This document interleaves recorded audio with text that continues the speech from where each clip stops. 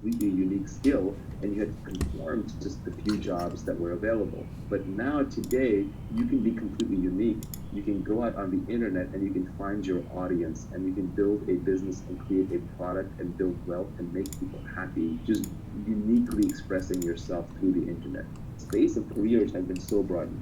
Esports players, people making millions of dollars playing Fortnite, people creating videos and uploading them, YouTube broadcasters, bloggers, podcasters. Joe Rogan, I read, true or false, I don't know, but I read that he's going to make about $100 million a year on his podcast, and he's had 2 billion downloads. Even PewDiePie, this is a hilarious tweet that I retweeted the other day. PewDiePie is the #1 trusted name in news. This is a kid, I think, in Sweden, and he's got 3 times the distribution of the top cable news networks just on his news channel. It's not even on his entertainment channel.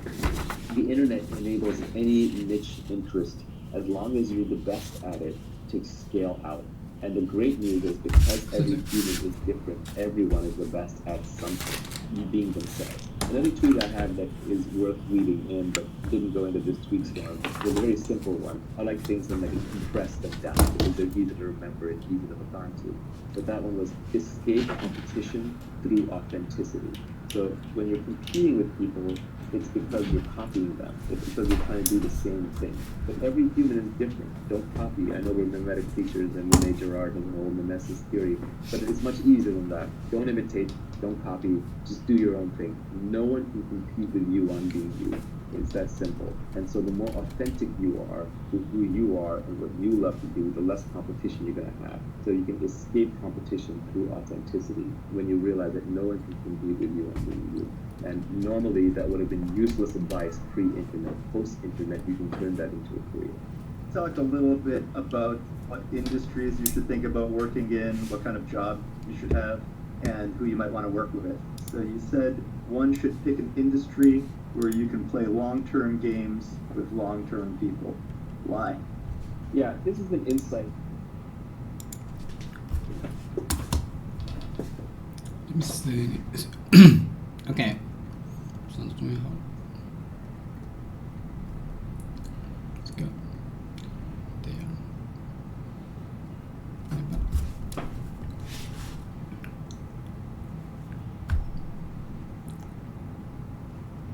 iPad.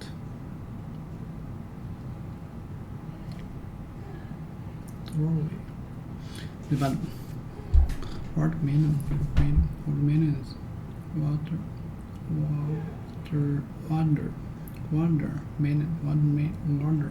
meaning and ate them and they walked spitting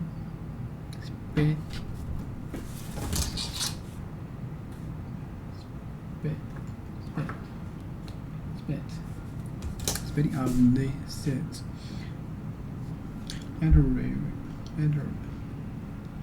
either to say or shout words quickly and angrily. Out she spat. One eye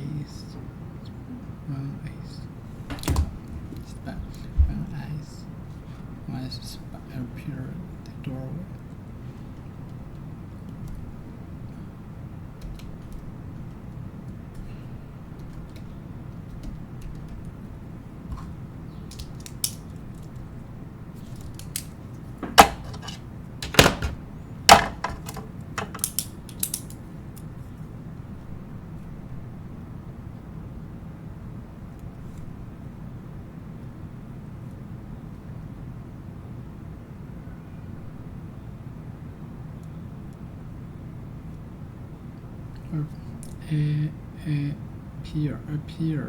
Appeared in the door to start and to be or to be present.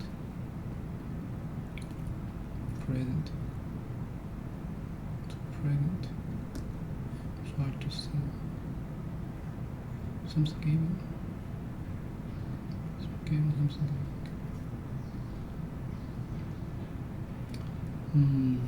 Let me see. Appear.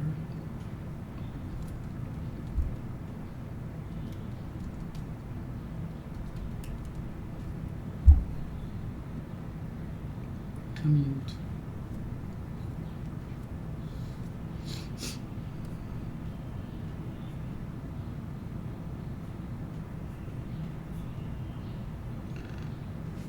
Coming into sight, coming with notice special result.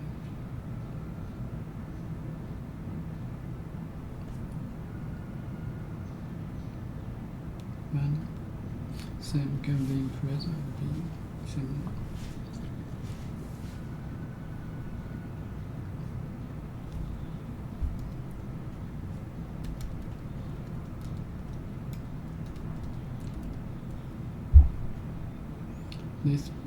This space in a word store.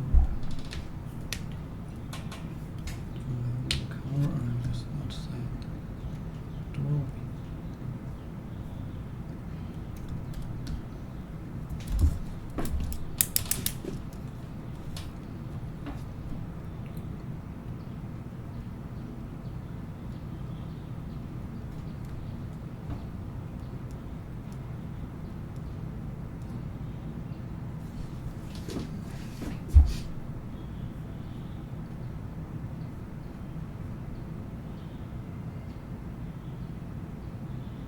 If something hot, such as fire, such as fire, something hot, such as a fire spreads, it produces short, sharp.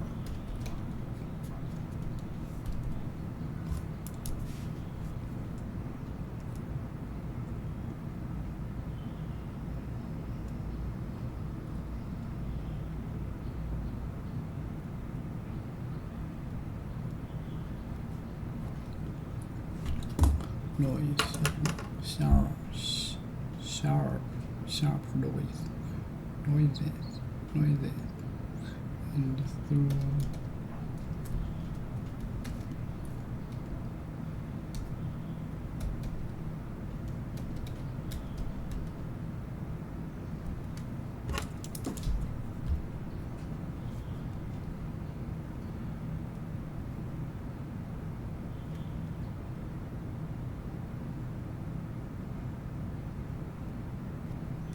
cut little pieces. More example, she spied a gray seal. He told her off for spying at her. I tried to offer friendship, and he spat in my face. Disgusting to spat in the street, spat in the mouth.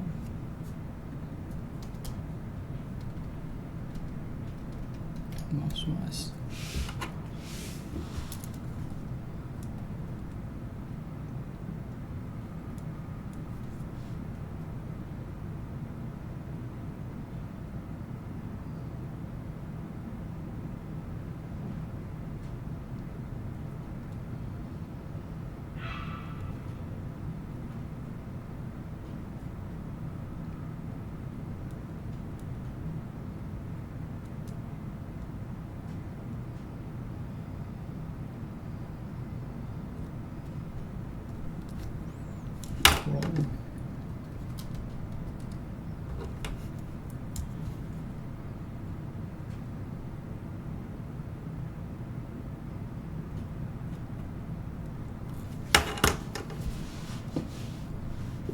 Riverside.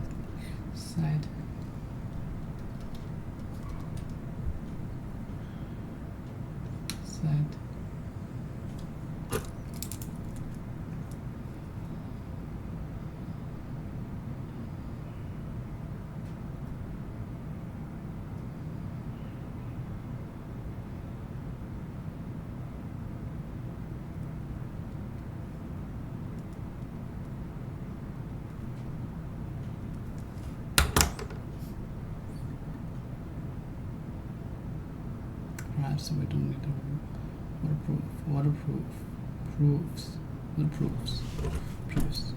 sticks.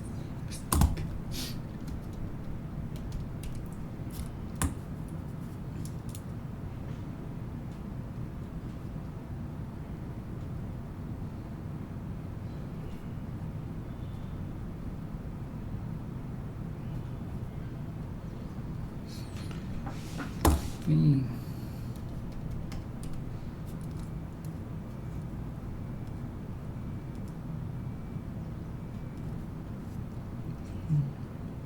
Measures.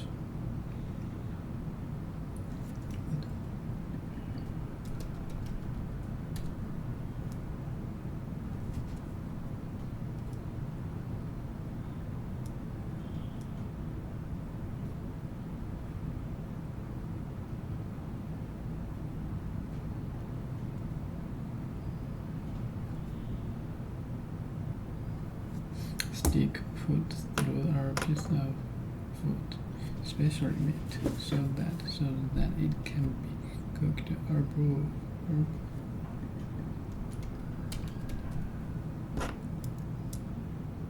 Wow.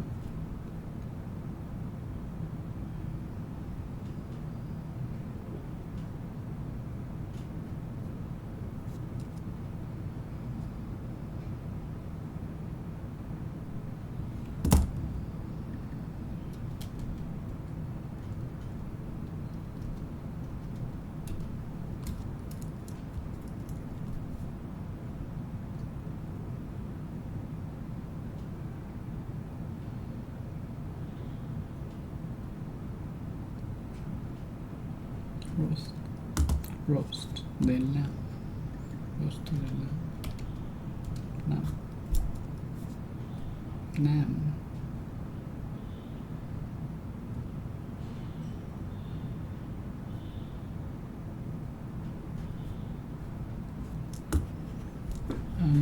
Expect.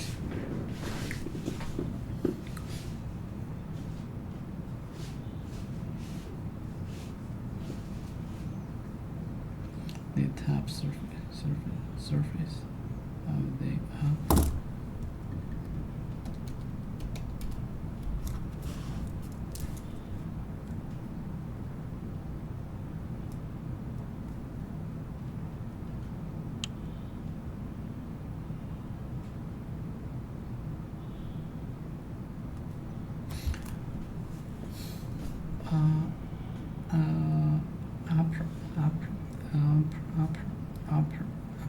upper part of the neck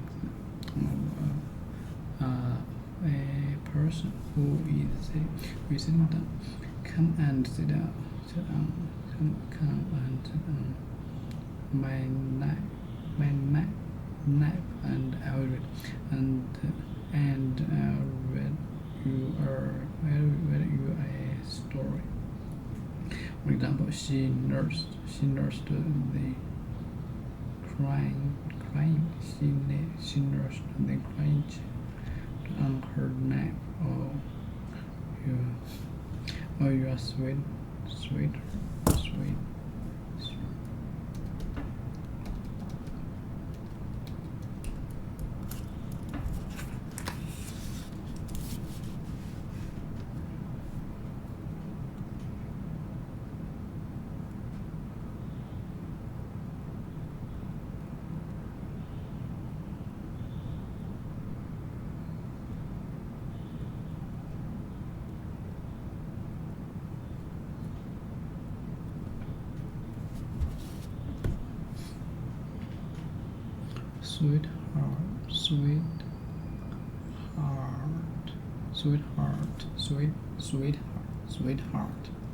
Sweetheart, she said when I placed the brick first.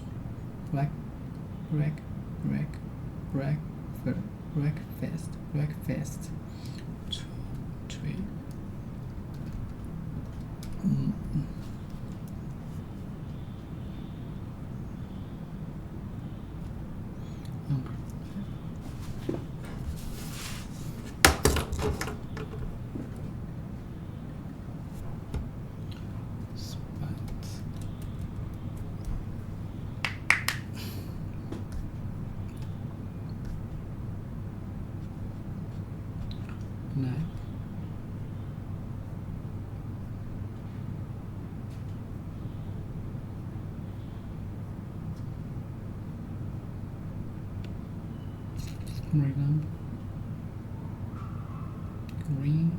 Green,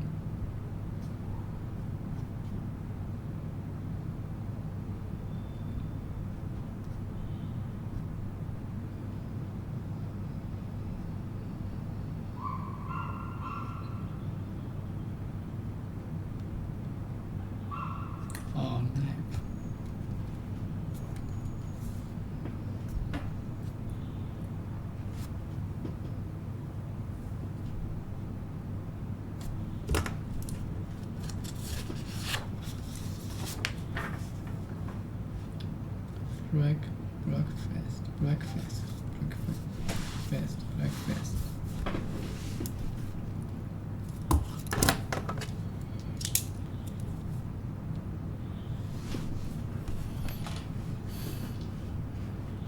She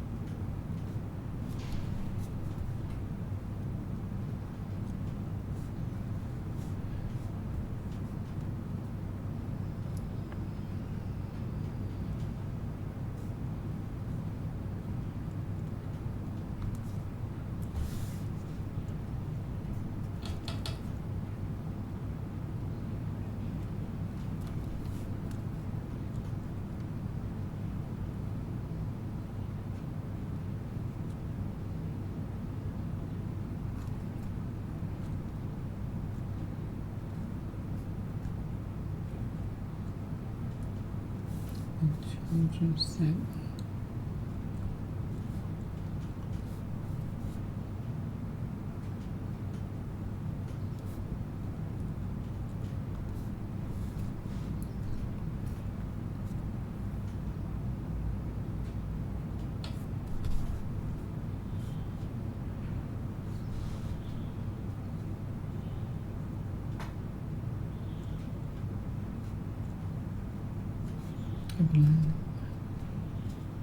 bonus.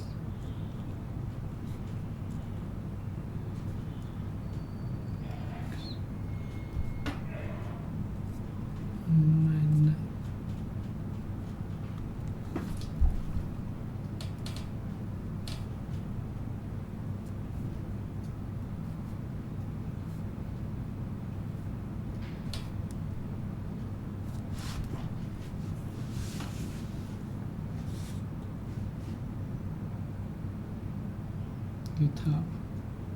The top surface.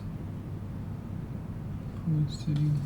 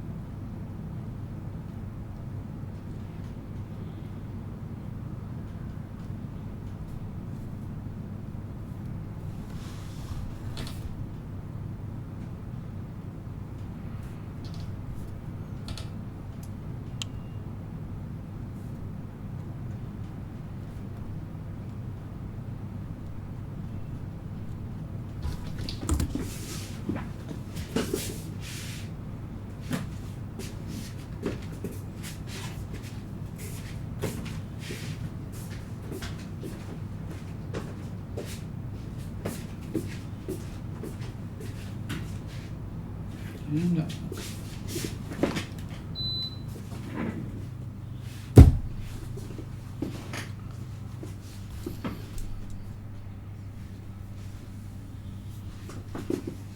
Complete.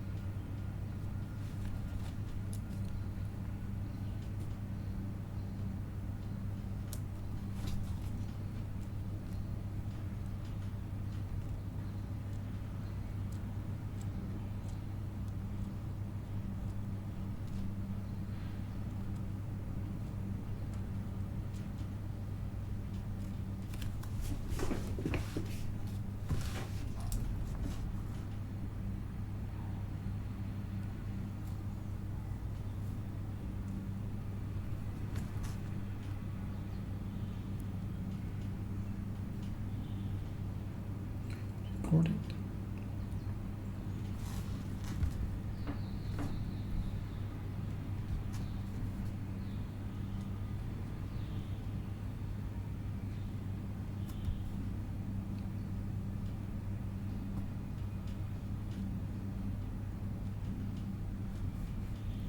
First, we first the neck.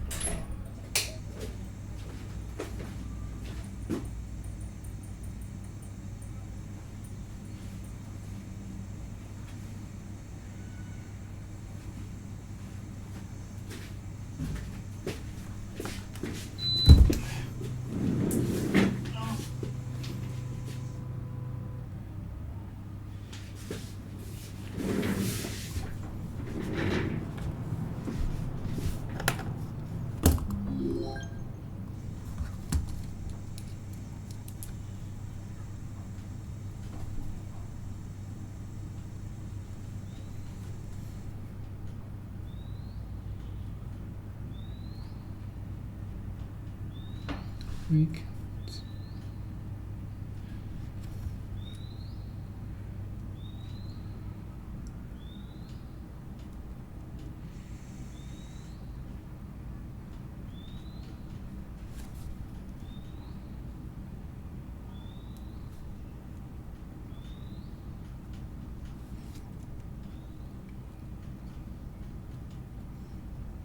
Record.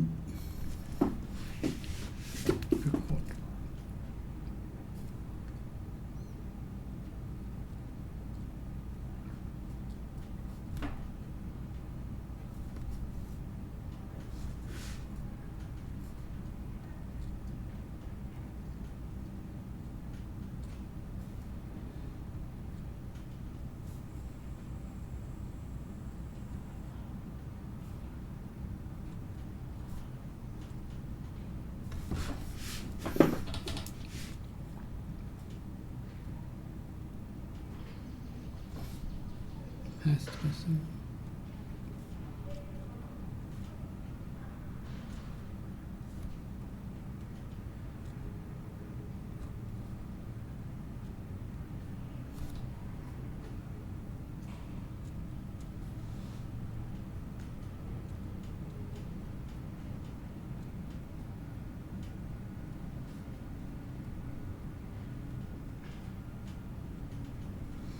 On the phone.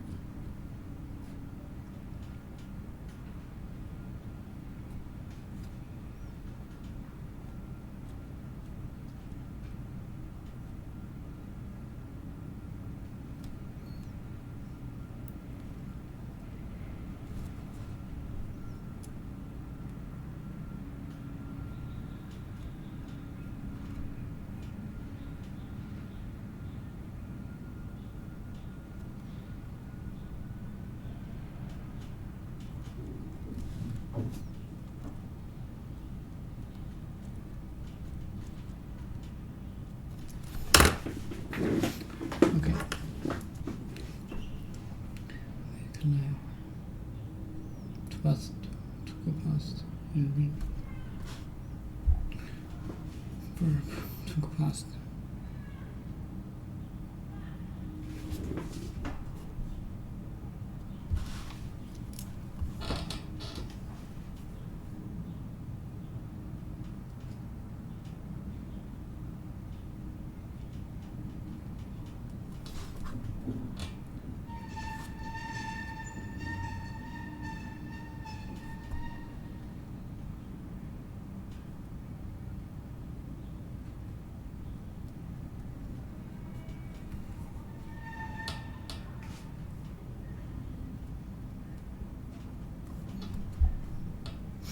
To go past.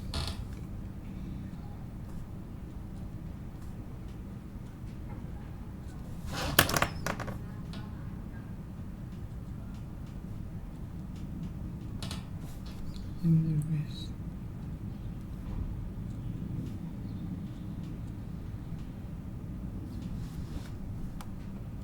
Correspond.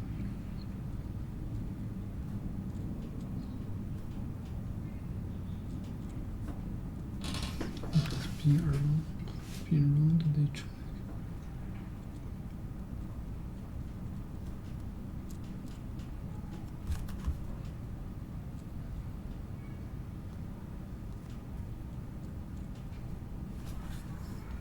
One is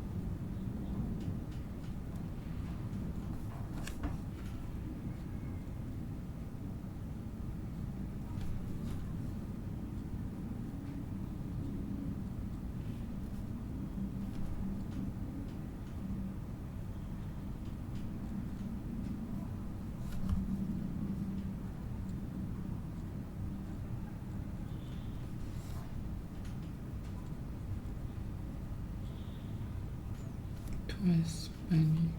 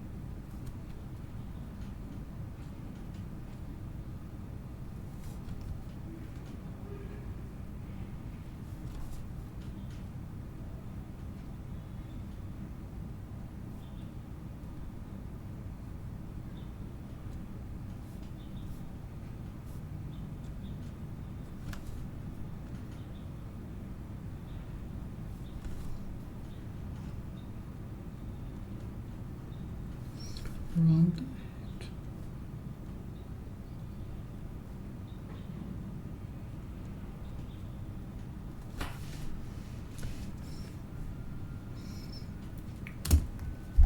Drink. Come on, to drink or leave it well by taking it yet in smile remote into the most with another short movement. Give up X.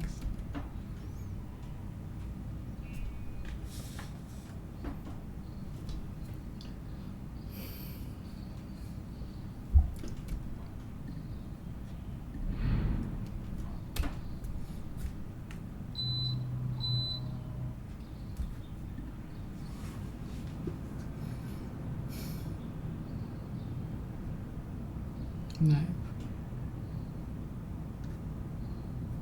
Like door. The top surface of the upper part of the next person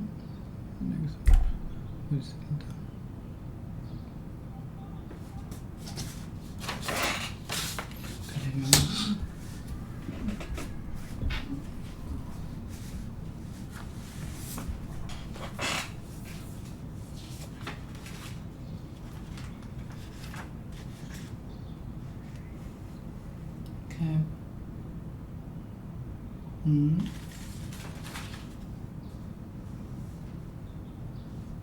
Crack. Snow post. Move slow.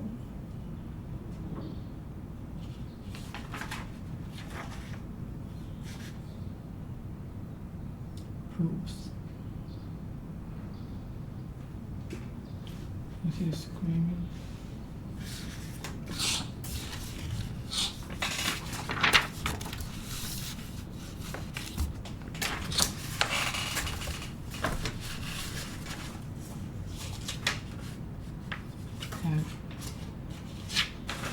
Consider it a font for all the large. Such as your truck. Paths or train in which your drive sits. For me, when I don't have 20 hours of cab and plan, I'll make a much better first impression.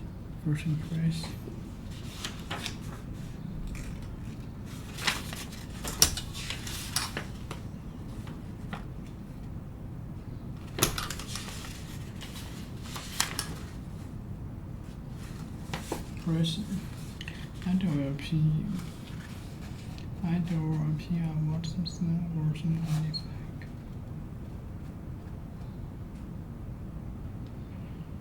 I do a P. I watch. You make my Twitter first.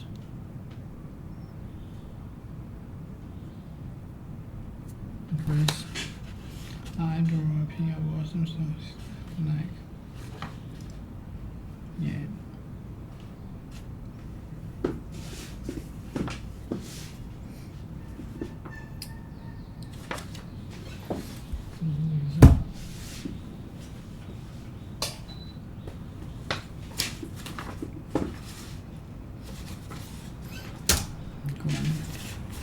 这就忘了。我才看几个单词。Okay, they bought watermelons. Watermelon.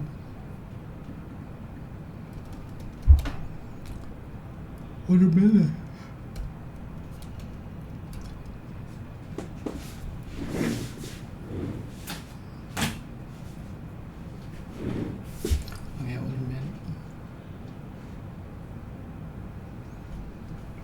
They bought watermelons and ate them, and they were spitting.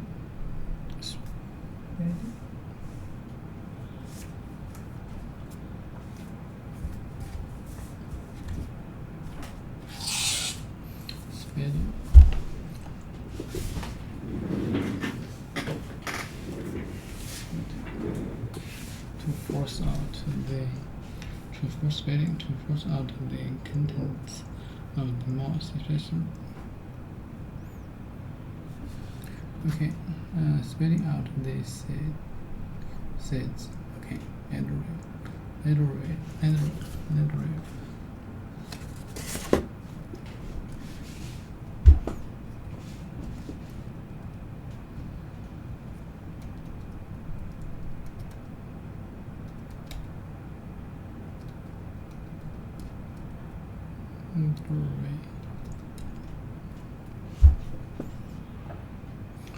Relating to literature, write artistic works, especially those with very high-end artist. So suitable for or in this style of literature. Having read a lot of literature. Can't do it. Okay, let me see.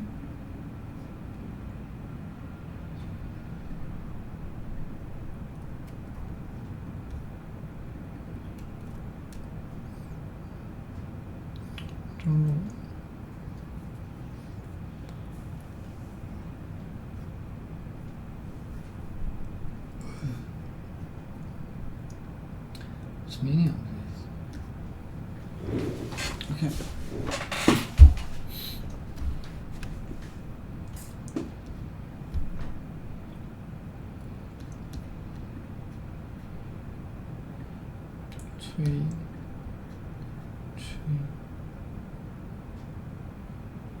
One object usually is used for carry and drink.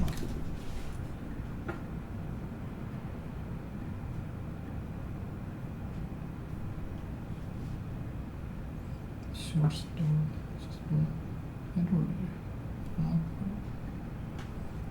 content.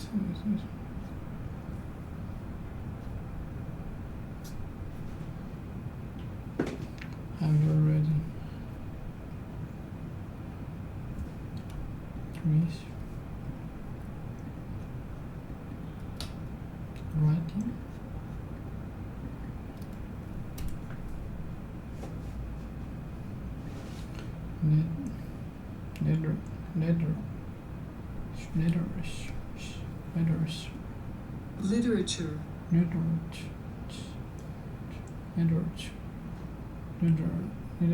Literature, right? Writing artist work, especially those with high-end article value.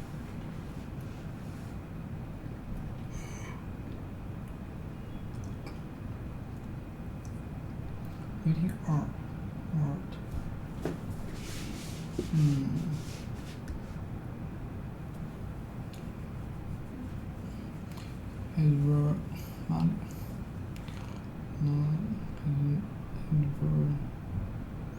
Matched about game editor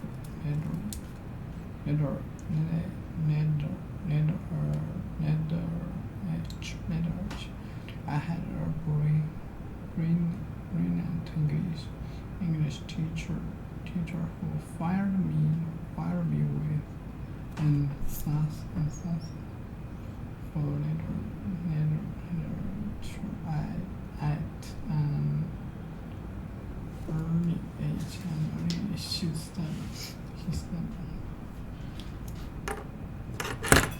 Okay, they bet later to say or shoot or too quickly and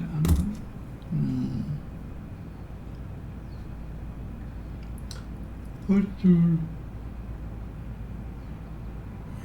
should whether high and nasty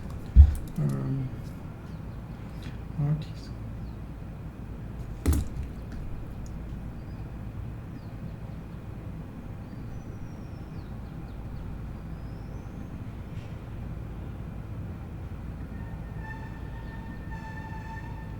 Artist.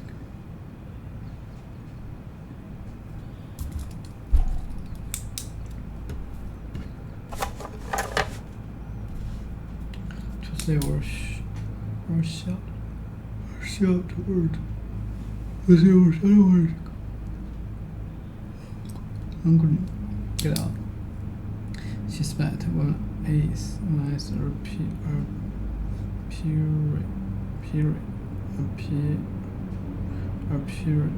in the door. If something hot, such as fear, spits, it produces a shout. Sharp noise and throws out net pieces. Throws out net pieces. For example. Understand? To say or shout words quickly and angry. Get out. She spat. What is?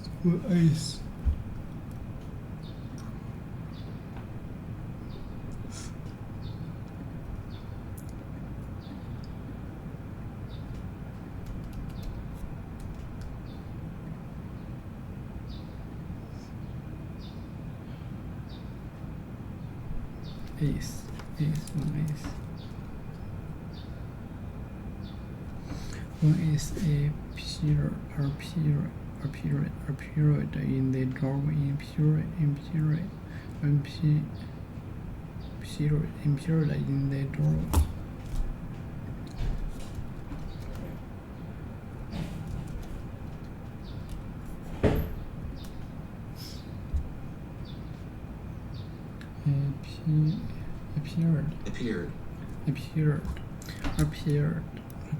Appeared in the doorway.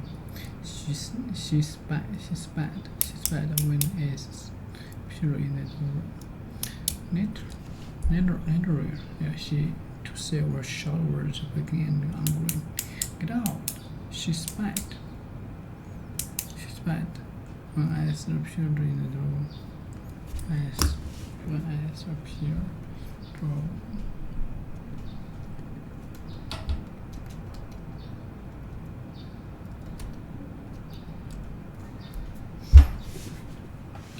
Be present.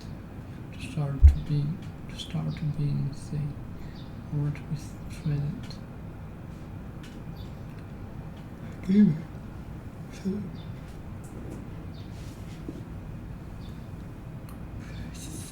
suddenly appeared.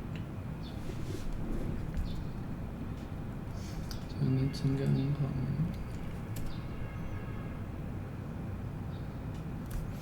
appear.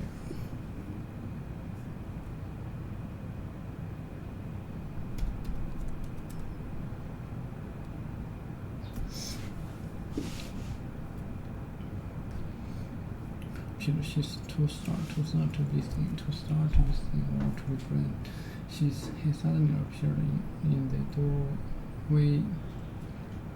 Maybe in the course. Maybe in the course a month.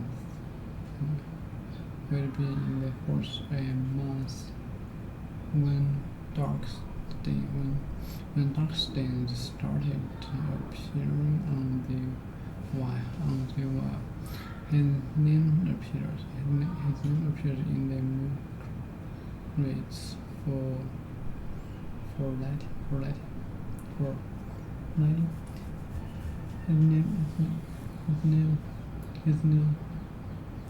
His name appears in the milk crates for lighting.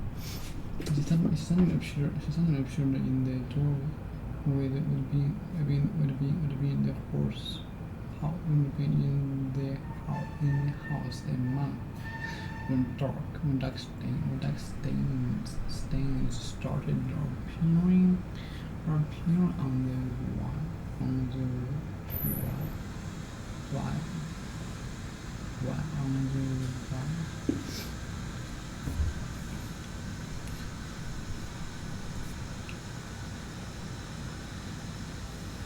When this was showing the doorway.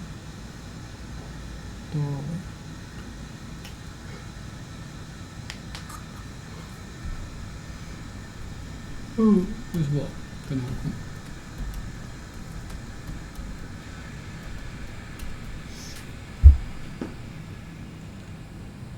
？This facing a while when doors door open or to cover it out of the door.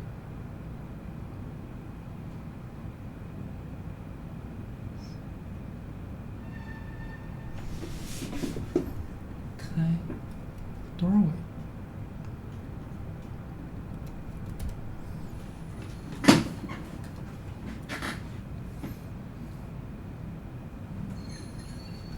Opens the door this space, dude, you know what?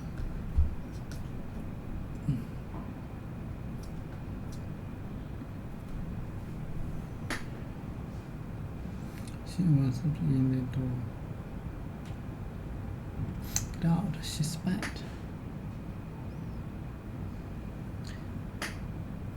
One eyes appeared in the doorway. This video away.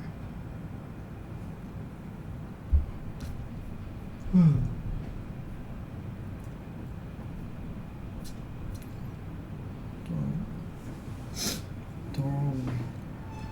This space in a while where a door opens. If something hot, if something get out, she spat. Get out, she spat. One ace appeared in the door. If something hot, such as a fire. If something hot, such as a fire spreads, it produces short. Something hot, such as a fire spreads, it produces sharp noise, and throws out little pieces. If something hot, such as a fire speeds. If something hot, such as a fire speeds, it produces short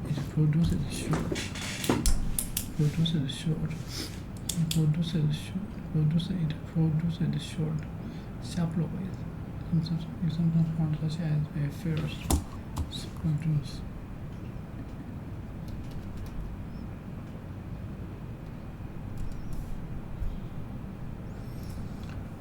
Able to cut.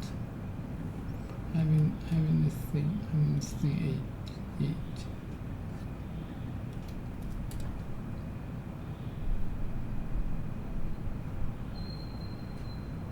Mean.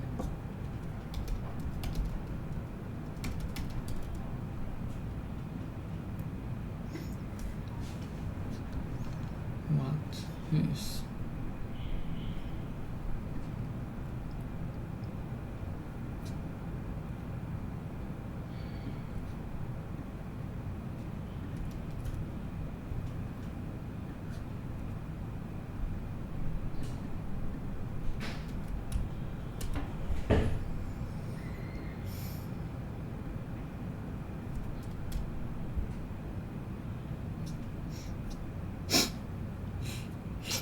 having stage verb, having stage verb point that can something or make a hole in something. Having a thing each more point that can cast something or make a hole in something. Language page. No. Cut. Producer was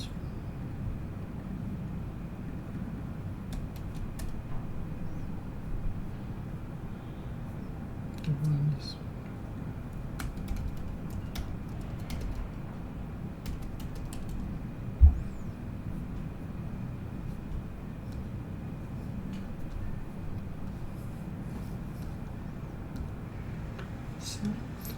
she is facing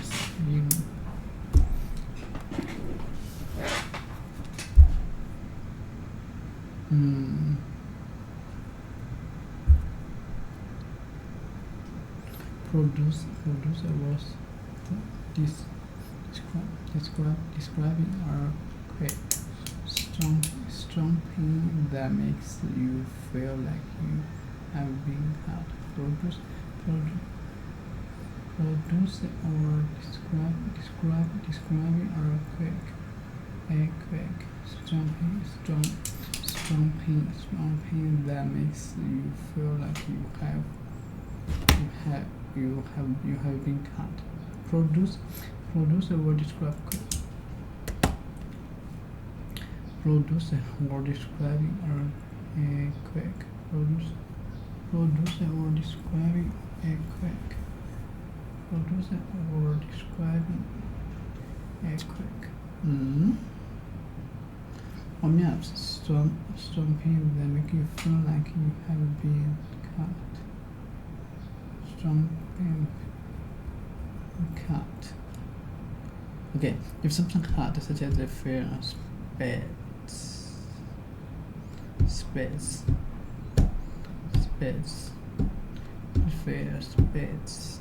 it produces short, sharp noise, sharp noise, and throughout little pieces. Okay.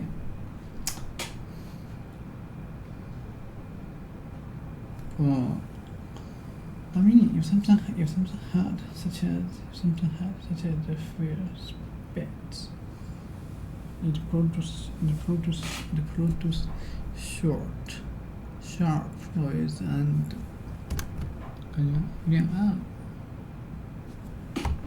that's it. 好吧。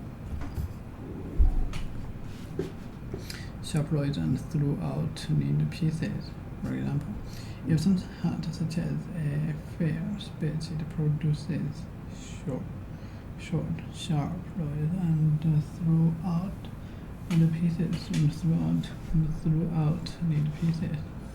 If something hard such as a fair space, it produces short,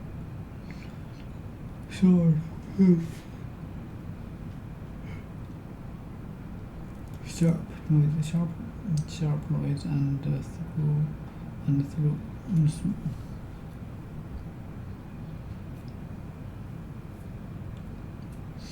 throughout the little pieces. Okay. Naturally, to say or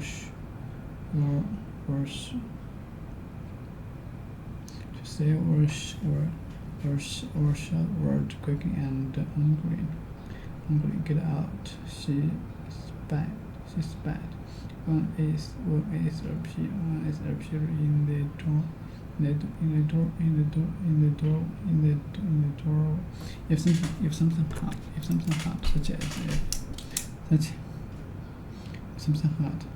such as a fair space, it produces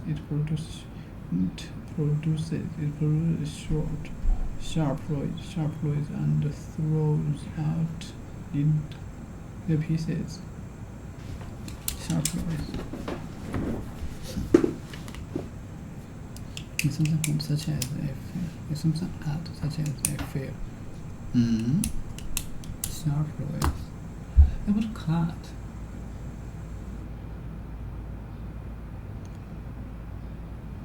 I would cut.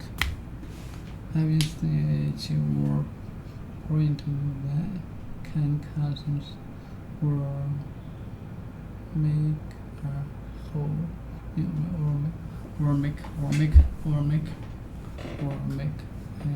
hole in something, and kill it with a sharp edge, sharp teeth. The point of this pencil isn't sharp enough. The point of this pencil isn't sharp enough. Okay, and through sharp noise and thrown out little pieces. Through produce or describe or quick something that makes you feel like you have been cut.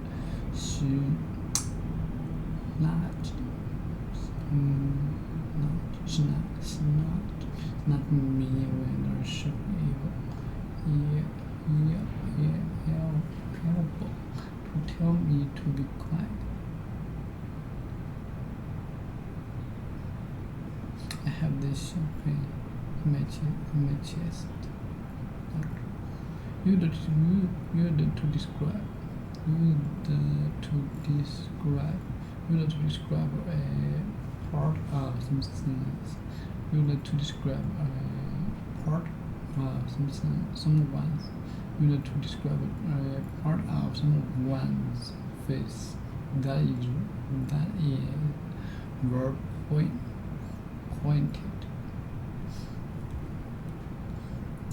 You need to describe a part of something's face that is verb pointed.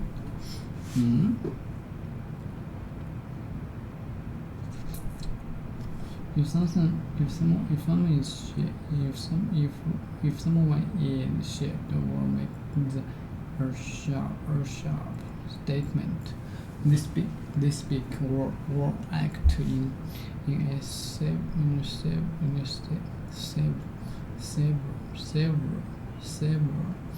and angry way that can hurt other people. He was a little sharp with me when asked.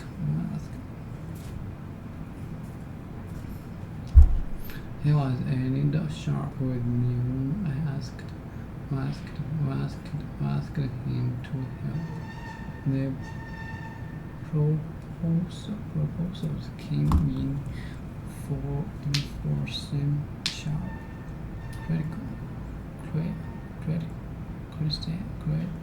criticism.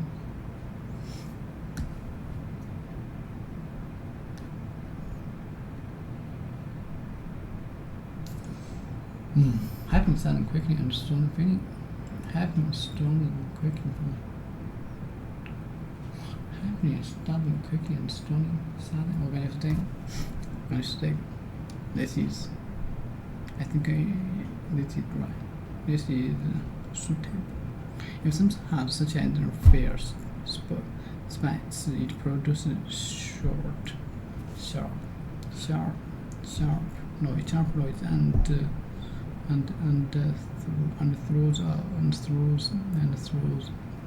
and throughout little piece. A piece.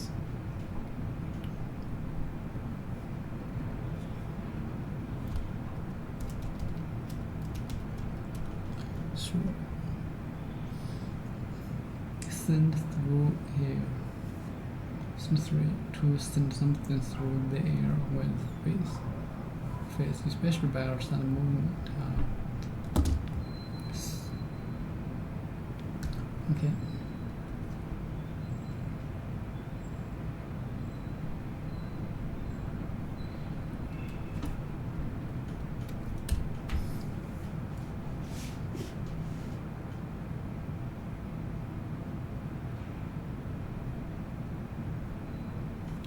Through. Okay. How to throw this? How to throw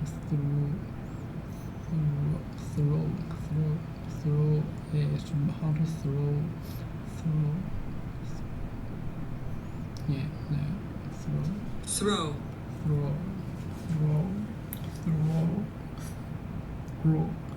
Roll. Okay. I'm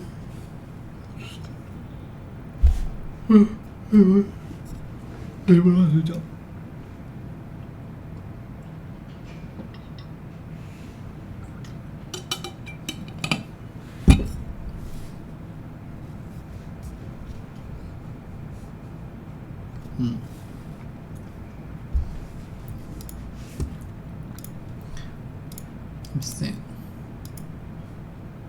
Into what makes Silicon Valley What work makes Silicon Valley and what works. makes high trust society work. Essentially, all the benefits in life come from compound interest, whether it's in relationships or making money or in learning. So compound interest is a marvelous force where it's like, you start out with 1x what you have, and then if you increase 20% a year for 30 years, it's not that you got 30 years times 20% added on, it was compounding. So it just grew until you suddenly got a massive amount of whatever it is, whether it's goodwill or love or relationships or money. So I think compound interest is a very important for us. So you have to play a long-term game. And long-term games are good not just for compound interest, they're also good for trust. If you look at prisoner's dilemma type games, the solution to prisoner's dilemma is tit for tat, which is I'm just going to do to you what you did last time to me with some forgiveness in case there was a mistake made. But that only works in an iterated prisoner's dilemma. In other words, we play the game multiple times. So if you're in a situation, like for example, you're in Silicon Valley, where people are doing business with each other and they know each other, they trust each other, then they do right by each other because they know this person will be around for the next game. Now, of course, that doesn't always work because you can make so much money in one move in Silicon Valley. Sometimes people betray each other because they're just like, I'm going to get rich enough off this that I don't care. So there can be exceptions to all these circumstances. But essentially, if you want to be successful, you have to work with other people and you have to figure out who can you trust and who can you trust over a long period of time that you can just keep playing the game with them so that compound interest and high trust will make it easier to play the game and will let you collect the major rewards, which are usually at the end of the cycle. So for example, Warren Buffett has done really well as an investor in the U.S. stock market, but the biggest reason he could do that is because the U.S. stock market has been stable and around and didn't get, for example, seized by the government during a bad administration, or the U.S. didn't plunge into some war. The underlying platform didn't get destroyed. So in his case, he was playing a long-term game, and the trust came from the U.S. stock market stability. In Silicon Valley, the trust comes from the network of people in the small geographic area that you figure out over time who you can work with and who you can't. If you keep switching locations, you keep switching groups. Let's say you started out in the woodworking industry and you build up a network there and you're working hard, you're trying to build a product in the woodworking industry. And then suddenly another industry comes along that's adjacent but different, but you don't really know anybody in it and you want to dive in and make money there. If you keep hopping from industry to, no, actually I need to open a line of electric car stations for electric car refueling. That might make sense. It might be the best opportunity, but every time you reset, every time you wander out of where you built your network, you're going to be starting from scratch. You're not going to know who to trust. They're not going to trust you. There are also industries in which people are transient by definition. They're always coming in and going out. Politics is an example of that, right? In politics, new people are being elected. You see in politics that when you have a lot of old-timers, like the Senate, people who've been around for a long time and they've been career politicians, yeah, there's a lot of downside to career politicians like corruption, but an upside is they actually get deals done with each other because they know the other person's going to be in the same position 10 years from now, and they're going to keep dealing with them, so they might as well learn how to cooperate. Whereas every time you get like a new incoming freshman class in the House of Representatives, which turns over every 2 years, the big wave election, nothing gets done because there's a lot of fighting. Because I just got here, I don't know you, I don't know if you're going to be around, why should I work with you, rather than just trying to do whatever I think is right. So it's important to pick an industry where you can play long-term games and with long-term people. So those people have to signal that they're going to be around for a long time, that they're ethical, and their ethics are visible through their action. In a long-term game, it seems that everybody is making each other rich, and in a short-term game, it seems like everybody is making themselves rich. I think that is a brilliant formulation. Yeah, in a long-term game, it's positive sum. We're all baking the pie together. We're trying to make it as big as possible.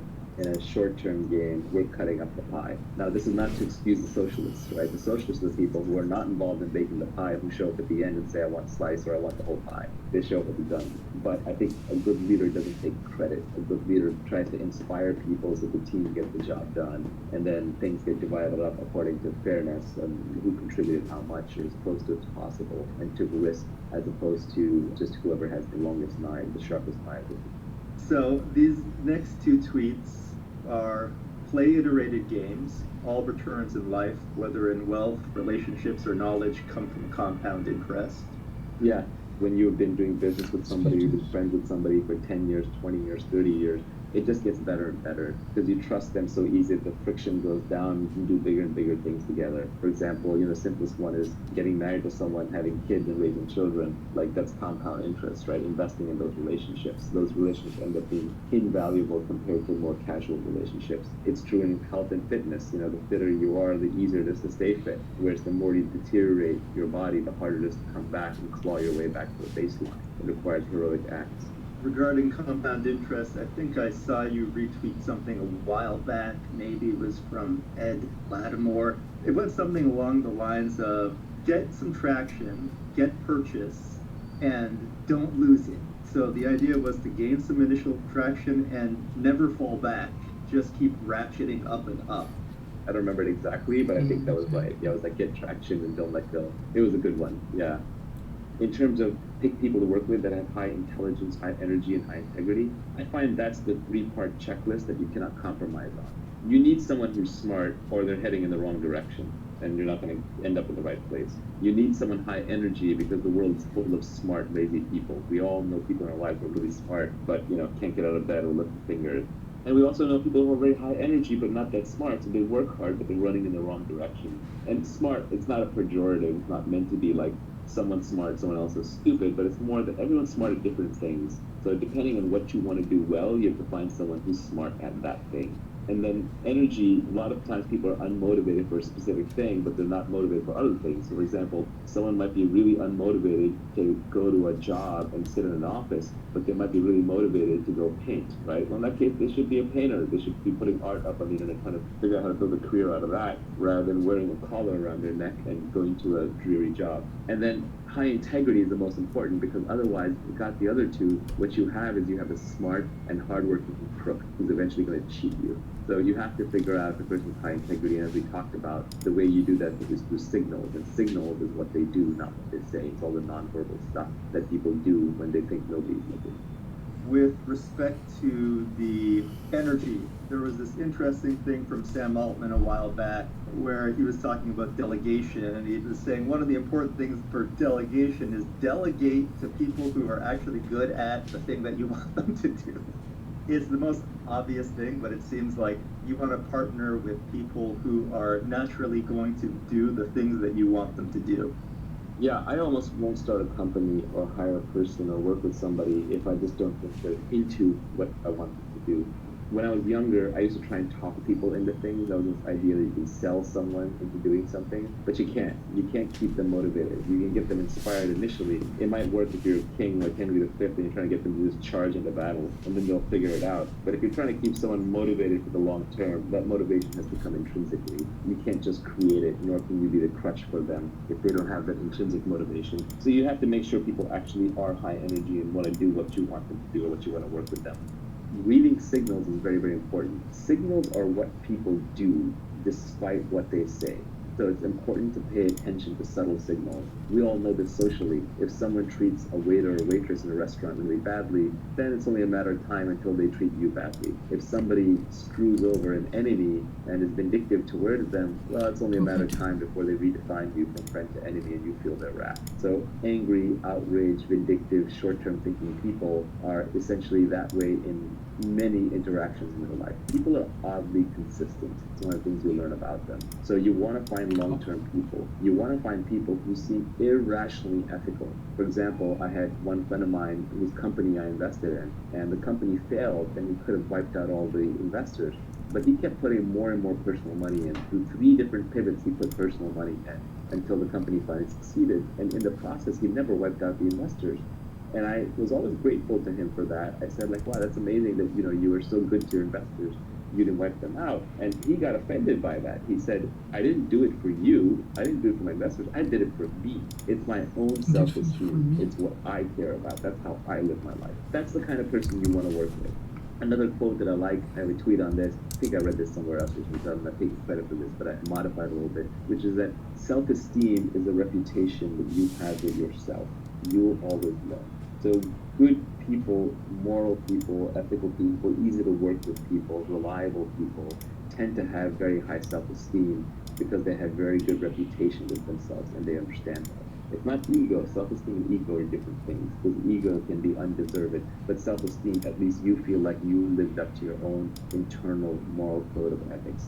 And so it's very hard to work with people who end up being low integrity. That it's hard to figure out who's high integrity and low integrity. Generally, the more someone is saying that they're moral and ethical and high integrity, the less likely they are to be that way. It's very much like status signaling. If you overtly bid for status, if you overtly talk about being high status, that is a low status community. If you openly talk about how honest and reliable and trustworthy you are, you're probably not that honest and trustworthy. That is a characteristic of con men. So yeah, pick an industry in which you can play long-term games with long-term people. Let's do this last tweet. You said, don't partner with cynics and pessimists. Their beliefs are self-fulfilling. Yeah, essentially, to create things, you have to be a rational optimist. Rational in the sense that you have to see the world for what it really is, and yet you have to be optimistic about your own capabilities and your ability to get things done. We all know people who are consistently pessimistic, who will shoot down everything. Everyone in their life has like the helpful, critical guy, right? He thinks he's being helpful, but he's actually being critical, and he's a downer on everything. That person will not only never do anything great in their lives, they'll prevent other people around them from doing something great. They think their job is to shoot holes in things. And it's okay to shoot holes in things as long as you come with a solution. There's also the classic like military line, I will lead, follow, or get out of the way. And these people want a fourth option where they don't want to lead, they don't want to follow, but they don't want to get out of the way. They want to tell you why the thing's not going to work. And all the really successful people I know have a very strong action bias. They just do things. The easiest way to figure out if something's viable or not is by doing it. At least do the first step and the second step and the third and then decide. So if you want to be successful in life, creating wealth or having good relationships or being fit or even being happy, you need to have an action bias towards getting what you want. And you have to be optimistic about it. Not irrationally. There's nothing worse than someone who's just like foolhardy and chasing what's not work. That's why I say rational optimist. But you have to be rational, know all the pitfalls, know the downsides, but still keep your chin up. I mean, you've got one life on this planet. Why not try to build something big?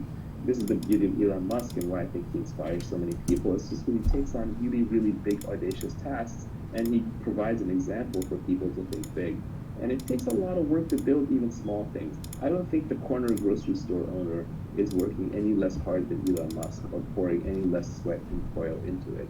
Maybe even more. But for whatever reason, education, circumstance, they didn't get the chance to think as big, so the outcome's not as big. So it's just better to think big, obviously rationally within your means, stay optimistic. The cynics and the pessimists, what they're really saying, and fortunate, but they're saying, I've given up. I don't think I can do anything. And so the world to me just looks like a world where nobody can do anything. And so why should you go do something? Because if you fail, then I'm right, which is great. But if you succeed, then you just make me look bad. Yeah, it's probably better to be an irrational optimist than it is to be a rational cynic.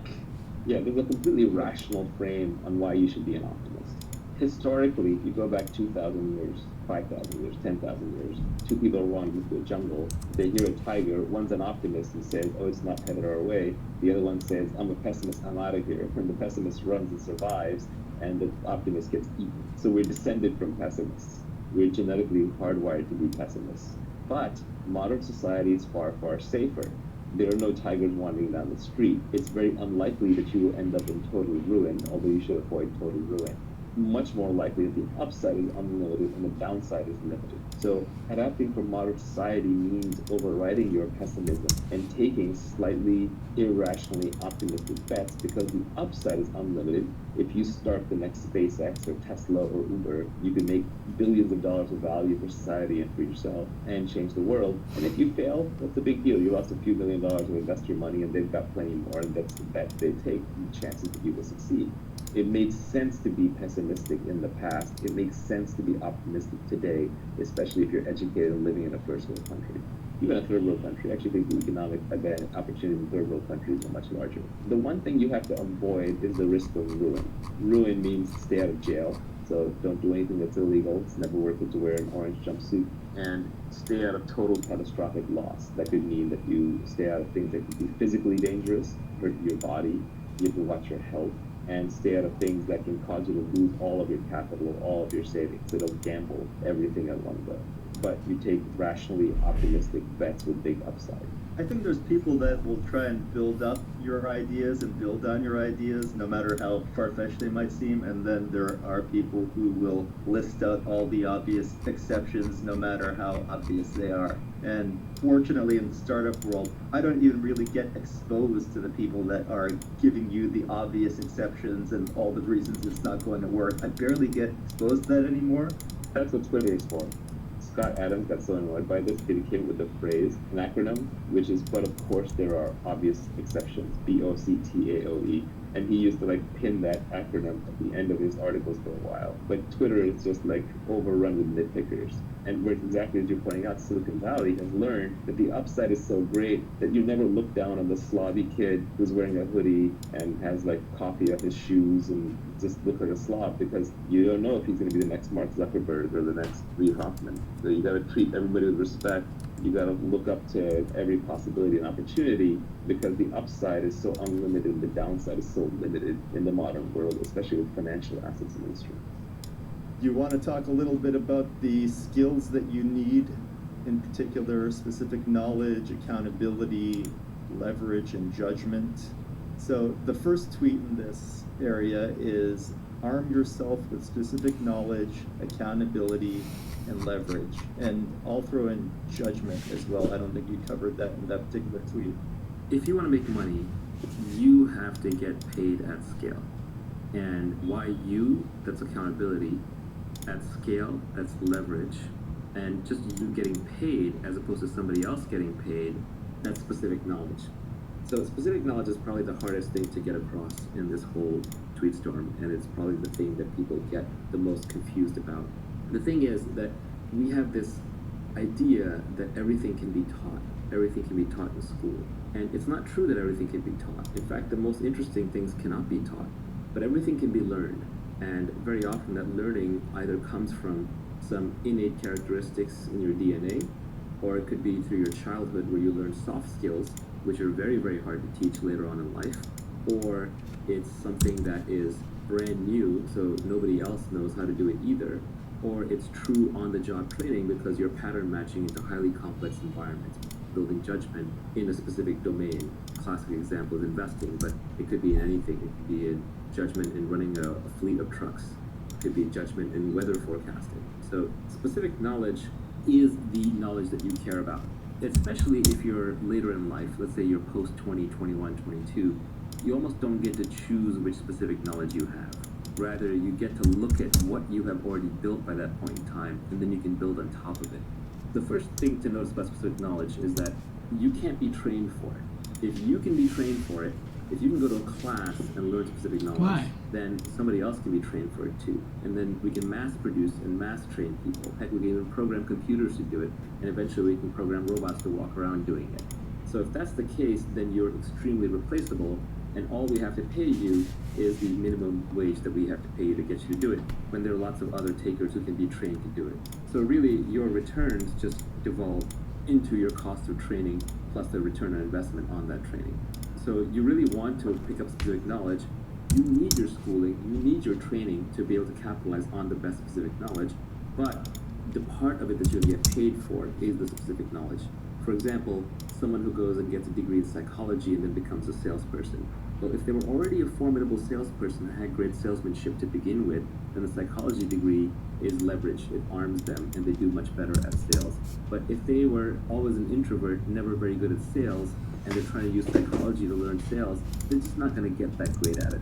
Specific knowledge is found much more by pursuing your innate talents, your genuine curiosity, and your passion. It's not by going to school for whatever is the hottest job. It's not for going into whatever field investors say is the hottest. And very often, specific knowledge is at the edge of knowledge. It's also stuff that's just being figured out or is really hard to figure out. So if you're not 100% into it, somebody else who is 100% into it will outperform you. And they won't just outperform you by a little bit, they'll outperform you by a lot. Because now we're operating the domain of ideas, compound interest really applies and leverage really applies. So if you're operating with 1,000 times leverage and somebody is right 80% of the time and somebody else is right 90% of the time, the person who's right 90% of the time will literally get paid hundreds of times more by the market because of the leverage and because of the compounding factors and being correct. So you really want to make sure you're good at it, so your genuine curiosity is very important. So very often, it's not something you sit down and you reason about. It's more found by observation. You almost have to look back on your own life and see what you're actually good at. For example, I wanted to be a scientist, and that is where a lot of my moral hierarchy comes from. I view scientists at the top of the production chain for humanity, and the group of scientists who have made real breakthroughs and contributions have probably added more to human society, I think, than any single other class of human beings. Not to take away anything from art or politics or engineering or business, but without the science, we'd still be scrabbling in the dirt, fighting with sticks and trying to start fires. My whole value system was built around scientists, and I wanted to be a great scientist. But when I actually look back at what I was uniquely good at and what I ended up spending my time doing, it was more around making money, tinkering with technology, and selling people on things, explaining things, talking to people. So I have some sales skills, which is a form of specific knowledge that I have. I have some analytical skills around how to make money, and I have this ability to absorb data, obsess about it, and break it down, and that is a specific skill that I had.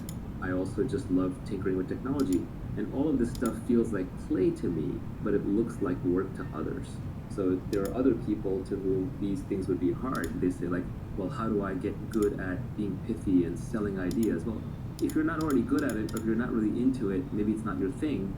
Focus on the thing that you are really into. This is ironic, but the first person to actually point out my real specific knowledge was my mother. And she did it as an aside, talking from the kitchen, and she said it when I was like 15 or 16 years old. I was telling a friend of mine that I wanted to be an astrophysicist, and she said, no, you're going to go into business. And I was like, what? My mom's telling me I'm going to be in business? I'm going to be an astrophysicist. Mom doesn't know what she's talking about. But Mom knew exactly what she was talking about. She had already observed that every time we walked down the street, I would critique the local pizza parlor on why they were selling their slices a certain way with certain toppings and why their process of ordering was this way when it should have been that way. So she knew that I had more of a business curious mind, but then my obsession with science combined to create technology and technology businesses where I found myself. So very often, your specific knowledge is observed and often observed by other people who know you well and revealed in situations rather than something that you come up with. To the extent that specific knowledge is taught, it's on the job, it's through apprenticeships, and that's why the best businesses, the best careers are the apprenticeship careers, because those are things society still has not figured out how to train and automate yet. The classic line here is that Warren Buffett went to Benjamin Graham when he got out of school, and Benjamin Graham was the author of The Intelligent Investor, and sort of modernized or created value investing as a discipline. And Warren Buffett went to Benjamin Graham and offered to work for him for free. And Graham said, actually, you're overpriced. Free is overpriced. And Graham was absolutely right, that when it comes to a very valuable apprenticeship, like the type that Graham was going to give Buffett, Buffett should have been paying him a lot of money. And that right there tells you that those are skills worth knowing. Specific knowledge also tends to be technical and creative. So on the bleeding edge of technology, on the bleeding edge of art, on the bleeding edge of communication. Even today, for example, there are probably meme lords out there on the internet who can create incredible memes that will spread the idea to millions of people, or are very persuasive. Like, for example, Scott Adams is a good example of this. He's essentially becoming one of the most credible people in the world by making accurate predictions through persuasive arguments and videos. And that is specific knowledge that he has built up over the years because he got obsessed with hypnosis when he was young. He learned how to communicate through cartooning. He embraced Periscope fully, so he's been practicing lots of conversation. He's read a lot of books on the topic. He's employed it in his everyday life. If you look at his girlfriend, she's this beautiful young Instagram model. That is an example of someone who has built up a specific knowledge over the course of his career. It's highly creative. It has elements of being technical in it, and it's something that is never going to be automated. No one's going to take that away from him because he's also accountable under one brand as Scott Adams, and he's operating with the leverage of media with Periscope and drawing billboard cartoons and writing books. He has massive leverage on top of that brand, and he can build wealth out of it if he wanted to build additional wealth beyond what he already has. Should we be calling it unique knowledge, or does specific knowledge somehow make more sense for it? You know, I came up with this framework when I was really young, and we're talking decades and decades. It's now probably over 30 years old. And so at the time, just specific knowledge stuck with me, so that is how I think about it. The reason I didn't try and change it is because every other term that I found for it was overloaded in a different way. At least specific knowledge isn't that used. I can rebrand it. The problem with unique knowledge is, yeah, maybe it's unique, but if I learn it from somebody else, it's no longer unique. Then we both know it. So it's not so much that it is unique, it's that it is highly specific to the situation, it's specific to the individual, it's specific to the problem. And it can only be built as part of a larger obsession, interest, and time spent in that domain. It can't just be read straight out of a single book, nor can it be taught in a single course, nor can it be programmed into a single algorithm. Speaking of Scott Adams, he's got a blog post on how to build your career by getting in, say, the top 25 percentile at 3 or more things. And by doing that, you become the only person in the world who can do those 3 things in the 25th percentile. So instead of trying to be the best at one thing, you just try to be very, very good at 3 or more things. Is that a way of building specific knowledge? I actually think the best way is just to follow your own obsession. And somewhere in the back of your mind, you can realize that, hey, actually, this obsession, like, I'll keep an eye out for the commercial aspects of it. But I think if you go around trying to build it a little too deliberately, if you become too goal-oriented on the money, then you won't pick the right thing. You won't actually pick the thing that you love to do, so you won't go deep enough into it. Scott Adams' observation is a good one. It's predicated on statistics. Let's say there's 10,000 areas that are valuable to the human race today in terms of knowledge to have. And the number one in those 10,000 slots is taken, right? Someone else is likely to be the number one in each of those 10,000 unless you happen to be one of the 10,000 most obsessed people in the world at a given thing. But when you start going the combinatorics of combining, well, number 3,728 with top-notch sales skills and really good writing skills and someone who understands accounting and finance really well, when the need for that intersection arrives, you've expanded now from 10,000 through combinatorics to millions or tens of millions. So it just becomes much less competitive. Also, there's diminishing returns, so it's much easier to be top 75 percentile at 3 or 4 things than it is to be literally the number one at something. I think it's a very pragmatic approach, but I think it's important that one not start assembling things too deliberately, because you do want to pick things where you are a natural. Everyone is a natural at something. We're all familiar with that phrase, a natural. Oh, this person's a natural at meeting men or women. This person's a natural socialite. This person's a natural programmer. This person's a natural reader. So whatever you are a natural at, you want to double down on that. And then there are probably multiple things you're natural at, because personalities and humans are very complex. So we want to be able to take the things that you are natural at and combine them so that you automatically, just through sheer interest and enjoyment, end up top 25 or top 10 or top 5% at a number of things. Talking about combining skills, you said that you should learn to sell, learn to build. If you can do both, you'll be unstoppable. You know, this is a very broad category now, but it's 2 broad categories. One is building the product, which is hard, and it's multivariate. That can include design, that can include development, that can include manufacturing, logistics, procurement. It could even be designing and operating a service.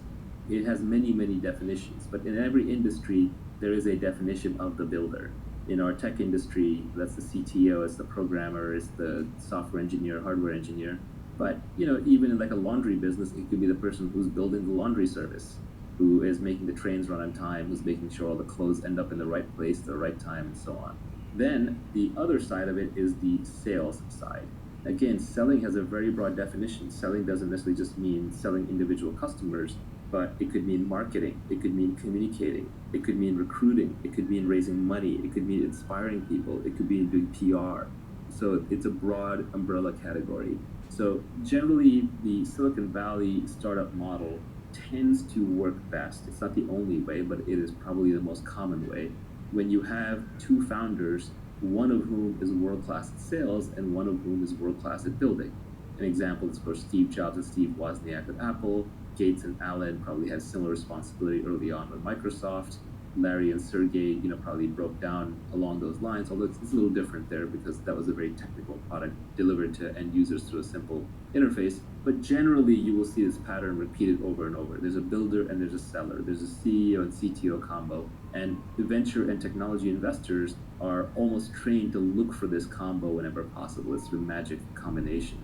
The ultimate is when one individual can do both. That's when you get true superpowers. That's when you get people who can create entire industries. The living example is Elon Musk.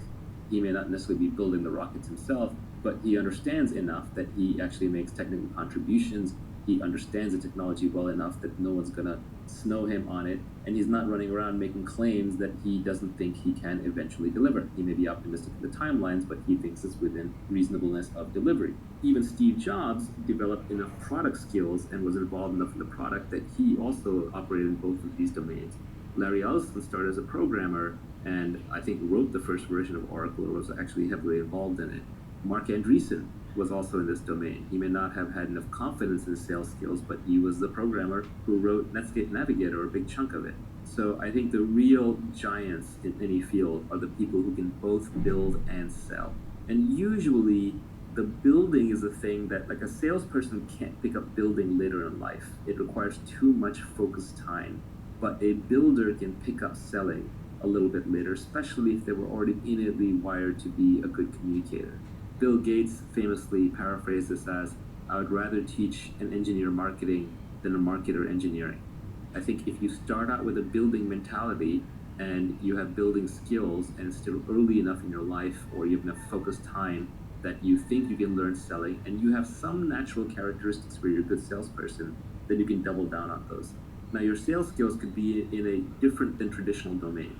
So for example, let's say you're a really good engineer and then people are saying, well, now you need to be good at sales. Well, you may not be good at hand-to-hand sales, but you may be a really good writer. And writing is a skill that can be learned much more easily than, say, in-person selling. And so you may just cultivate writing skills until you become a good online communicator and then use that for your sales. On the other hand, it could just be that you're a good builder and you're bad at writing and you don't like communicate to mass audiences, but you're good one-on-one. So then you might use your sales skills for recruiting or for fundraising, which are more one-on-one kinds of endeavors. This is pointing out that if you're at the intersection of these two, don't despair because you're not going to be the best technologist and you're not going to be the best salesperson, but in a weird way, that combination, back to Scott Adams' skill stack, that combination of two is unstoppable. Long-term, people who understand the underlying product and how to build it and can sell it, these are catnip to investors. These people can break down walls if they have enough energy, and they can get almost anything done. If you could only pick one to be good at, which one would you pick? When you're trying to stand out from the noise, building is actually better because there's so many hustlers and salespeople who have nothing to back them up. When you're starting out, when you're trying to be recognized, building is better. But much later down the line, building gets exhausting because it is a focused job. And it's hard to stay current because there's always new people, new products coming up who have newer tools and frankly more time because it's very intense, it's a very focused task. So sales skills actually scale better over time. Like for example, if you have a reputation for building a great product, that's good, But when you ship your new product, I'm going to evaluate it based on the product. But if you have a reputation for being a good person to do business with, and you're persuasive and communicative, then that reputation almost becomes self-fulfilling. So I think if you only had to pick one, you'd kind of start with building and then transition to selling. This is a cop-out answer, but I think that is actually the right answer. Before we go and talk about accountability and leverage and judgment, you've got a few tweets further down the line that I would put in the category of continuous learning. There is no skill called business. Avoid business magazines and business class. Study microeconomics, game theory, psychology, persuasion, ethics, mathematics, and computers. There's one other comment that you made in a Periscope that was you should be able to pick up any book in the library and read it. And the last tweet in this category was reading is faster than listening, doing is faster than watching. Yeah, the most important tweet on this, I don't even have in here, unfortunately, which is the foundation of learning is reading. I don't know a smart person who doesn't read and read all the time. And the problem is, what do I read? How do I read? Because for most people, it's a struggle, it's a chore. So the most important thing is just to learn how to educate yourself. And the way to educate yourself is to develop a love for reading. So the tweet that is left out, the one that I was hinting at, is read what you love until you love to read. It's that simple. Everybody I know who reads a lot loves to read. And they love to read because they read books that they loved. It's a little bit of a catch-22, but you want to start off just reading wherever you are and then keep building up from there until reading becomes a habit. And then eventually you will just get bored of the simple stuff. So you may start off reading fiction, then you might graduate to science fiction, then you may graduate to nonfiction, then you may graduate to science or philosophy or mathematics or whatever it is. But take your natural path and just read the things that interest you until you understand them, and then you'll naturally move to the next thing and the next thing and the next thing. Now, there is an exception to this, which is where I was hinting with what things you actually do want to learn, which is at some point there's too much out there to read. And even reading is full of junk. There are actually things you can read, especially early on, that will program your brain a certain way. And then later things that you read, you will decide whether those things are true or false based on the earlier things. So it is important that you read foundational things. And foundational things, I would say, are the original books in a given field that are very scientific in their nature. So for example, instead of reading a business book, pick up Adam Smith's The Wealth of Nations. Instead of reading a book on biology or evolution that's written today, I would pick up Darwin's Origin of the Species. Instead of reading a book on biotech right now that may be very advanced, I would just pick up The Eighth Day of Creation by Watson and Crick. Instead of reading advanced books on what cosmology and what Neil deGrasse Tyson and Stephen Hawking have been saying, you can pick up Richard Feynman's 6 Easy Pieces that start with basic physics. If you understand the basics, especially in mathematics and physics and sciences, then you will not be afraid of any book. All of us have that memory of when we're sitting in class and we're learning mathematics, and it was all logical and all made sense until at one point the class moved too fast and we fell behind. And then after that, we were left memorizing equations, memorizing concepts without being able to derive them from first principles. And at that moment, we were lost. Because unless you're a professional mathematician, you're not going to remember those things. All you're going to remember are the techniques, the foundations. So you have to make sure that you're building on a steel frame of understanding, because you're putting together a foundation for a skyscraper. And you're not just memorizing things, because if you're just memorizing things, you're lost. So the foundations are ultra important. And the ultimate is when you walk into a library and you look at it up and down and you don't fear any book. You know that you can take any book off the shelf, you can read it, you can understand it, you can absorb what is true, you can reject what is false, and you have a basis for even working that out that is logical and scientific and not purely just based on opinions.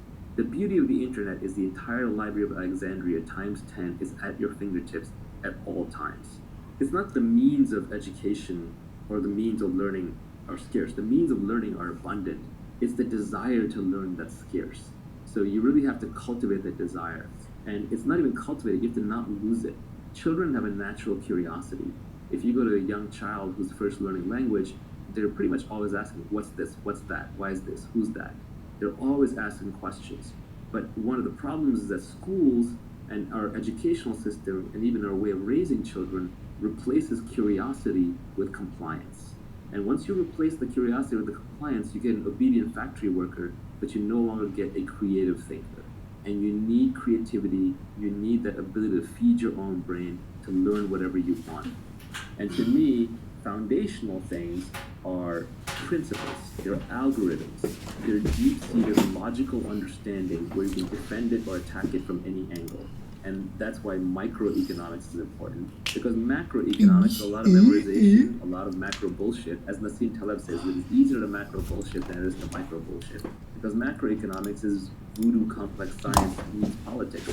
You can't find two macroeconomists to agree on anything these days, and different macroeconomists get used by different politicians to peddle their different pet theories.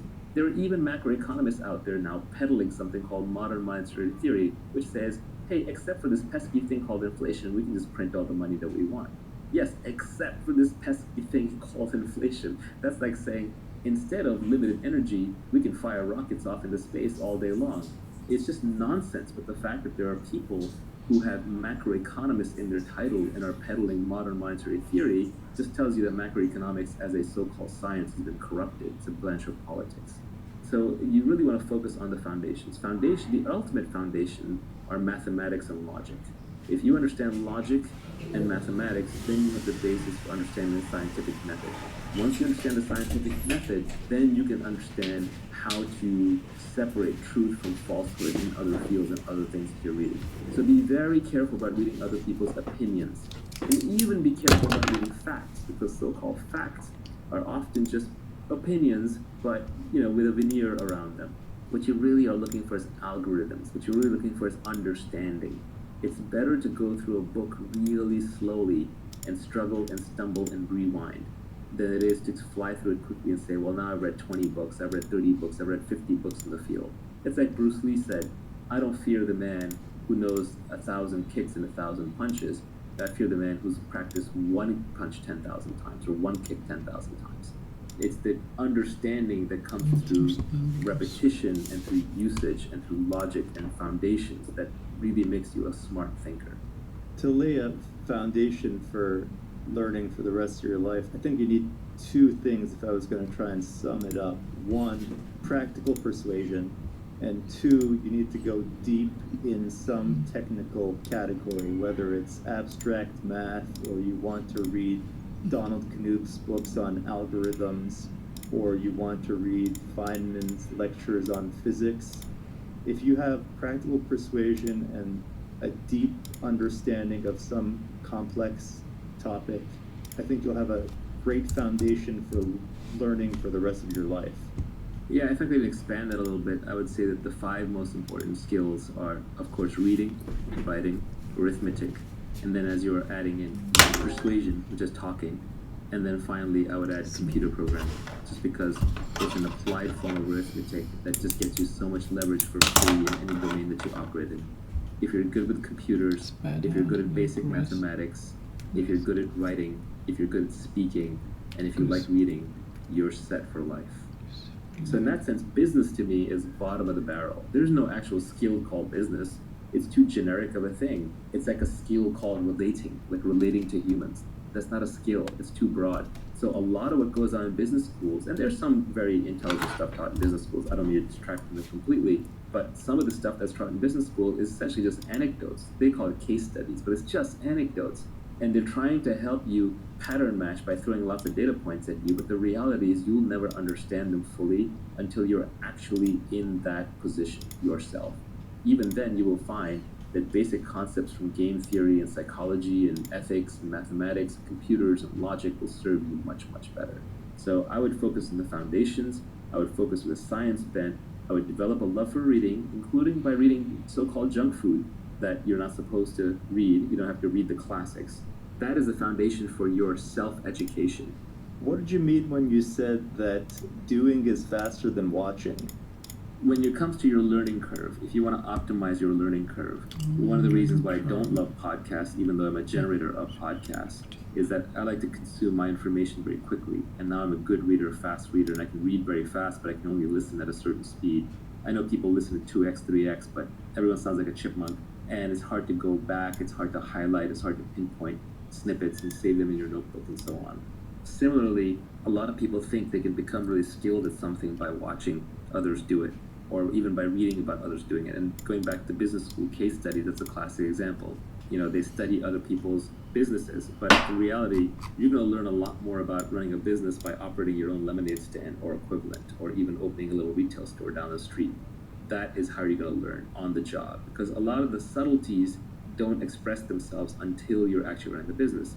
For example, everyone's now into mental models these days, right? You go to Farnham Street, you go to Poor Charlie's Almanac, and you can learn all the different mental models.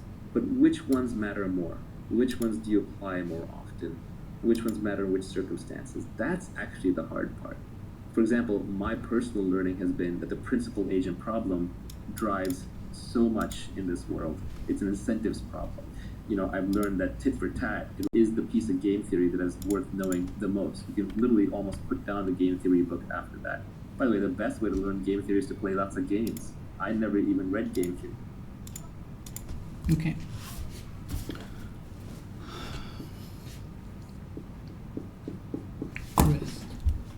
Crest solid white substance emits that comes from near the bone and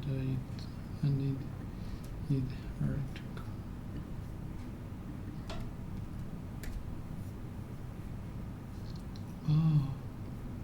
Meat.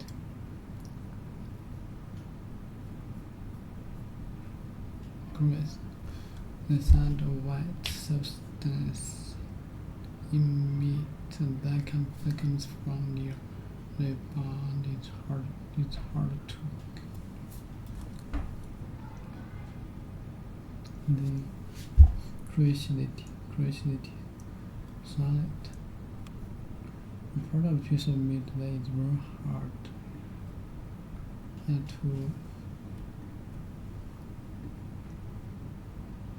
crush food into similar softer pieces with the teeth so that it can be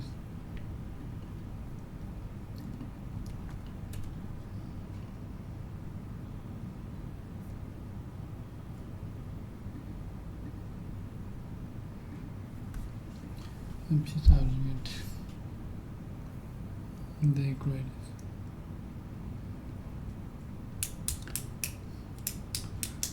Critics a piece of a part of a piece of meat that is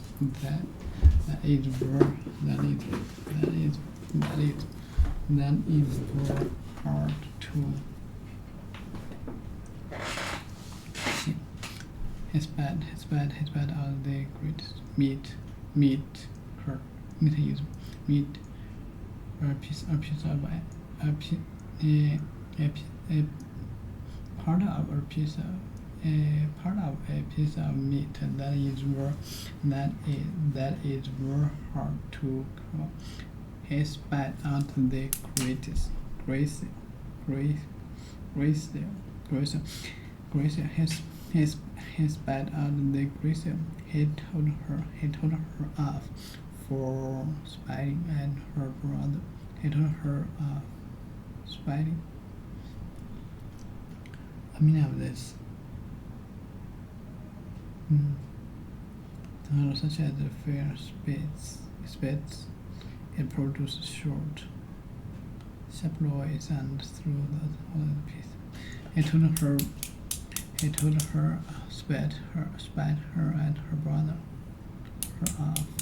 He told her off for spitting. He told her off for spitting at her brother.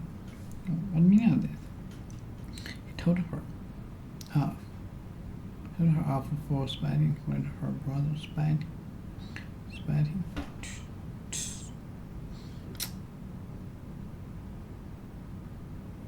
I told her off for spitting at her.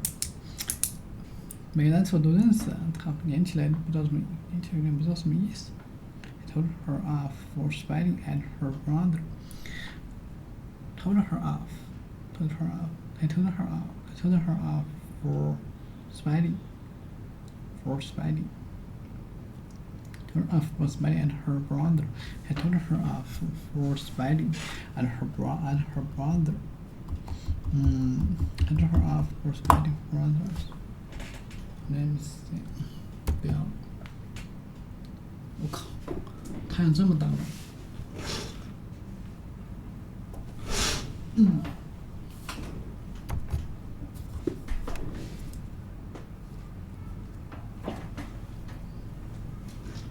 伤心。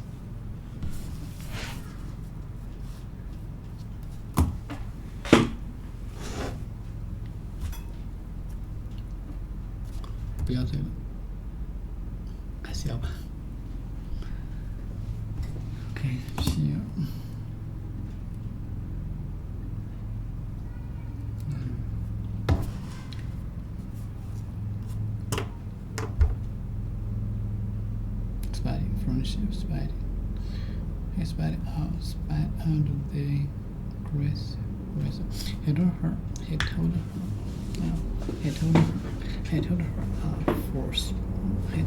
off for spiding and her brother. And he tried to offer friendship and he spiding in my face. Okay? So, spides.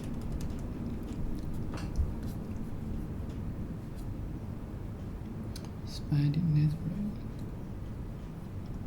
Deck. And ring.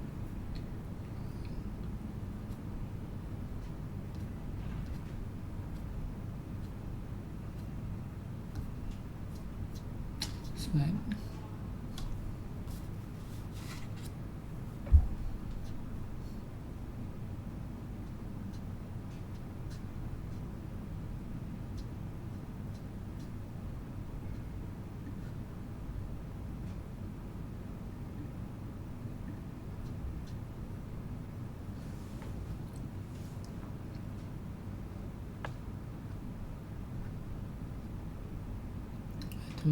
I told her. Spread out. I told her. He told her. 其实也一样。He told her off spelling. I tried.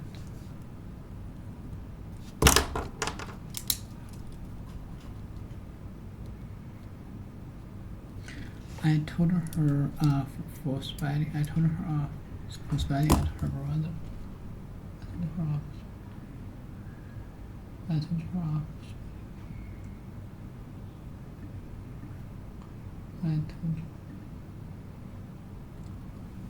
I told her off. Her brother. I told her off. I told her off. I told her for spiding. Told her off. Okay, spiding. Okay. I told her off. I told her off for spiding and her brother. Told her off. I tried. I spied. I told her off for spiding brother. Spiding the grass. 20.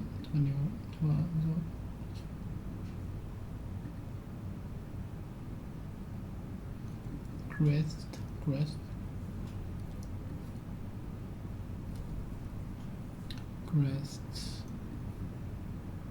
I told her off.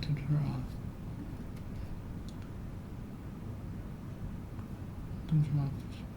Okay, it's very important. I told her off. I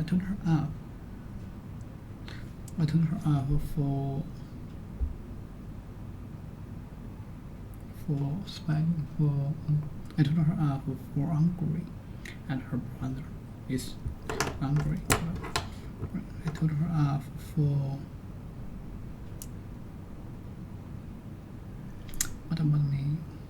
Other words for spidey. For fire, and her brother. I tried to offer our friendship. I tried to offer friendship and he spat in my face. I tried to offer friendship. I tried to offer friendship and he spat in my face. I tried to offer friendship. I tried to offer friendship. I tried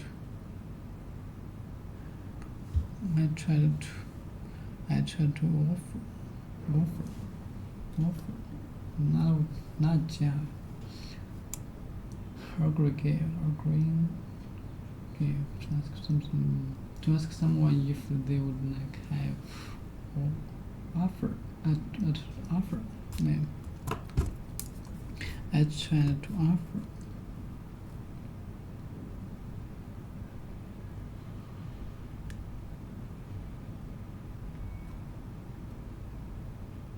I tried to offer friendship and he spat in my face. It's disgusting. Spat in the meat on the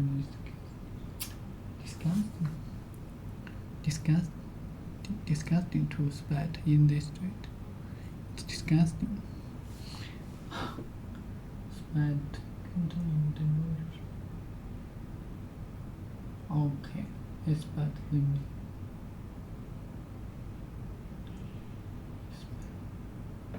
he is planning to spread in the street.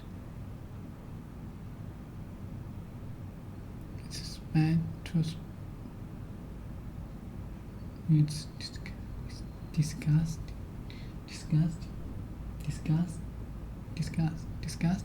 It's disgusting to spread in the street.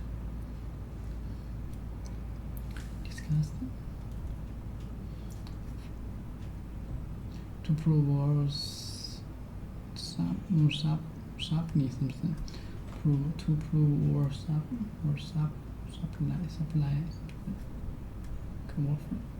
to the act of asking, the act of offer, the act of asking if someone would like to have something, or if they would like you to do something. It's disgusting to spat in the street. It was spat in the street. What is the mouthwash? Spotting the mouthwash into this,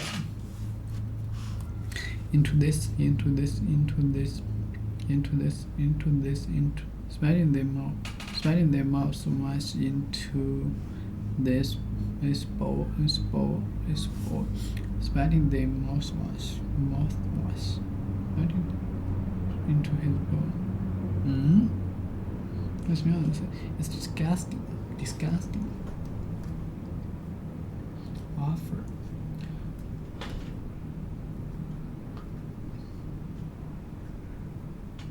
Agree to give.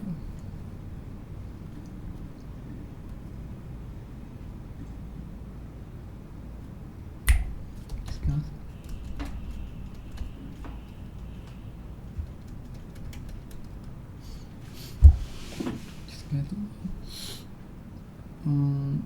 Extremely upset or unacceptable.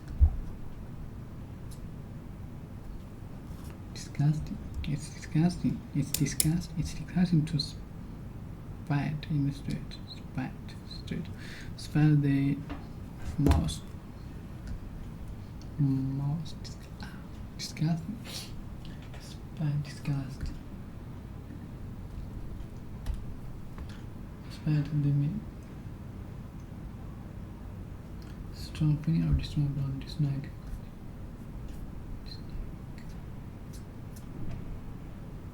Spat the meat. Spat.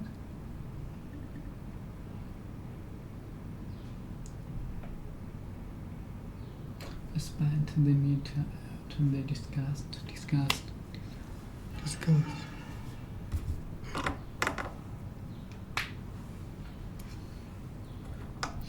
if it's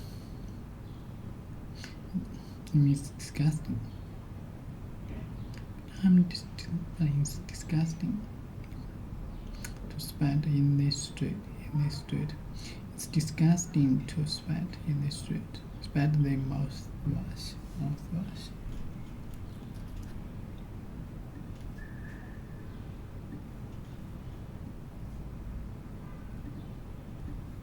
Disgust. Offer. Not like this. Mouthwash.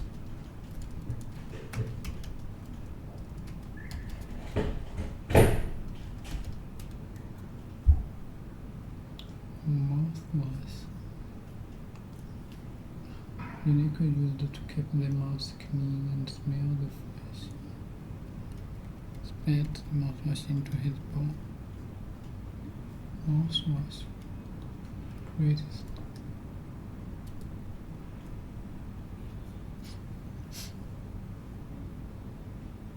漱口水 mouthwash into his bowl. Into this bowl. This bowl. Mouthwash. Oh no.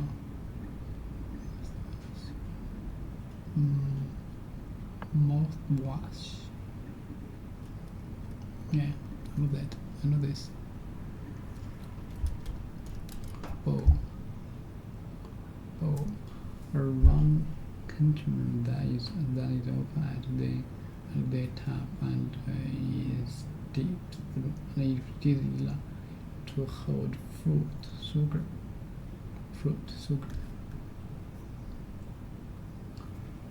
It's like okay. It's disgusting to spit. It's disgusting to spit in the street. To rain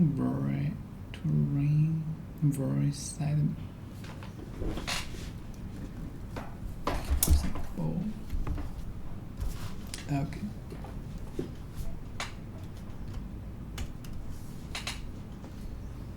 Rain to rain very suddenly. Drops of water from clouds. Drops of water from clouds. Okay.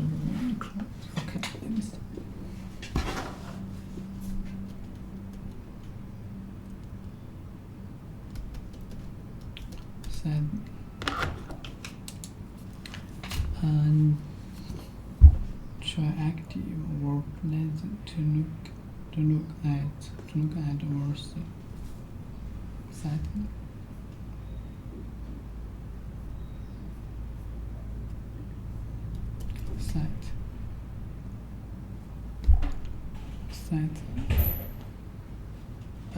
Ability to say. If your sight is poor, if you ability to say. And to understand this.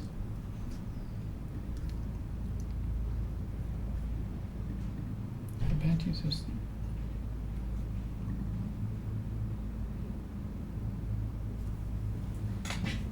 Silence.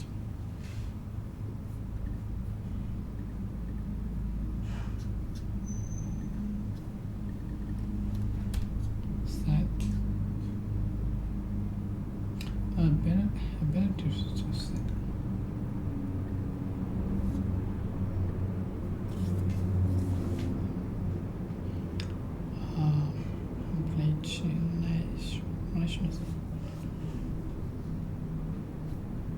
Sad.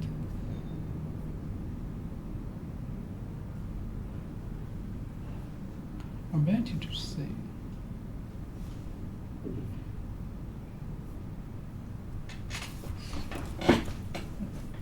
To ring very sadly. Hi.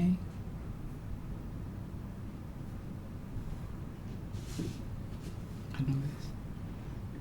Don't wait a minute. If you're sad,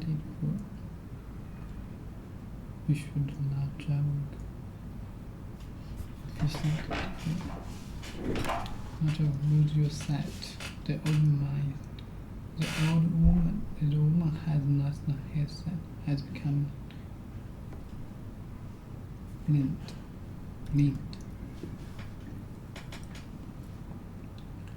Unable to see. Unable to see.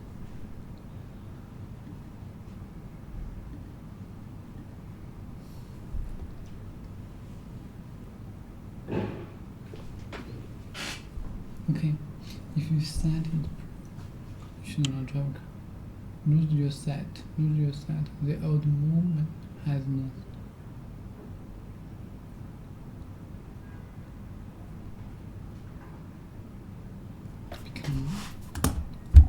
Lose your sight.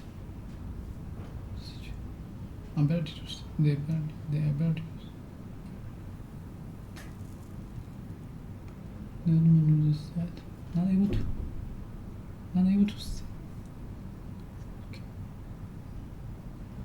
Ability to see. Ability to see. Medical or mental power of skill needed to do something. The physical or mental power or skill needed to do something. There is no ability.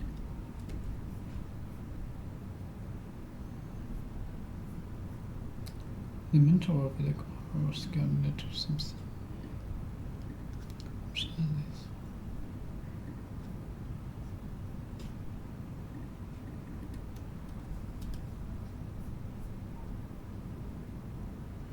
Ability.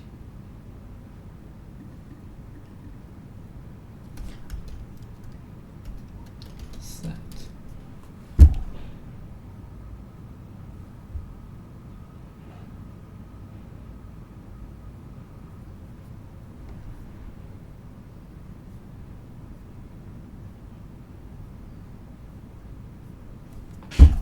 The dream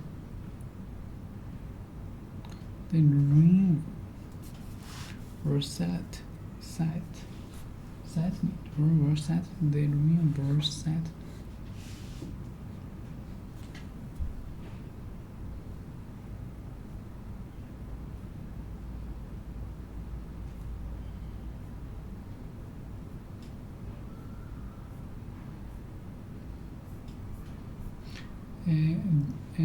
Ability to see.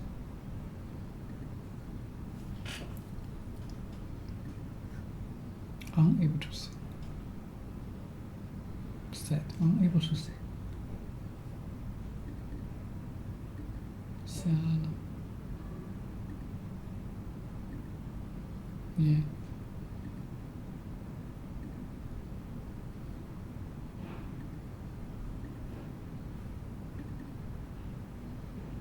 Advantages.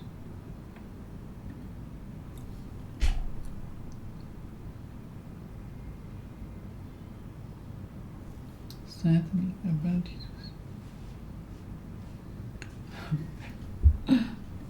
这个吗 ？Sight. Advantages.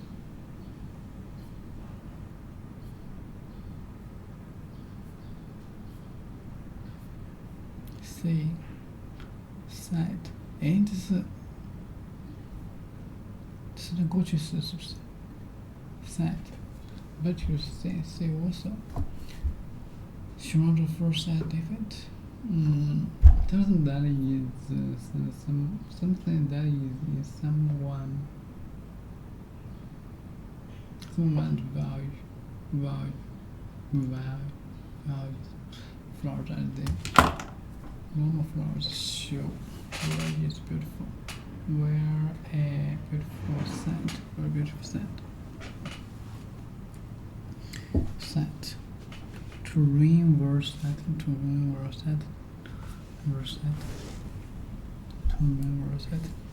It's to the ability to see. The ability to see.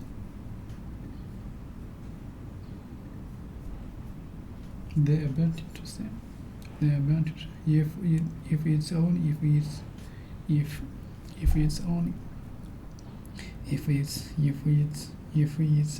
spelling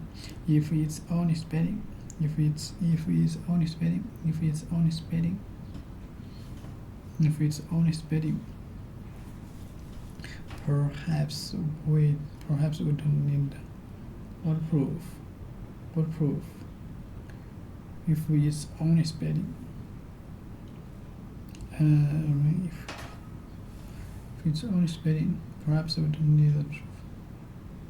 It's only spelling to ring or set.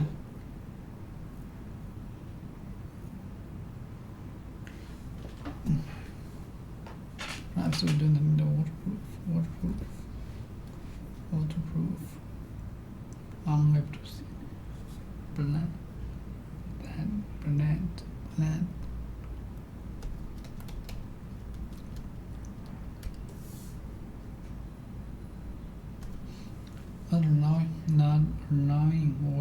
Not allowing water to go through.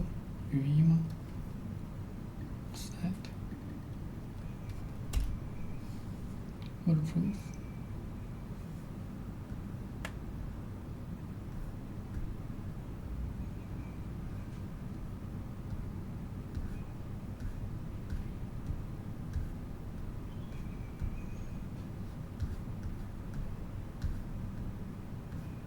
Waterproof, yeah.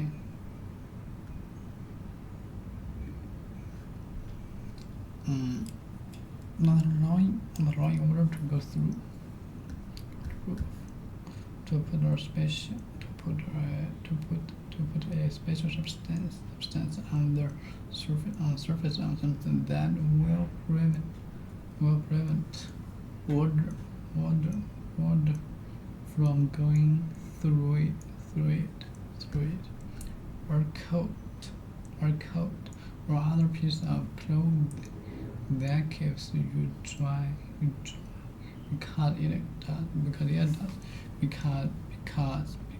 it does not allow water because it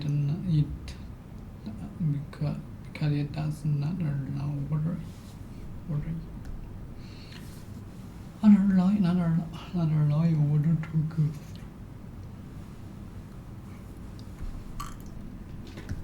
Waterproof. If it's only proof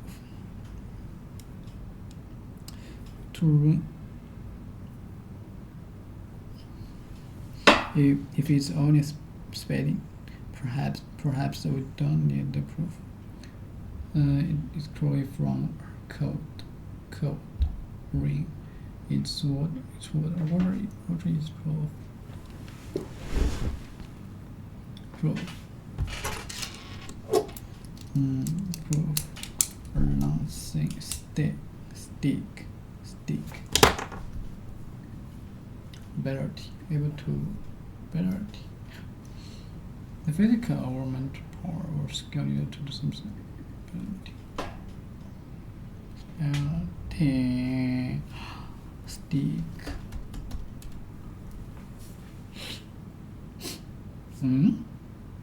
thin press the thin piece of wood or other metal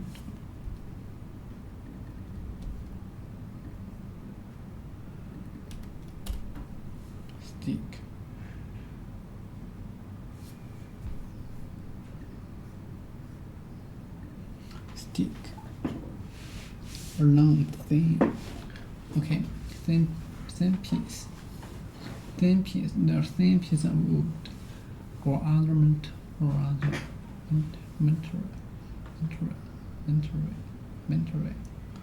The old man was bunch of sticks.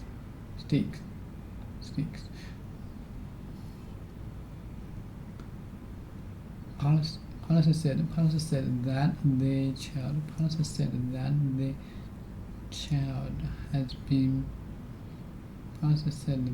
child has been beaten with a stick find some dry sticks, and we'll make a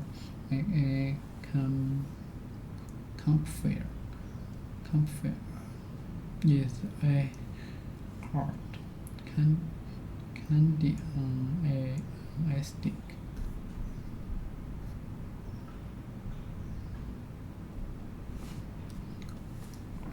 Thing. This is thing. A thing.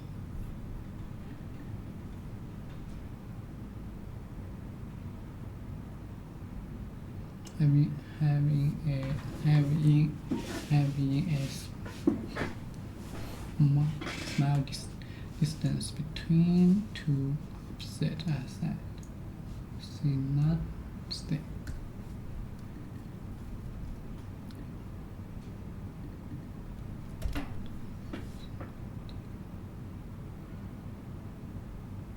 A continuous fact C.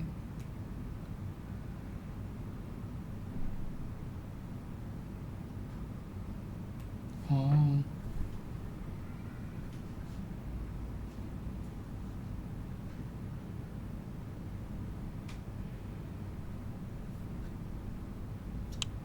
Same piece. 有点像 I love this.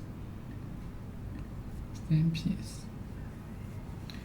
A same piece of wood or other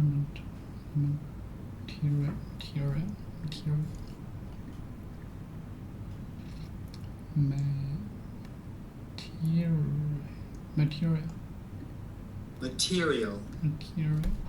Okay, physical substance that can be made of another material.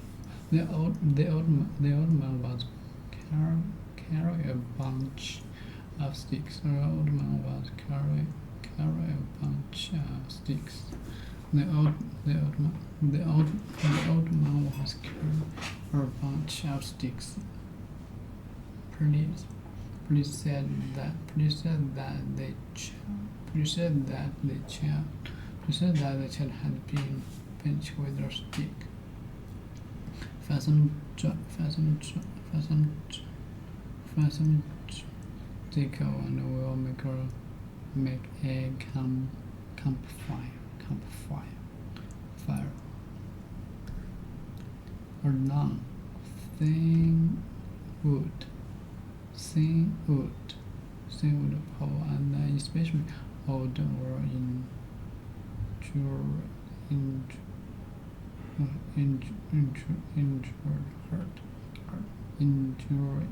people used to help them walk. Long thin piece of sand. Okay. Long thin material. Mental.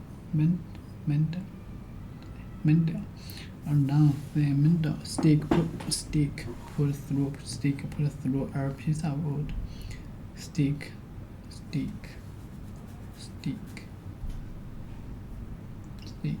Thin piece of wood. Or ornamental. Thin piece of wood. Stick put through a piece of wood. Stick put through a piece of wood. Thin mental stick. Okay. Mental. Or long thin mental stick put through a piece of food, especially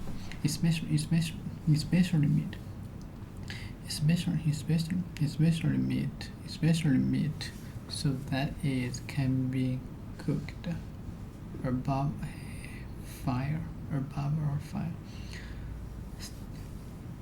Mental stick put through a piece of food, especially meat, so that it can be cooked above a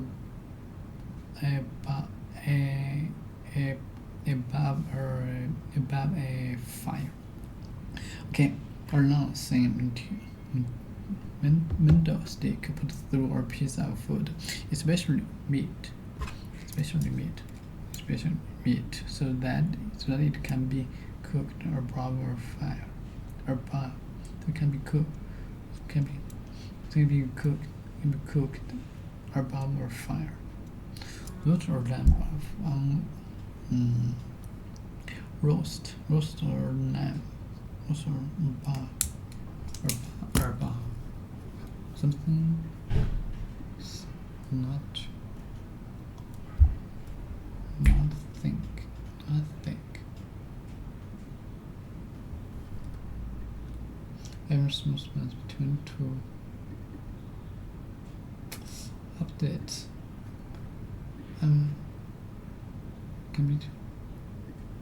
Computer having a small distance between two. Okay.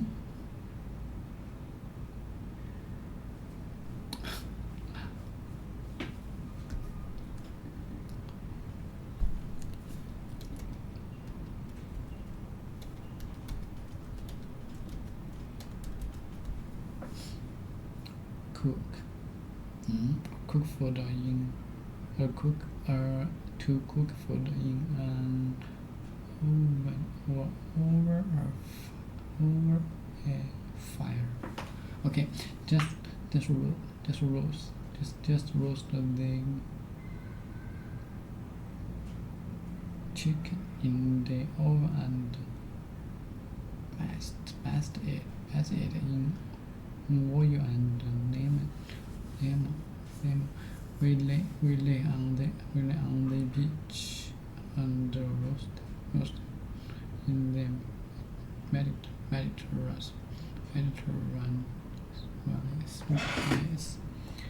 sun.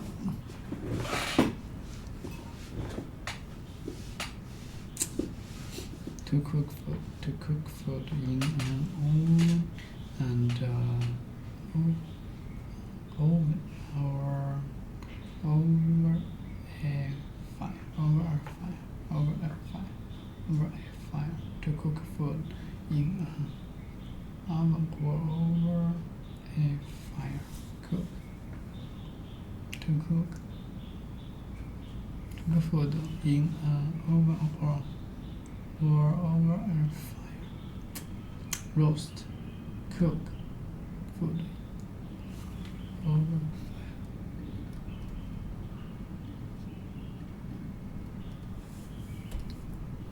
thin.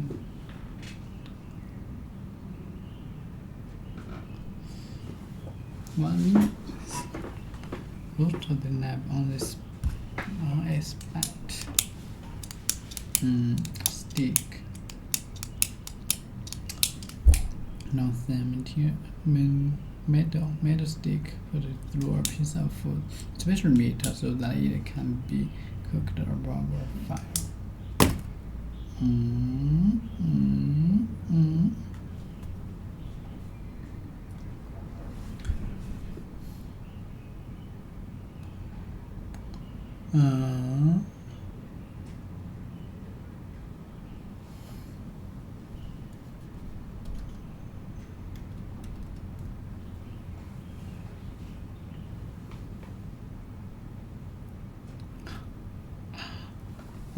No.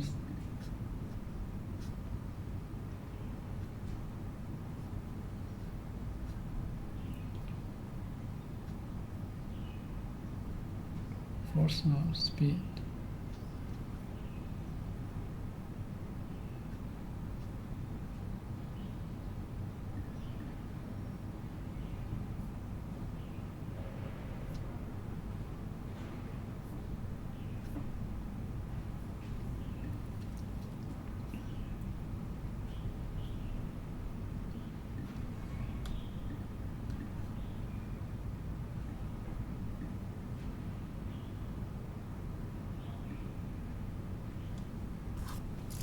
Speed.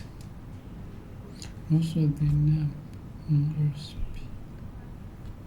speed through. Okay, now this long thin material stick put through a piece of food, especially meat, so that it can be cooked above fire.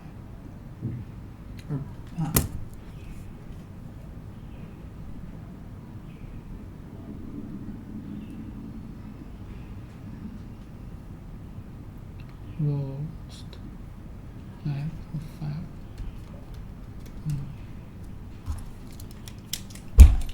Higher position in word to a higher position than something else.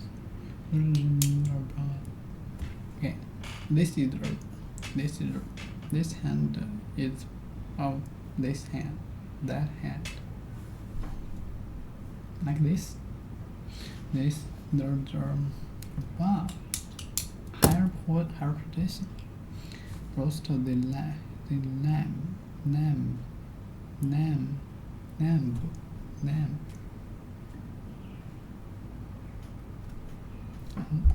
Roast the chicken, or egg. Wow, well,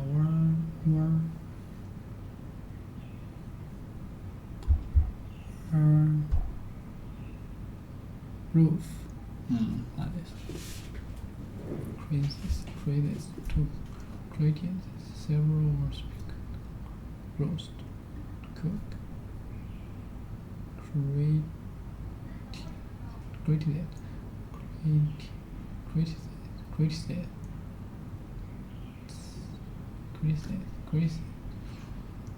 Roast meat or vegetables has been cooked in an over meat. A large piece of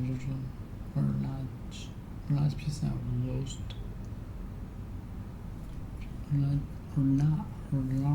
A large piece of roasted meat.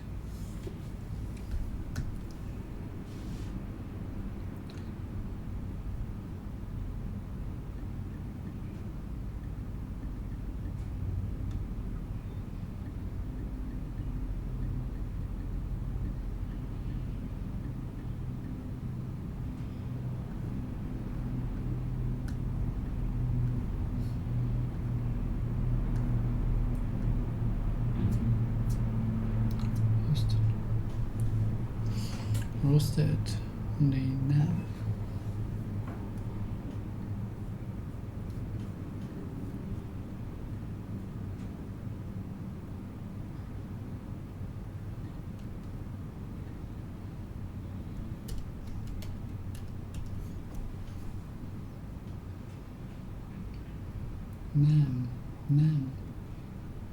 Lamb. Young sheep, or the flesh of young sheep eaten as meat.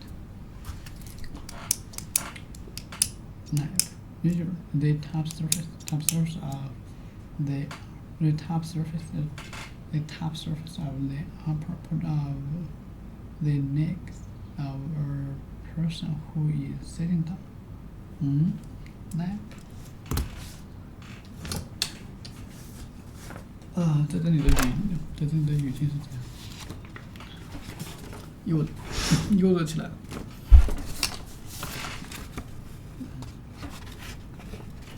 And the chicken knife. And her knife. Oh, her knife. I know. And the chicken poops in her knife. Yeah. How this is. How it is.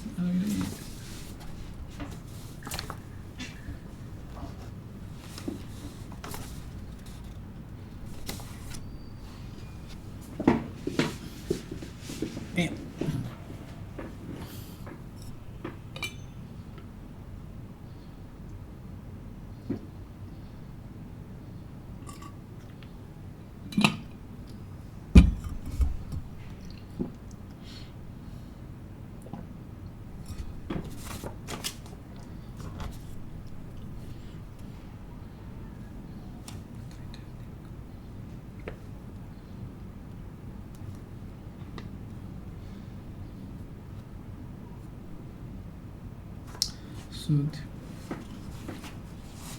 Snap. You are bleeding. Okay. Bleeding. Phone number. Phone number from page right. Emergency. Something quick, please. Emergency. You're bleeding. Yeah. Oh my God! Look at that. From the orient. From the orient.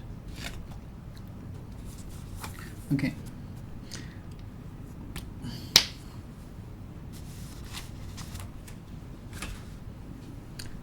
Okay, bag clean. Okay, no way. I'm telling you, she went to the airport.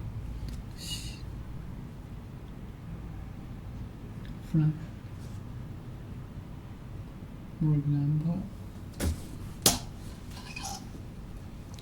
okay, the laptop of the upper part of the legs of a person who is sitting down.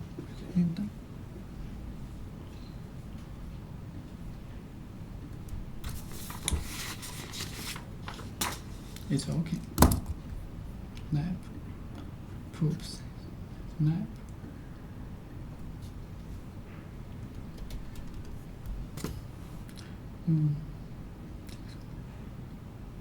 Upper and or higher position or level than something else, or being the top part of something at a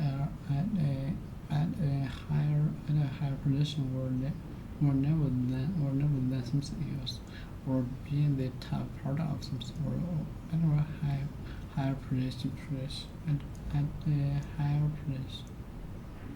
At a higher position or level than something else, or being the top part of something, or being the top part of something. The office building. The office buildings up floors with higher position, like her bar. At her higher position or level than something else, or being the top part of something.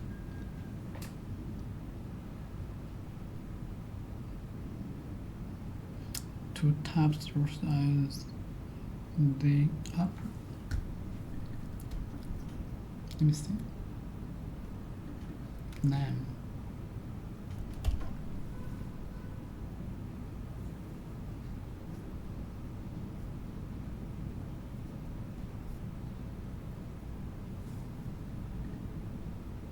Neck, shoulder, kindling, neck,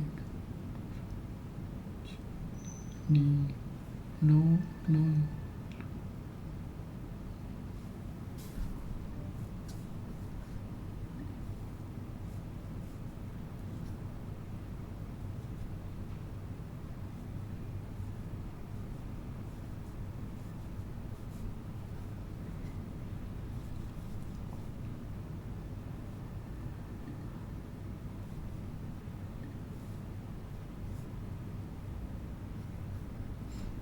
Okay, now shoulder,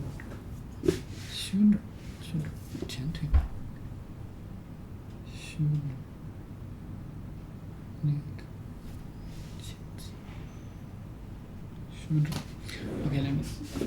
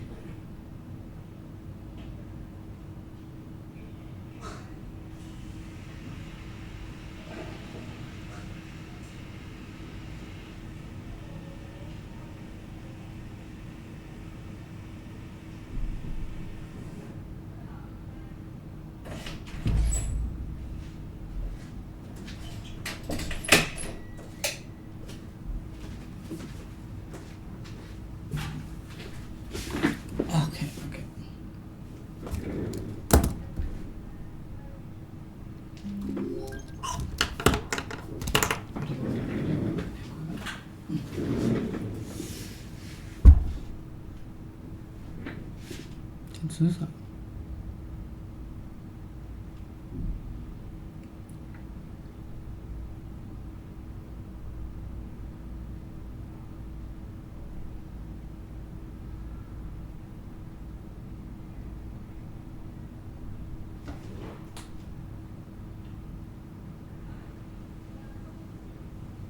就没有了。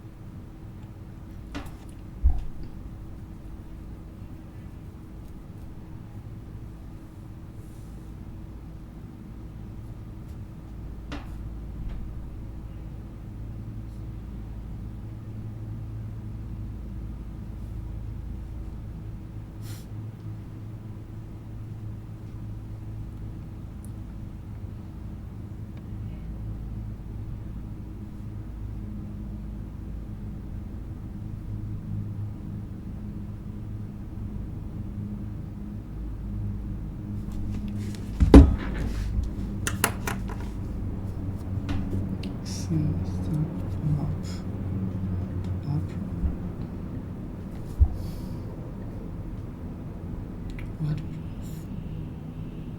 stick roast set mouse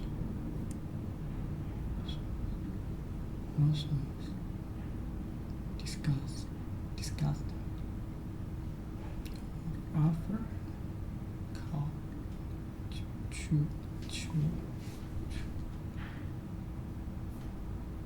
Christ or something confund your bound hard hog meat slow sharp upon the top surface of the upper part of the neck of a person. A person who is sitting down, come and sit on my lap, and I read your story. Come and sit on my lap, and I will read you story. For example, she nursed the cry. Shut up. She nursed. Yes.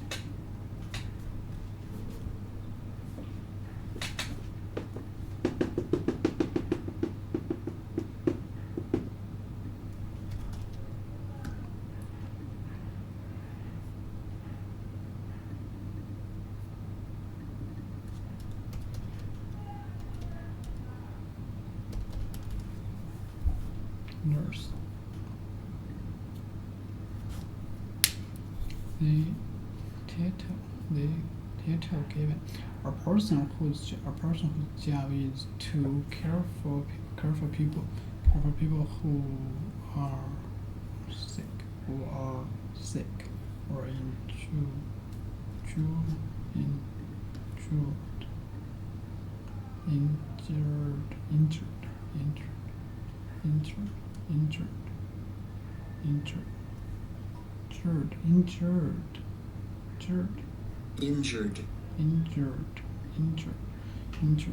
nurse, a person whose job is to care for somebody who is sick and injured, especially in our hospital. She nursed the carried child on her lap. Oh, you are a sweetheart. Oh, you are a sweetheart. She said. When I placed. She said. he said. Oh, you are a sweetheart, she said. When I placed. Breakfast. When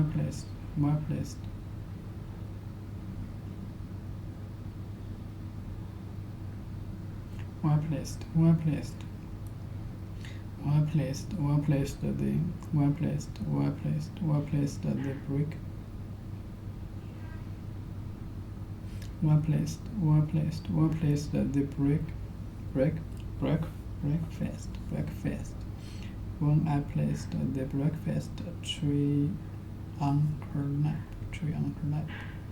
I placed the breakfast tray on her lap. Tray on her lap.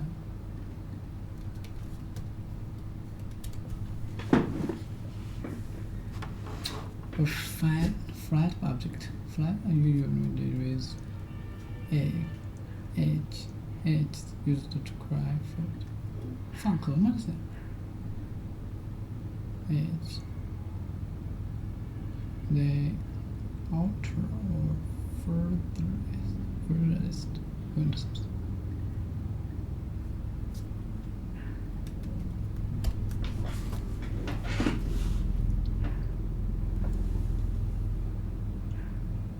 Tree.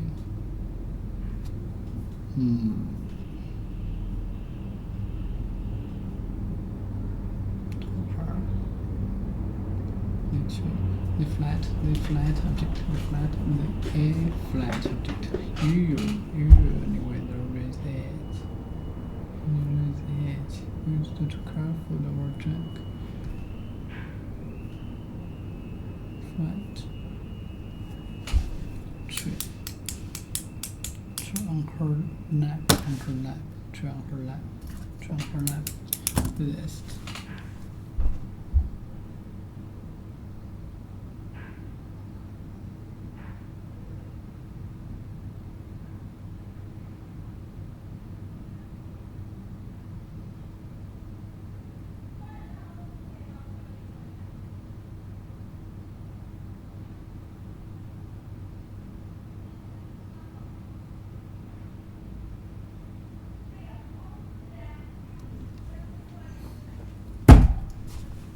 Okay, let me see.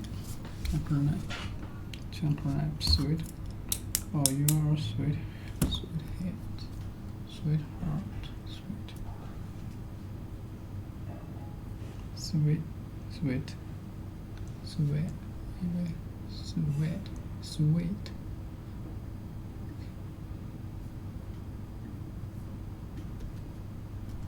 Let me see. Sweet.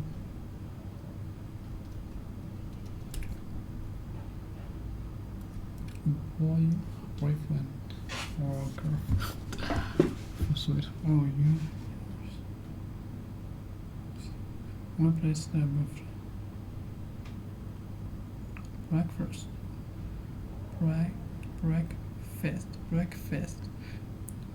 When I placed the breakfast tree on her lap.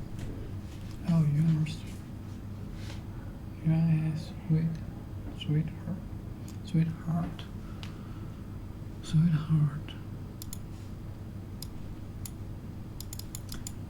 第08吗 ？Okay, let me see. Folks, I consider myself extremely good at game theory. I've never opened up a game theory book and found a result in there where I was like, oh yeah, that's common sense to me. Because the reason is I just grew up playing all kinds of games and I ran into all kinds of corner cases with all kinds of friends. And so it's just second nature to me. So you can always learn better by doing on the job. But the doing is a subtle thing. That word doing encapsulates a lot. So for example, let's say I want to learn how to run a business. Well, if I start a business where I go in every day and I'm doing the same thing, let's say I'm running a retail store down the street where I'm stocking the shelves with food and liquor every single day, I'm not going to learn that much because I'm repeating things a lot. So I'm putting in thousands of hours, but there are thousands of hours doing the same thing. Whereas if I was putting in thousands of iterations, that would be different. So the learning curve is across iterations. So if I was trying new marketing experiments in the store all the time, I was constantly changing out the inventory, I was constantly changing out the branding and the messaging, I was constantly changing the sign, I was constantly changing the online channels that I would use to drive foot traffic in, I was experimenting with being open at different hours. If I even had the ability to walk around and talk to other store owners and get in their books and figure out how they're running their business, it's the number of iterations that drives a learning curve. So the more iterations you can have, the more shots on goal you can have, the faster you're going to learn. It's not just about the hours put in. It's actually a combination of the two, but I think just the way we're built and the way that the world presents itself, the world offers us very easily the opportunity to do the same thing over and over and over again. But really, we'd be better served if we went off and found ways to do new things from scratch. And doing something new the first time is painful because you're wandering into uncertain territory and high odds are that you will fail. So you just have to get very, very comfortable with frequent small failures. You know, Nassim Taleb talks about this also. He made his fortune, his wealth, by being a trader who relied upon black swans. Nassim Taleb made money by essentially losing little bits of money every day, and then once in a blue moon, he would make a lot of money when the unthinkable happened for other people. Whereas most people want to make little bits of money every day, and in exchange, they'll tolerate lots of blow-up risk. They'll tolerate going completely bankrupt. We're not evolved to bleed a little bit every day. If you're out in the natural environment and you get a cut and you're literally bleeding a little bit every day, you will eventually die. You have to stop that cut. We're evolved for small victories all the time, but that becomes very expensive. That's where the crowd is. That's where the herd is. So if you're willing to bleed a little bit every day, but in exchange you will win big later, you'll do better. That is, by the way, entrepreneurship. Entrepreneurs bleed every day. They're not making money. They're losing money. They're constantly stressed out. All the responsibility is upon them, but when they win big. On average, they'll make more. So why don't we jump into accountability, which I thought was pretty interesting, and I think you have your own unique take on it. So the first tweet on accountability was, embrace accountability and take business risks under your own name. Society will reward you with responsibility, equity, and leverage. Yeah, so to get rich, you know, you're going to need leverage, and leverage comes in labor, it comes in capital, or it can come through code or media. But most of these, like labor and capital, people have to give to you. For labor, somebody has to follow you. For capital, somebody has to give you money or assets to manage or machines. So to get these things, you have to build up credibility, and you have to do those under your own name as much as possible, which is risky. So accountability is a double-edged thing. It allows you to take credit when things go well and to share the brunt of the failure when things go badly. So in that sense, you know, people who are stamping their names on things aren't foolish, they're just confident. Maybe it turns out to be foolish in the end, but if you look at a Kanye or an Oprah or a Trump or an Elon or anyone like that, these people can get rich just off their name because their name is such powerful branding. You know, regardless of what you think of Trump, you have to realize that the guy was among the best in the world at just branding his name. Why would you go to Trump Casino? It used to be because of Trump. Why would you go to Trump Tower? Because of Trump. When it came time to vote, I think there were a lot of voters who just went in and said Trump. They recognized the name. So the name recognition paid off. Same thing with Oprah. She puts her brand on something, her name on something, and it flies off the shelves, and it's like instant validator. But these people also take risks for putting their name out there. Obviously, Trump is now probably hated by half or more than half of the country and by a big chunk of the world that he sticks his name out there. By putting your name out there, you become a celebrity, and fame has many, many downsides. It's better to be anonymous and rich than to be poor and famous, but even famous and rich has a lot of downsides associated with it. You're always in the public eye. So accountability is quite important. When you're working to build a product, or you're working in a team, or you're working in a business, we are constantly drummed into our heads how important it is to be part of a team, and absolutely agree with that. A lot of our training socially is telling us to not stick our necks out of the crowd. There's a saying that I hear from Australian friends that like the tall poppy gets cut, right? Don't stick your neck out.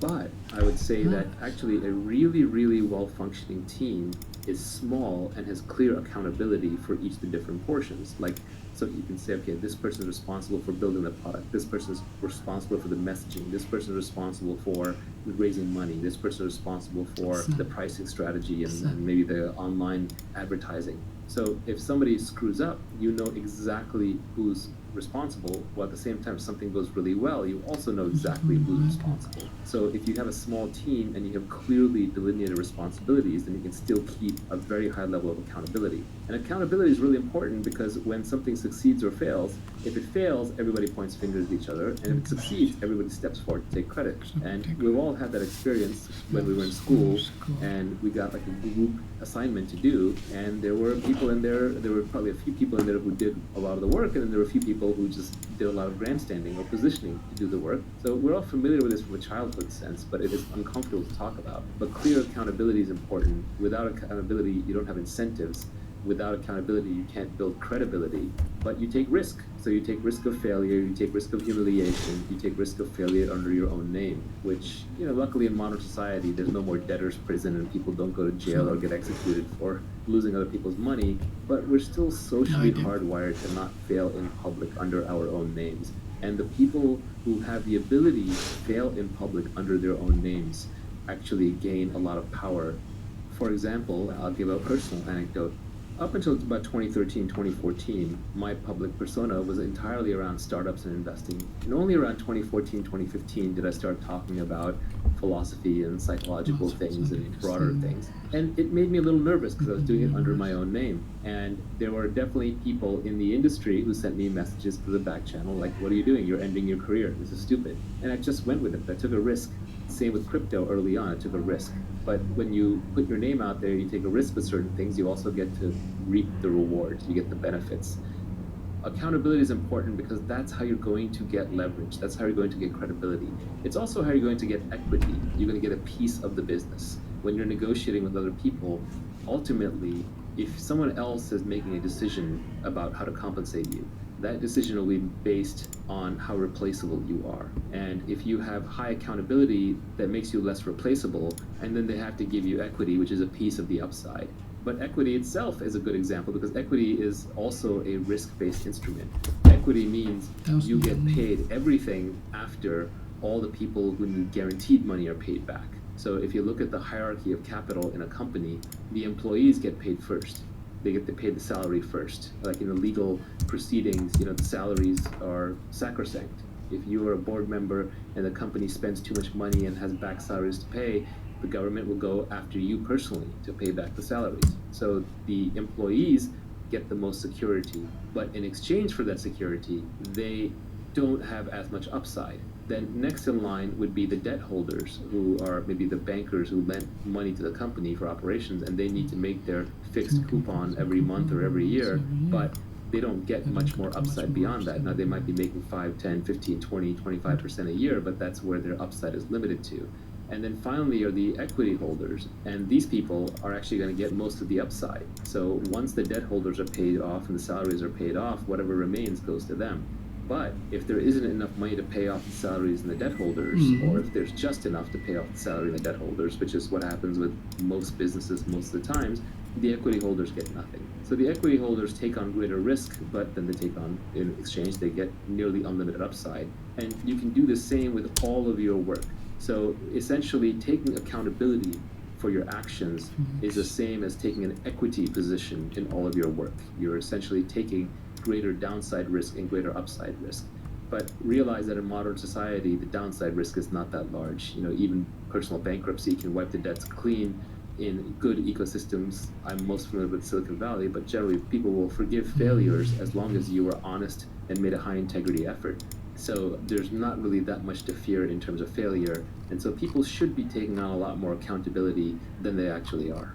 Is accountability actually fragile, or do you really just mean that we're hardwired not to fail in public, so it just feels like it's a fragile thing? I think it could actually be fragile. Like, example of accountability is you're an airplane pilot.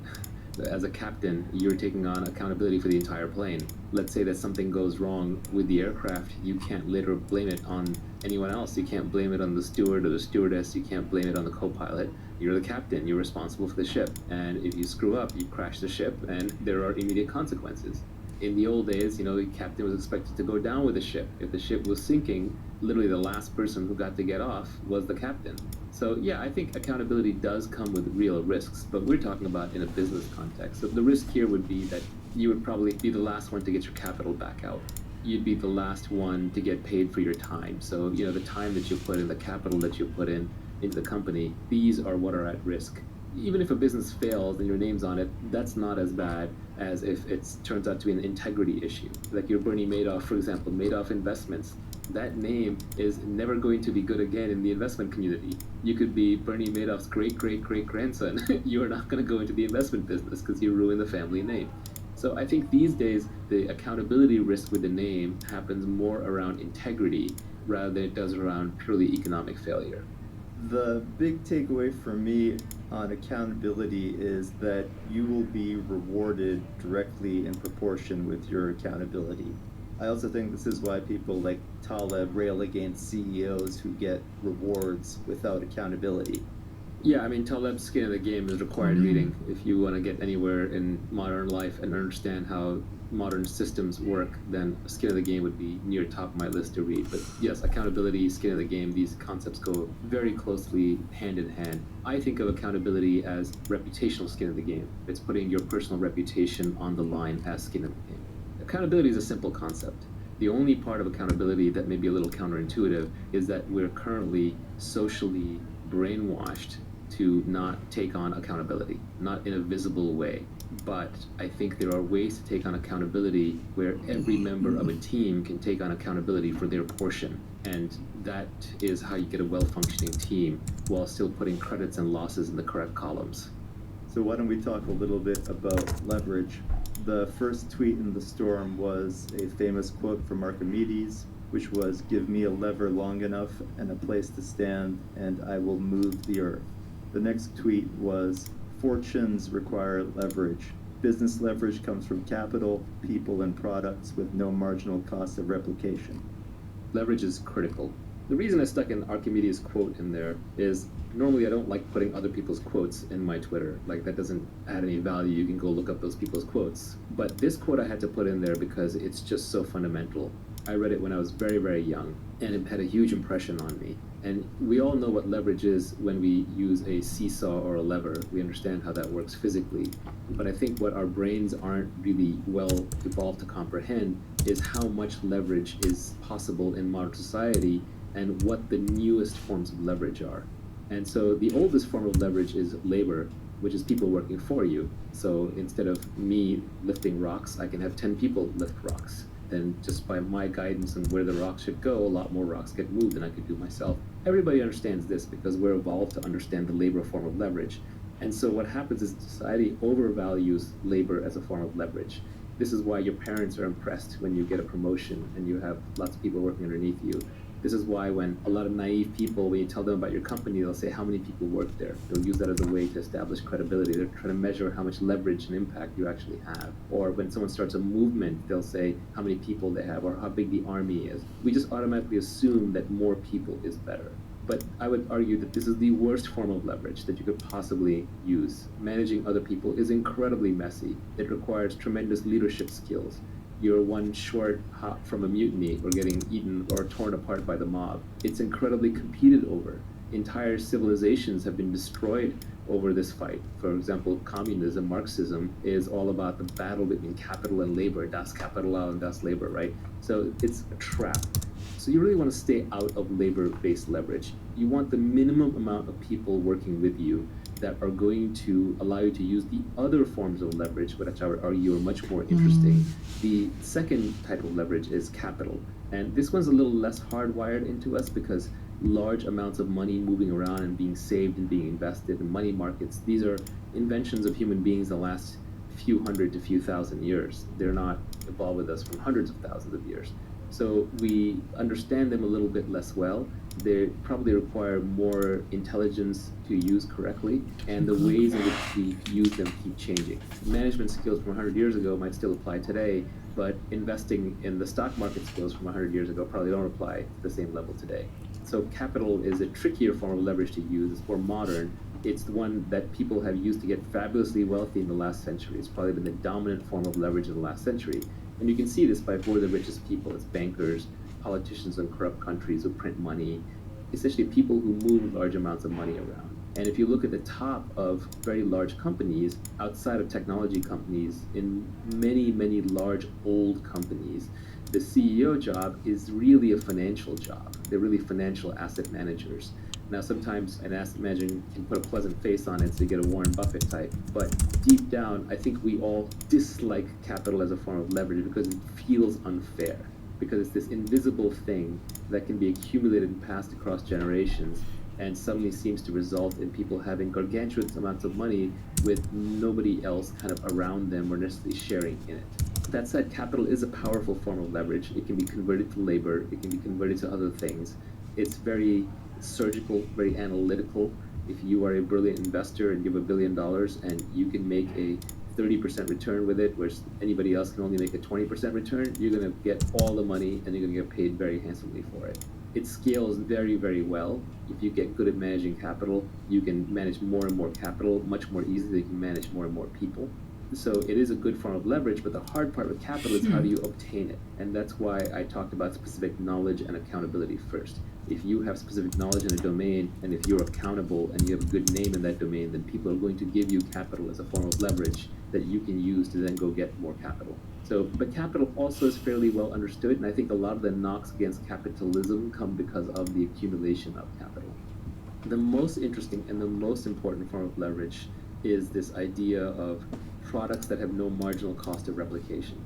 This is the new form of leverage. This is only invented in the last few hundred years. It got started with the printing press. It accelerated broadcast media, and now it's really blown up with the internet and with code. So now you can multiply your efforts without having to involve other humans and without needing money from other humans. This podcast is a form of leverage. Long ago, I would have had to sit in a lecture hall and lecture each of you personally, and I would have maybe reached a few hundred people, and that would have been that. 30 years ago, I would have to be lucky to get on TV, which is somebody else's leverage. They would have distorted the message, they would have taken the economics out of it or charged me for it. They would have muddled the message, and I would have been lucky to get that form of leverage. But today, thanks to the internet, I can buy a cheap microphone, hook it up to a laptop or an iPad, and there you are, all listening. So this newest form of leverage is where all the new fortunes are made. So all the new billionaires, so the last generation fortunes were made by capital. That was the Warren Buffetts of the world. But the new generation fortunes are all made through code or media. Joe Rogan making 50 to 100 million bucks a year from his podcasts. PewDiePie, I don't know how much money he's rolling in, but he's bigger than the news, right? The Fortnite players. Of course, Jeff Bezos and Mark Zuckerberg and Larry Page and Sergey Brin and Bill Gates and Steve Jobs. That is all code-based leverage. Now, the beauty is when you combine all of these three. That's where tech startups really excel, where you take just the minimum but highest output labor that you can get, which are engineers and designers, product developers, and then you add in capital. You use that for marketing, advertising, scaling, and you add in lots of code and media and podcasts and content to get it all out there. That is a magic combination, and that's why you see technology startups explode out of nowhere, use massive leverage, and just make huge outsized returns. Do you want to talk a little bit about permissioned versus permissionless? Probably the most interesting thing to keep in mind about the new forms of leverage is they are permissionless. They don't require somebody else's permission for you to use them or succeed. For labor leverage, somebody has to decide to follow you. For capital leverage, somebody has to give you money to invest or to turn into a product. But coding, writing books, recording podcasts, tweeting, YouTubing, these kinds of things, these are permissionless. You don't need anyone's permission to do them. And that's why they're very egalitarian. They're great equalizers of leverage. And as much as people may rail on Facebook and YouTube, they're not going to stop using it because this permissionless leverage where everyone can be a broadcaster is just too good. The same way, you can rail upon Apple for having a slightly closed ecosystem in the iPhone, but everyone's writing apps for it. So as long as you can write apps for it, you can get rich or reach users doing that, why not?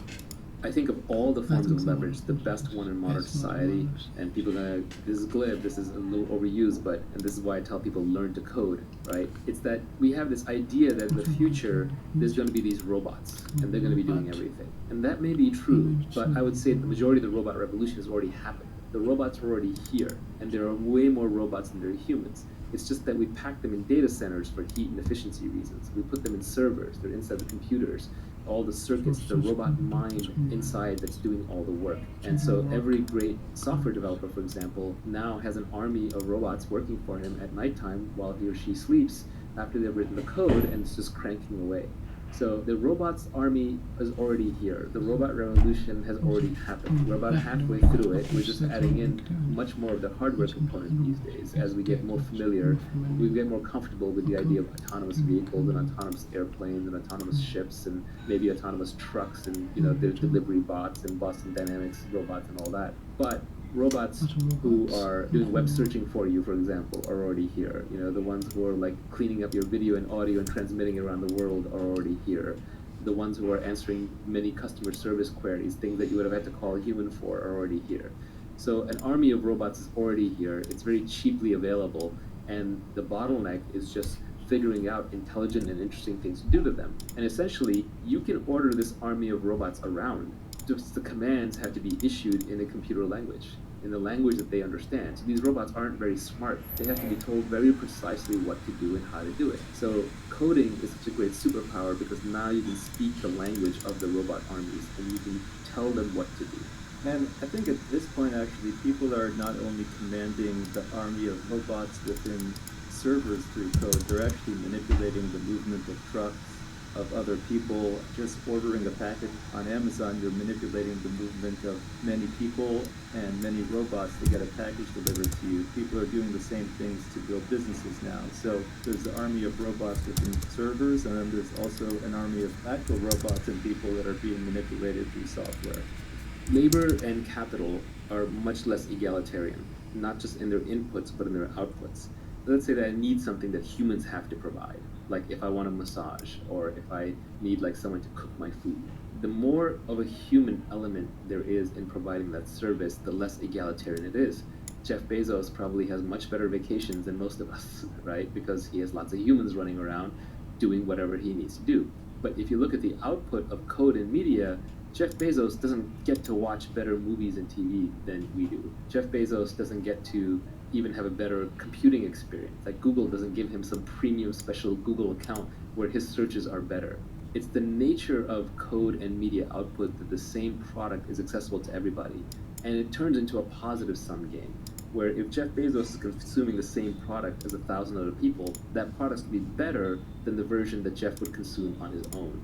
Whereas with other products, that's not true. If you look at something like buying a Rolex, which is no longer about telling time, it's a signaling good. It's all about showing off, I have a Rolex. That's a zero-sum game. If everybody in the world is wearing a Rolex, then people don't want to wear Rolexes anymore because they no longer signal. It's canceled out the effect. And so rich people do have an advantage in consuming that product. They'll just price it up till only they can have Rolexes, and then poor people can't have Rolexes, and Rolexes resume their signaling value. But something like watching Netflix or using Google or using Facebook or YouTube, or even, frankly, modern day cars. Like rich people don't have better cars, they just have weirder cars. You can't drive a Lamborghini on the street at any speed that makes sense for a Lamborghini, so it's actually a worse car on the street. It just turned into a signaling good at that point. Your sweet spot where you want to be is somewhere like a Tesla Model 3 or like a Toyota Corolla. It's an amazing car. A new Toyota Corolla is a really nice car, but because it's mainstream, the technology has amortized the cost of production over the largest number of consumers possible, and the best products tend to be at the center, at the sweet spot of the middle class, rather than being targeted at the upper class. So I think one of the things that we don't necessarily appreciate in modern society is as the forms of leverage have gone from being human-based, labor-based, and being capital-based to being more product and code and media-based, that most of the goods and services that we consume are becoming much more egalitarian in their consumption. Even food is becoming that way. Like food is becoming cheap and abundant, at least in the first world, too much so to our detriment. Jeff Bezos isn't necessarily eating better food, he's just eating different food. Or he's eating like food that's prepared and served theatrically. So it's almost like more of, again, that human element performance. But the labor element out of food production has gone down massively. The capital element has gone down massively. And so even food production itself has become more technology oriented. And so the gap between the haves and the have-nots is getting smaller. So if you care about ethics in wealth creation, it is better to create your wealth using code and media as leverage because then those products are equally available to everybody, as opposed to trying to create your wealth through labor or capital, because what I'm referring to here is scale economies. Technology products and media products have such amazing scale economies that you always want to use the product that is used by the most people. The one that's used by the most people ends up having the largest budget. There's no marginal cost of adding another user, and so with the largest budget, you get the highest quality. So the best TV shows are actually not going to be some obscure ones just made for a few rich people. They're going to be the big budget ones like Game of Thrones or Breaking Bad or Bird Box, where they have massive, massive budgets. They can just use those budgets to get to a certain quality level. And then the rich people, to be different, they have to fly to Sundance and watch a documentary, because you and I aren't going to fly to Sundance because, you know, that's something that bored rich people do to show off. And we're not going to watch a documentary because most of them just aren't actually even that good, right? Again, if you're wealthy today, for large classes of things, you spend your money on signaling goods to show other people that you're wealthy, and you try to convert them to status, as opposed to actually consuming the goods for their own sake. People and capital as a form of leverage have a negative externality, and code and product have a positive externality attached to them, if I was going to sum up your point. I think that capital and labor are also starting to become a little more permissionless, or at least the permissioning is diffuse because of the internet. So instead of labor, we have community now, which is a diffused form of labor. For example, Mark Zuckerberg has 1 billion people doing work for him by using Facebook.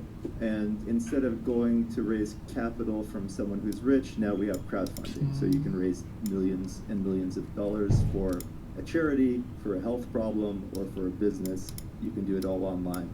So capital and labor are also becoming permissionless, and you don't need to necessarily do it the old-fashioned way, where you have to go around and ask people for permission to use their money or their time.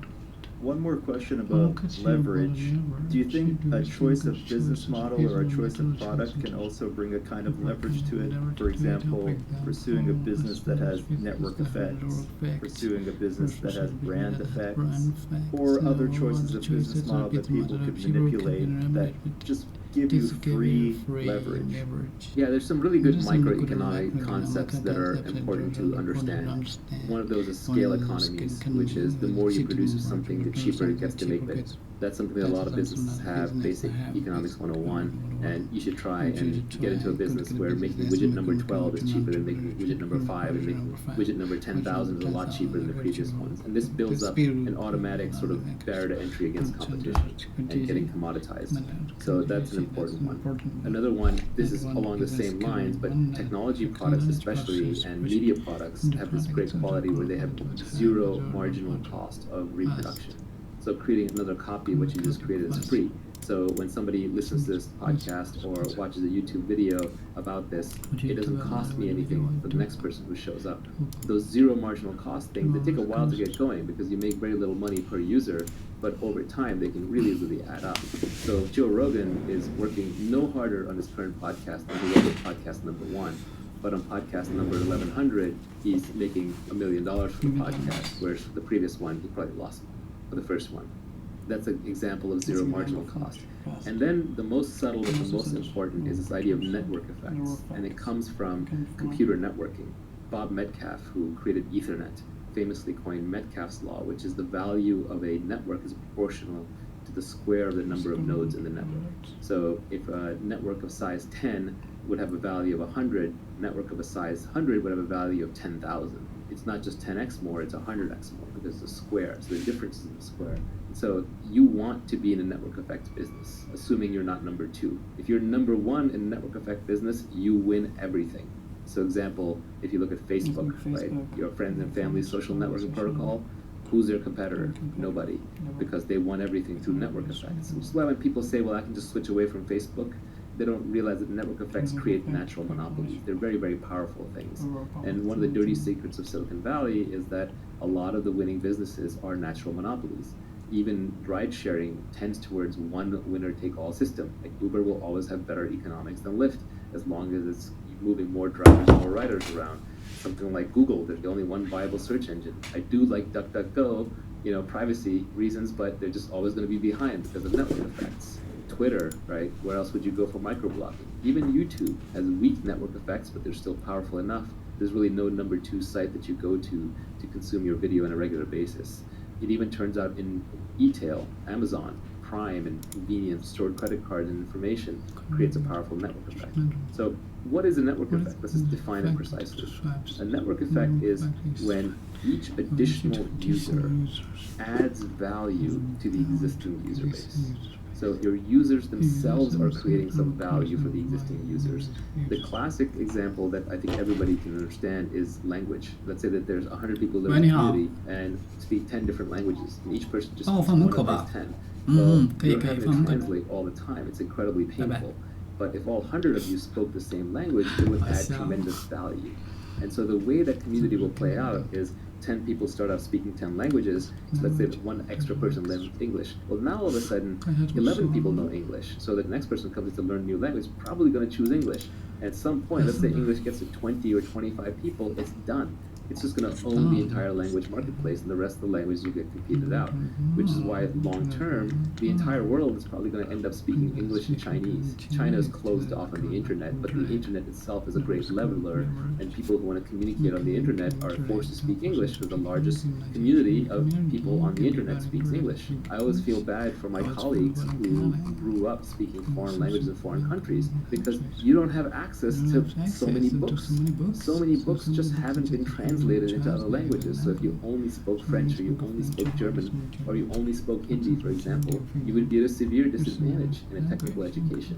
Invariably, if you go and get a technical education, you have to learn English just because you have to read these books that have this data that has not been translated. So languages are probably the oldest example of network effect. Money is another example. We should all probably be using the same money, except for the fact that geographic and regulatory boundaries have created these artificial islands of money. But even then, the world tends to use a single currency as the reserve currency at most times, currently the US dollar.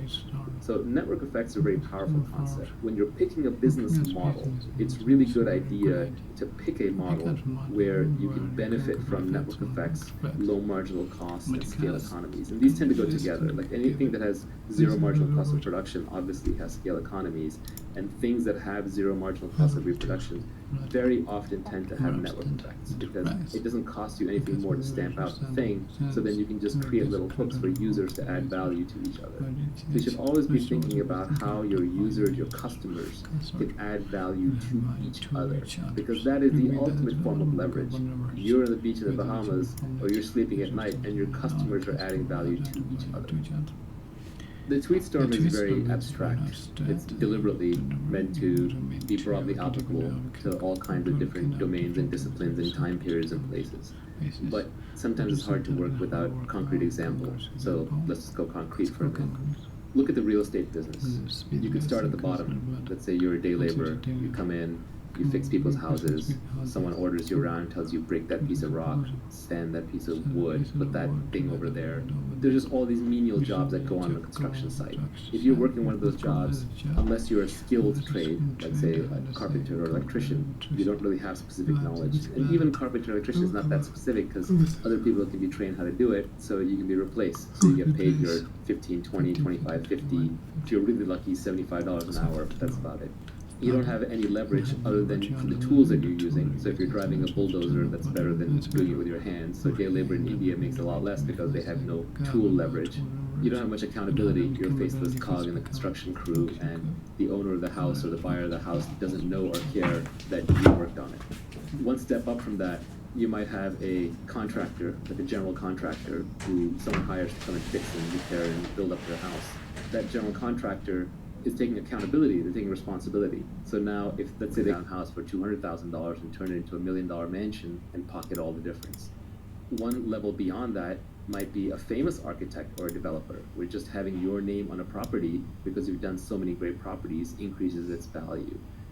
One level up from that, you might be a person who decides, well, I understand real estate and I now know enough of the dynamics of real estate that rather than just build and flip my own properties or improve my own properties, I'm going to be a massive developer. I'm going to build entire communities.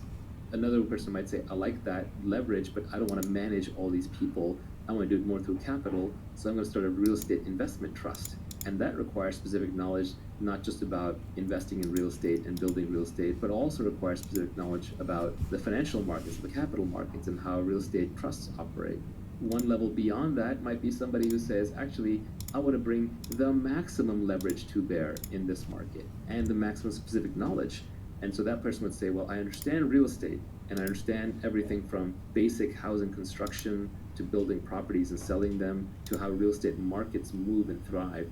And I also understand the technology business. So I understand how to recruit developers, how to write code, and how to build good product. And I understand how to raise money from venture capitalists and how to return it, and how all of that works. And obviously not a single person may know this. You may pull a team together to do it where each have different skill sets. But that combined entity would have specific knowledge in technology and in real estate. It would have massive accountability because that company's name would be a very high risk, high reward effort attached to the whole thing. And people would devote their lives to it, take on significant risk, and then it would have leverage in code with lots of developers. It would have capital with investors putting money in and the founder's own capital. And it would have labor of some of the highest quality labor that you can find, which is high quality engineers and designers and marketers who are working on the company. And then you may end up with a Trulia or a Redfin or a Zillow kind of company. And then the upside could potentially be in the billions of dollars or the hundreds of millions of dollars. So as you layer in more and more kinds of knowledge that can only be gained on the job and aren't common knowledge,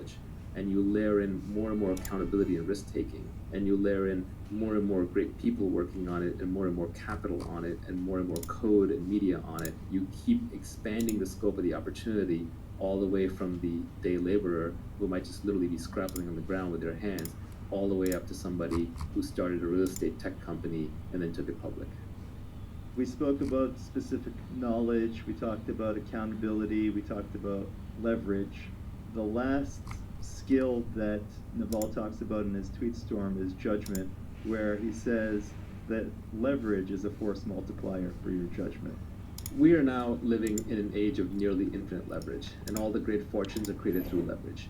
So your first job is to go and obtain leverage, and you can obtain leverage through permission by taking risks and getting people to work for you, or by raising capital, or you can get leverage permissionlessly by learning how to code or becoming a good communicator in podcasting, broadcasting, creating videos, writing, etc. So that's how you get leverage. But once you have leverage, what do you do with it? Well, the first part of your career is spent hustling to get leverage. Once you have the leverage, then you want to slow down a bit because your judgment really matters. It's like you've gone from steering your sailboat around to now you're steering an ocean liner or a tanker. You have a lot more at risk, but you have a lot more to gain as well. You're carrying a much higher payload. So in an age of infinite leverage, judgment becomes the most important skill. Warren Buffett is so wealthy now because of his judgment. Even if you were to take away all of Warren's money, tomorrow investors would come out of the woodwork and hand him $100 billion because they know his judgment is so good, and they would give him a big chunk of that $100 billion to invest.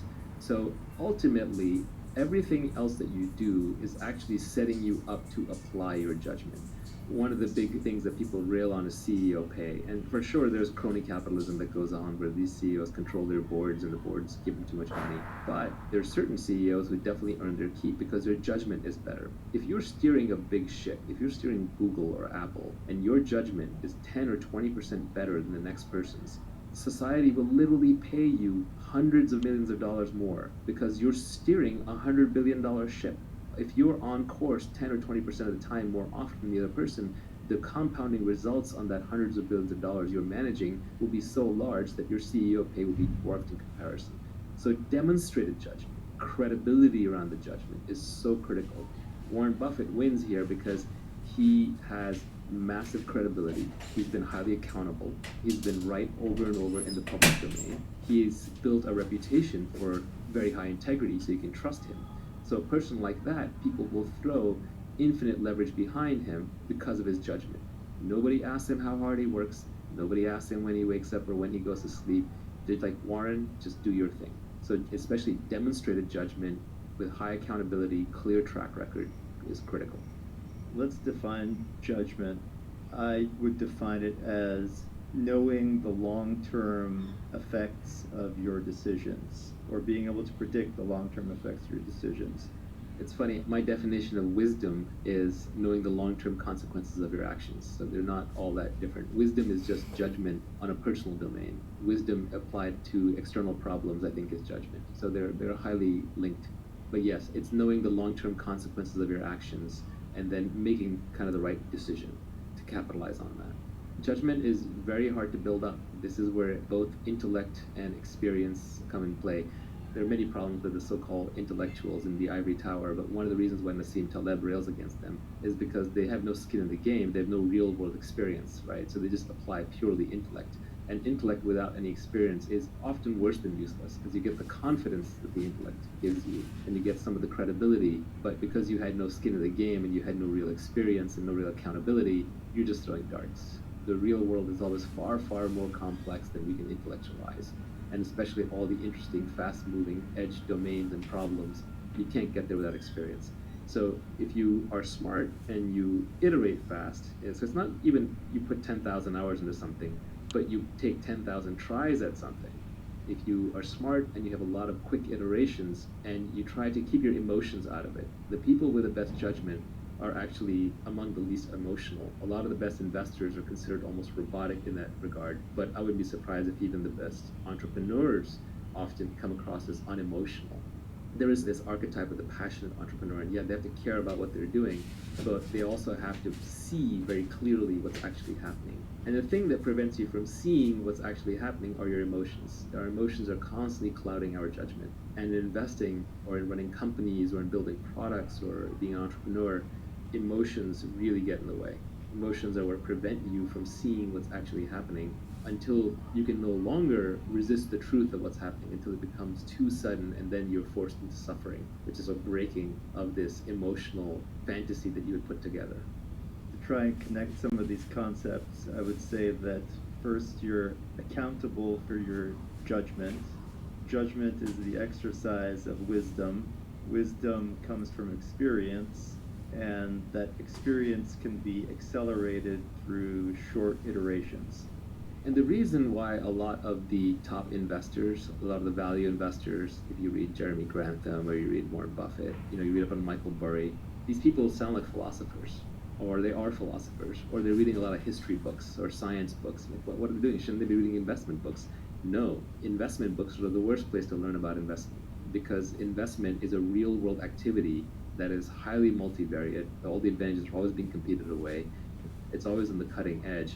So what you actually just need is very, very broad-based judgment and thinking. And the best way to do that is to study everything, including a lot of philosophy. And philosophy also makes you more stoic, makes you less emotional, and so you make better decisions, you have better judgment. One simple thing is I go out on Twitter, and it seems like half of Twitter is outrageous something at all times. You can go within someone's Twitter feed and get at least some semblance of what it must be like to be in their head all the time. And the more outraged somebody is, I guarantee you, the worse their judgment is. If someone's constantly tweeting political outrage and seems like an angry person getting into fights, you don't want to hand this person the keys to your car, let alone the keys to your company. So we covered the skills that you need to get rich. That was specific knowledge, accountability, leverage, judgment, and lifelong learning. Let's talk a little bit about the importance of working hard and valuing your time. So no one is going to value you more than you value yourself. So you just have to set a very high personal hourly rate, and you have to stick to it. So even since when I was young, I just decided that I was worth a lot more than the market thought I was worth, but I started treating myself that way. So always factor your time into every decision. How much time does it take? Oh, it's going to take me an hour to get across town to get this thing. Well, I value myself at $100 an hour. That's throwing $100 out of my pocket. Am I going to do that? You buy something from Amazon, they screwed it up, you have to return it. Is it worth your time to return it? Is it worth the mental hassle? Keep in mind that you have less work hours, you have less mentally high output hours. Do you want to use them to run errands and solve little problems, or do you want to save them for the big stuff? All the great scientists were terrible at managing their household life. None of them had a clean, organized room, or made all their social events on time or sent their thank you cards. You can spend your life however you want, but if you want to get rich, it has to be your number one overwhelming desire, which means that it has to come before anything else, which means you can't be penny pinching. This is what people don't understand. you can penny pinch your way to the basic sustenance. You can keep your expenses low, maybe retire early and not spend too much, and that's perfectly valid. But we're here to talk about wealth creation. And if you're going to do that, then that has to be your number one overwhelming priority. So fast forward to your wealthy self and pick some intermediate hourly rate. For me, believe it or not, back when you could have hired me, which now obviously you can't, but back when you could have hired me, and this was true a decade ago or even 2 decades ago before I had any real money, my hourly rate, I used to say to myself over and over, is $5,000 an hour. Today, when I look back, really it was about $1,000 an hour. And of course, I still ended up doing stupid things like arguing with the electrician or returning the broken speaker, but I shouldn't have. And I did it a lot less than any of my friends would. And I would make a theatrical show out of throwing something in the trash pile or giving it to Salvation Army rather than trying to return it, or handing something to people rather than trying to fix it. I would argue with my girlfriends and even today to my wife, like, I don't do that. That's not a problem that I solve. I still argue that with my mother when she hands me like little to-dos. I just don't do that. I would rather hire you an assistant. And this was true even when I didn't have money. Another way of thinking about something is that if you can outsource something or not do something for less than your hourly rate, outsource it or don't do it. So if you can hire someone to do it for less than your hourly rate, hire them. That even includes things like cooking. Now, you may want to eat your healthy home-cooked meals, but if you can outsource it, do that instead. And I know some people will say, well, what about the joy of life and what about getting it right just your way? Sure, you can do that, but you're not going to be wealthy because now you've made something else a priority. Paul Graham said it pretty well for Y Combinator startups. He said you should be working on your product and getting product market fit, and you should be exercising and eating healthy. Like, that's about it. That's kind of all you have time for while you're on this mission. So set a very high hourly aspirational rate for yourself and stick to it. And it should seem and feel absurdly high. If it doesn't, it's not high enough. And whatever you picked, my advice to you would be raise it. Like I said, for myself, even before I had money, for the longest time, I used $5,000 an hour. And if you extrapolate that out into what it looks like as an annual salary, it's multiple millions of dollars per year. Ironically, I actually think I've beaten it. When I look back, because I'm not the hardest working person, I'm actually kind of a lazy person. So I work through bursts of energy where I'm really motivated with something. So if I actually look at how much I've earned per actual hour that I've put in, it's probably quite a bit higher than that. So let's talk about hard work. There's this battle that happens on Twitter a lot between should you work harder and should you not. Like David Hauser's on there saying it's like you're slave driving people, and Keith Rabois is always on there saying like, no, all the great founders work their fingers to the bone. And they're talking past each other. First of all, they're talking about two different things. David is talking about employees in a lifestyle business, which is fine. Your number one thing in life, if you're doing that, is not getting wealthy. You have a job, you also have your family, you also have your life. But Keith is talking about the Olympics of startups. He's talking about the person going for the gold medal and trying to build a multi-billion-dollar public company. That person has to get everything right. They have to have great judgment, they have to pick the right thing to work on, they have to recruit the right team, and they have to work crazy hard because they're basically engaged in a competitive sprint. So if getting wealthy is your goal, you are going to have to work as hard as you can. But hard work is absolutely no substitute for who you work with and what you work on. What you work on is probably the most important thing. Finding product market founder fit, to expand on Mark Andreessen's definition, he came with product market fit, but I would add product market founder fit, which is how well you are personally suited to that business. The combination, that three, that should be your overwhelming goal. And you can save yourself a lot of time if you pick the right area to work in. Picking the right people to work with is the next most important piece. And then third comes how hard you work. But they're like three legs of a stool. If you shortchange on any one of them, the whole stool is going to fall down. So it's not like you can pick one over the other that easily. So the order of operations when you're building a business is, or even building your career, is first figure out what should I be doing? What is something where there is a market that is emerging, there's a product that I can build that I'm excited to work on, and something where I have specific knowledge and I'm really into it. And then second, surround yourself with the best people possible. And no matter how high your bar is, raise your bar. Because you can never be working with other people who are great enough. If there's someone greater out there to work with, you should go work with them. I advise a lot of people who are looking at which startup to join in Silicon Valley, I say basically pick the one that's going to have the best alumni network for you in the future. Look at the PayPal mafia. They work with a bunch of geniuses, so they all got rich. So just try and pick based on the highest intelligence, energy, and integrity people that you can find. And then finally, once you've picked the right thing to work on and the right people to work with, then you work as hard as you can. This is where the mythology gets a little crazy. People will work 80, 120-hour weeks. A lot of that's just status signaling. It's showing off. Nobody really works 80 to 120 hours a week sustained at high output with mental clarity. Your brain drains, you just won't have good ideas. So really the way people tend to work most effectively, especially in knowledge work, is they sprint as hard as they can while they're working on something and they're inspired and they're passionate, and then they rest, they take long breaks. It's more like a lion hunting and much less like a marathon runner running. So you sprint, then you rest, you reassess, and then you try again. And what you end up doing is you end up building a marathon of sprints. Nivi just made the point to me on the side that inspiration is perishable, which is a very good point. When you have your inspiration, do it right then and there. This happens to me a lot with my tweet storms. I've actually come up with a whole bunch of additional tweet storms besides the ones that are already out there, but sometimes I just hesitate or I just pause and then it just dies. And what I've learned is if I'm inspired to write a blog post or to publish a tweet storm, I should probably do it right away. Otherwise, it's not going to get out there. I won't come back to it. So inspiration is a beautiful and powerful thing, and when you have it, just seize it. So people talk about impatience. When do you know to be impatient? When do you know to be patient? My glib tweet on this was impatience with actions and patience with results. And I think that's actually a good philosophy for life. Anything you have to do, just get it done. Why wait? You're not getting any younger. Your life is slipping away. You don't want to spend it waiting in line. You don't want to spend it traveling back and forth. You don't want to spend it doing things that you know ultimately aren't part of your mission. And when you do them, you want to do them as quickly as you can while you do them well with your full attention. But then you just have to give up on the results. You have to be patient with the results because you're dealing with complex systems, you're dealing with lots of people. It takes a long time for markets to adopt products. It takes time for people to get comfortable working with each other. It takes time for great products to emerge as you polish away, polish away, polish away. So impatience with actions, patience with results. And as Nivi said, inspiration is perishable. So when you have inspiration, act on it right then and there. If I have a problem that I discover in one of my businesses that needs to be solved, I won't sleep until at least the resolution is in motion. And this is just a personal feeling, but if I'm on the board of a company, I'll call the CEO. If I'm running the company, I'll call my reports. If I'm responsible, I'll get on there right then and there and solve it.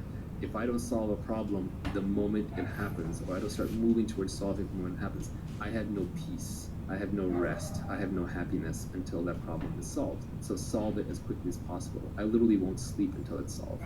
Maybe that's a personal characteristic, but it's worked out well in business. We squander our time with the death of 1,000 cuts.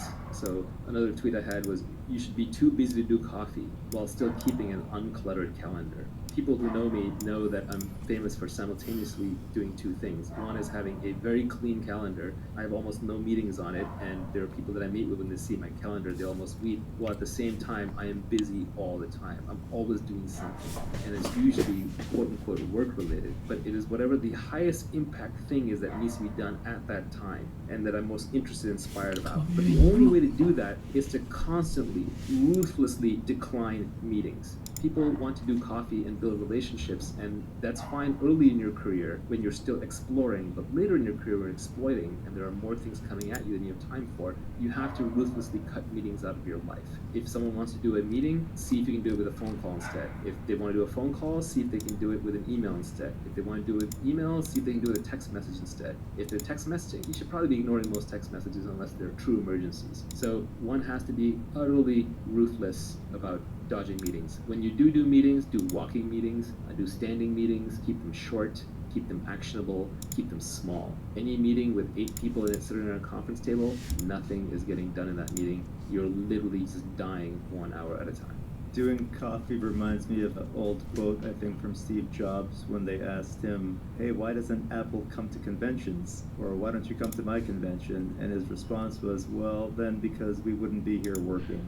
Yeah, I used to have a tough time turning people down for meetings, but now I just tell them outright. I just say, look, I don't do non-transactional meetings. I don't do meetings without a strict agenda. I don't do meetings unless we absolutely have to. Nivi used to do this. He would email people when they would ask Nivi and I for a meeting, a coffee meeting, get to know you. He would say, we don't do meetings unless it's life and death urgent. And then that person has to respond, yeah, it's life and death urgent, or there's no meeting. When you have something important or something valuable, other busy, interesting people will meet with you. Your calling card has to be, hey, here's what I've done, here's what I can show you, let's meet and I'll be respectful of your time if this is useful to you. And I find that there are very busy, important people who will take your meeting, but you have to come with a proper calling card. All the people who tweet and who email famous or rich people saying, hey, if I could just get one meeting with you, and they're vague about it, they're not going to get anywhere in life. you have to build up the credibility. When, for example, an investor in the tech business, in the venture business, looks at a startup, the first thing they want to see is they want to see some evidence of product progress. They don't just want to even see a slide deck, they want to see product progress. Because the product progress is the resume for the entrepreneur. It is the unshakable, unfakeable resume. So you have to do the work. To use a crypto analogy, you have to have proof of work. If you have proof of work and you truly have something interesting, then you shouldn't hesitate to put it together in an email and send it to somebody. But even then, when you're asking for a meeting, you want to be super actionable about it. But I would say even the other side, even if you yourself haven't made it yet, if you think you're going to make it by going out and networking and doing a whole bunch of meetings, you're probably incorrect. Yes, networking can be important early in your career. And yes, you can get serendipitous with meetings, but the odds are pretty low. And as we spent time talking about earlier, when you are just meeting people and hoping to get that lucky break, you're relying on type 1 luck, which is blind luck, and type 2 luck, which is hustle luck. But what you're not getting is type 3 or type 4 luck, which are the better kinds, where you spend time developing a reputation, working on something, developing a unique point of view, and being able to spot opportunities that others can't. A busy calendar and a busy mind will destroy your ability to do great things in this world. If you want to be able to do great things, whether you're a musician or whether you are an entrepreneur or whether you're an investor, you need free time and you need a free mind. We just finished talking about the importance of working hard and valuing your time. Next, there's a few tweets on the topic of working for the long term. The first tweet is, become the best in the world at what you do. Keep redefining what you do until this is true. If you really want to get paid in this world, you want to be number one at whatever it is that you're doing. And it can be niche, that's the point. It can literally be you're getting paid for just being you. You know, at this point, some of the more successful people in the world are that way. Oprah gets paid for being Oprah. Joe Rogan gets paid for being Joe Rogan. And they're being authentic to themselves. So what this tweet is trying to say simultaneously is that you want to be number one, but you want to keep changing what you do until you're number one. You can't just pick something arbitrary. You can't say, I'm going to be the fastest runner in the world, and now you got to beat Usain Bolt. That's too hard of a problem. But what you can do is you can keep changing what your objective is until it arrives to your specific knowledge, your skill sets, your position, your capabilities, your location, your interests, and then converges to making you number one. So when you're searching for what to do, you actually have two different foci that you have to keep in mind at all points. And one of those is, I want to be the best at what I do. And the second is, what I do is flexible so that I am the best at it, until you arrive at a comfortable place where you're like, yes, this is something I can be amazing at while still being authentic to who I am. And this is not going to be an overnight discovery. It's going to be a long journey, but at least you know how to think about it. The most important thing for companies to find product market fit, I would say the most important thing for an entrepreneur is to find founder product market fit, where you are naturally inclined to build the right product which has a market. And that's the three focus problem, which is you got to make all three of those work at once. If you want to be successful in life, you just have to get comfortable managing multivariate problems, multiple objective functions at once. And this is one of those cases where you have to map at least two or three at once. This reminds me of your tweet about escaping competition through authenticity. It sounds like part of this is a search for who you are. It's both a search and a recognition. Because sometimes when we search our egos, we want to be something that we aren't, and our friends and family are better at telling us actually who we are. Or looking back at what we've done is a better indicator of who we are. Peter Thiel talks a lot about how competition is besides the point. It's counterproductive. We're highly mimetic creatures.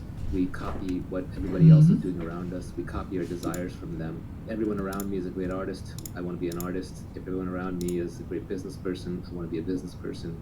Everybody around me is a social activist. I want to be a social activist. That's where my self-esteem will come from. You have to be a little careful when you get caught up in these status games that you end up competing over things that aren't worth competing over. So Peter Thiel talks about how he was going to be a law clerk because he was in law school and everybody around him wanted to be a law clerk for a Supreme Court justice or some famous judge, and he got rejected, and that's what made him go into business. So it helped him break out of a lesser game into a greater game. So sometimes you just get trapped in the wrong game because you're competing. And the best way to escape competition, to get away from the specter of competition, which is not just stressful and nerve-wracking, but will often drive you to just the wrong answer, the way to escape competition is to just be authentic to yourself. If you are fundamentally building and marketing something that is just an extension of who you are, no one can compete with you on that. Who's going to compete with Joe Rogan or Scott Adams? It's impossible. Is somebody else going to come along and write a better Dilbert? No. Is someone going to compete with Bill Watterson and create a better Calvin and Hobbes? No. They're being authentic. This is easiest to see in art. Artists are, by definition, all naturally authentic. But even entrepreneurs are authentic. Who's going to be Elon Musk? Who's going to be Jack Dorsey? These people are authentic, and the businesses and products they create are authentic to their desires and their means. If somebody else came along and started launching rockets, I don't think it would faze Elon one bit. He's still going to get to Mars because that's his mission. Insane as it seems, that's the one he set for himself. He's going to accomplish it. So authenticity naturally gets you away from competition. It doesn't mean that you necessarily want to be authentic to the point where there's no product market fit. It may turn out you're the best juggler on the unicycle, but maybe there just isn't that much of a market for that even with YouTube videos. So you got to adjust that somehow until you find product market fit, but at least lean towards authenticity, towards getting away from competition, and competition automatically leads towards copycatting, towards just playing completely the wrong game. Especially in entrepreneurship, the masses are never right. If you see a lot of people tweeting about what a great market to enter is, or you see journalists talking about a company is terrible, they don't know anything. If the masses knew how to build great things and create great wealth, we'd all already be done. We'd all already be rich by now. So in a sense, when you see a lot of competition, sometimes that indicates to you that the masses are already here, so it's already competed over too much and there's nothing here, or it's the wrong trend to begin with. On the other hand, if it's completely empty, if the whole market is empty and no one's there, that can also be a warning indicator that you've gone too authentic and not enough on the product market fit part of founder product market fit. So there's a balance. You have to find it. But generally, most people will make the mistake of paying too much attention to the competition and being too much like the competition and not being authentic enough. And the great founders tend to be authentic iconoclasts. I hate to bring up the Scott Adams skill stack one more time, but I'll still bring it up. Do you think one way of getting to authenticity is not necessarily adding some random skills that you think might be important, but just really finding 5 or 6 various skills that you already authentically do and just stacking them on top of each other, and not even in any purposeful way. If you are expressing who you are, you're going to be expressing all these little 5 or 6 different skills anyway. That's really where life is going to lead you anyway. Long term, if you are good and successful at what you do, you will find that whatever your hobbies were, you're almost doing them for a living. As Robert Frost said, combine your vocation and your avocation, what you love to do and what you do. So I think you'll find yourself there anyway. And you're right about the skill stack, and that everyone's got multiple skills. We aren't all one-dimensional creatures, even though that's how we have to portray ourselves in our online profiles to get employed. You meet somebody and they say, I'm a banker, or I'm a bartender, or I'm a barber, or what have you, all of these. But people are multivariate. They have a lot of skills. One banker might be good at finance, another one might be good at sales, a third one might be just good at macroeconomic trends and have a feel for the markets. Another one might be really good at picking individual stocks. Another one might just be good at maintaining relationships rather than selling new relationships. So everyone's going to have their various niches. And you're going to have multiple niches. It's not going to be just one. So over time, you will find, as you go through your career, both you will gravitate towards the things that you're good at, which by definition are almost things you enjoy doing, otherwise you wouldn't be good at them, you wouldn't have put in the time. And other people will push you towards the things that you're good at, because your smart bosses and your smart coworkers and your smart investors will realize, okay, you're really world-class in this thing, and you recruit somebody else for that other thing. So ideally, you want to end up specializing in being you. I think when you're being authentic, you don't really mind competition that much. Yeah, it pisses you off and it inspires some fear and jealousy and all the other emotions that come along with it, but also you don't really mind because you're more oriented towards the goal and the mission, and worst case, you get some ideas from them, and there's often ways to work with the competition in a positive way, and it ends up increasing the size of the market for you. Yeah, sometimes it depends on the nature of the business. Silicon Valley tech industry businesses tend to be winner take all, at least the good ones. And so when you see competition, it can make you fly into a rage because it really does endanger everything you've built. Whereas if I was opening a restaurant and a more interesting version of the same restaurant opens up in a different town, that's fantastic. I'm just going to lift from them what's working and drop what I can see that they have already figured out is not working. So it does depend to some extent on the nature of the business. That said, even the businesses that seem like that they are often in direct competition really aren't. They can end up adjacent or slightly different. You're one step away from a completely different business, and sometimes you need to take that one step. And you're not going to be able to take it if you're busy fighting over a booby prize. Kind of, you're playing a stupid game and you're going to win a stupid prize. It's not obvious right now because you're blinded by competition, but 3 years from now it'll be obvious.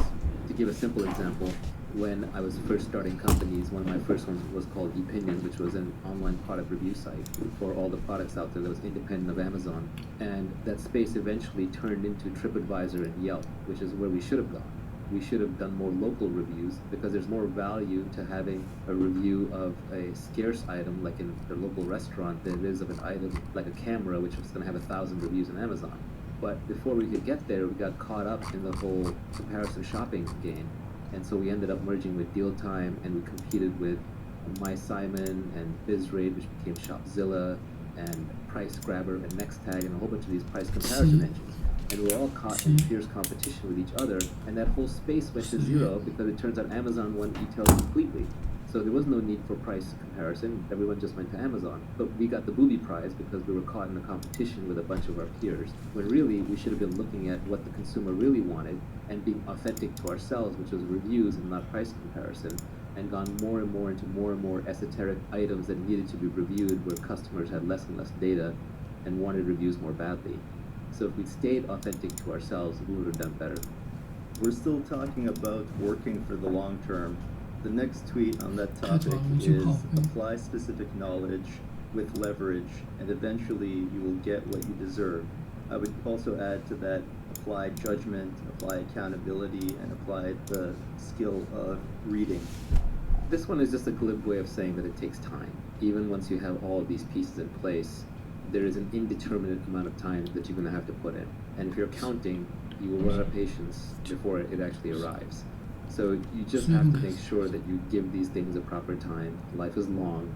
Charlie Munger had some line on this. Somebody asked him about making money, and he reinterpreted that. He said, what the questioner is actually asking is, how do I get rich like you but faster before I end up as a really old guy?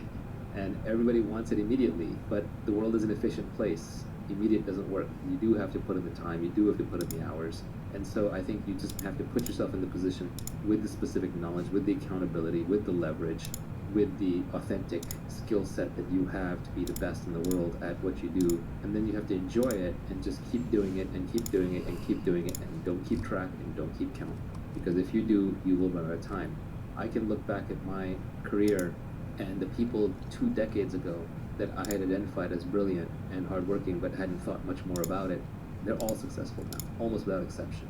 On a long enough time scale, you do get paid, but it can easily be 10 or 20 years. Sometimes it's 5, and if it's 5 or 3 and a friend of yours got there, it can drive you insane. But those are exceptions, and for every winner, there's multiple failures. One thing that's important in entrepreneurship is you just have to be right once. You get many, many shots on goal. You can take a shot on goal every 3 to 5 years, maybe every 10 at the slowest, or once every year at the fastest, depending on how you're iterating with startups. But you really only have to be right once.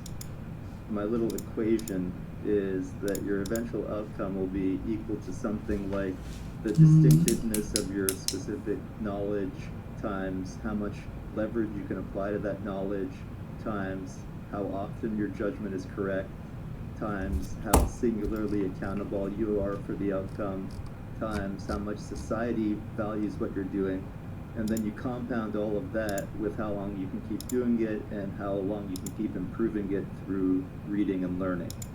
That's actually a really good way to summarize it. It's probably worth even trying to sketch that equation out. That said, people try to then apply mathematics to what is really philosophy. So I've seen this happen in the past where I say one thing and then I say another thing that seems contradictory if you treat it as a math equation, but it's obviously in a different context. And then people will say, well, you say that desire is suffering, the Buddha is saying, And then you say that all greatness comes from suffering, so does that mean all greatness comes from desire? It's like, well, this isn't math, people. You can't just start carrying variables around and forming absolute logical outputs. You have to know when to apply things. So I think that is very useful to understand, but at the same time, one can't get too analytical about it. It's what a physicist would call false precision. When you take two made-up estimates and you multiply them together and you get 4 degrees of precision, those decimal points don't actually count. You don't have that data, you don't have that knowledge. In a model, the more estimated variables you have, the greater the error in the model. So just adding more and more complexity to your decision-making process actually gets you a worse answer. You're better off just picking the single biggest thing or two. For example, what am I really good at according to observation and according to people that I trust? That the market values. Like that alone, those 2 variables alone are probably good enough. Because if you're good at it, you'll keep it up. And if you're good at it, you'll develop a judgment. And if you're good at it and you like to do it, eventually people will give you the resources and you won't be afraid to take on accountability. So all the other pieces will fall in place. Product market fit is inevitable if you're doing something you love to do and the market wants it. Regarding the guy that gets rich in 5 years, one of the tweets that you had on the cutting room floor was, avoid people who got rich quickly. They're just giving you their winning lottery ticket numbers. This is generally true of advice anyway, which is, it's back to Scott Adams' systems, not goals. If you ask a specific person what worked for them, very often it's just like they're reading out the exact set of things that work for them, which may not be applicable for you. They're just reading you their winning lottery ticket numbers. It's a little glib. There is something. 这些不搞这个。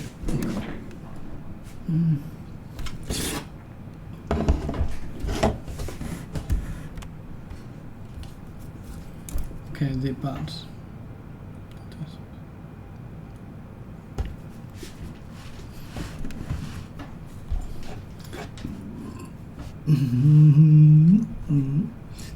But what watermelons and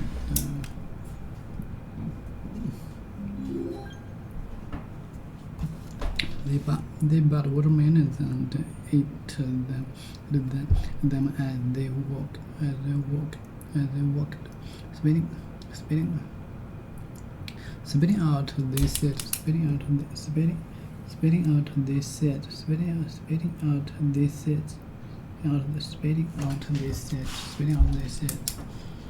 narrate,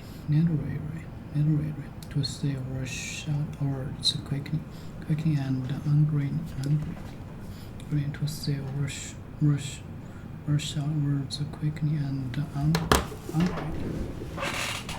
angry. Get out. She spat when Ace appeared in the doorway. Okay, narrate. Doorway.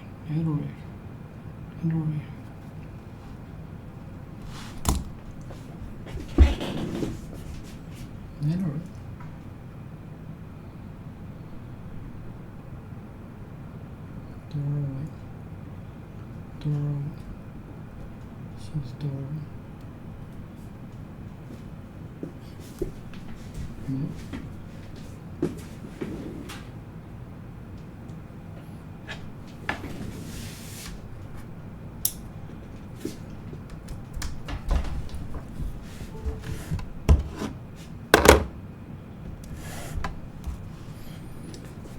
They were shot words quickly and down to they bought watermelons. They bought watermelons and ate them as they walked. Spitting out they said.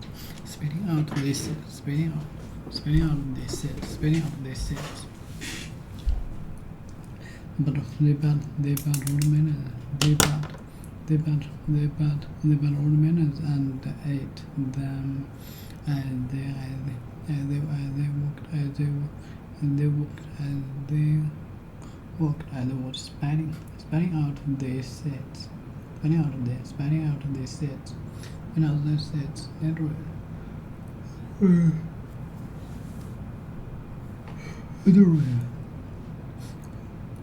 Narrator. To to say short words quickly and angrily. Get out, she spat. When Ace appeared in the doorway. Get out, she spat. When Ace appeared in the doorway. If something hot.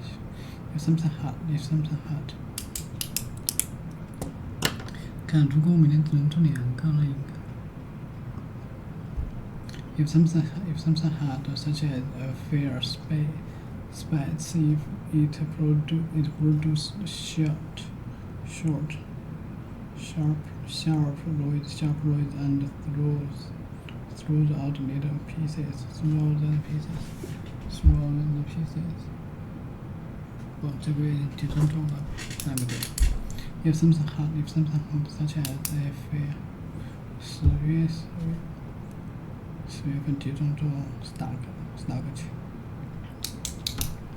，30个没中。So if something hot, such as a fair spice, it produces sharp noise and throw out little pieces. More examples.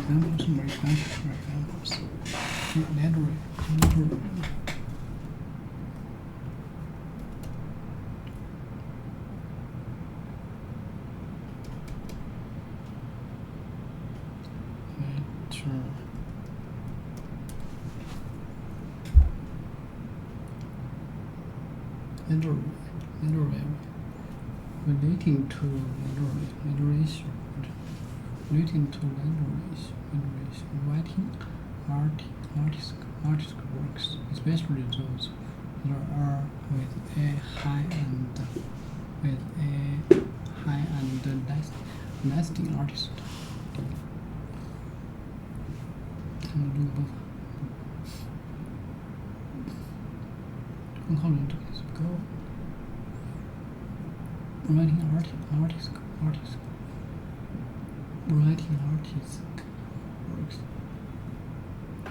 especially those with a high and lasting artist. Vowels artist relating a narration. Writing artist works, especially those with a high and lasting artist. Vowels.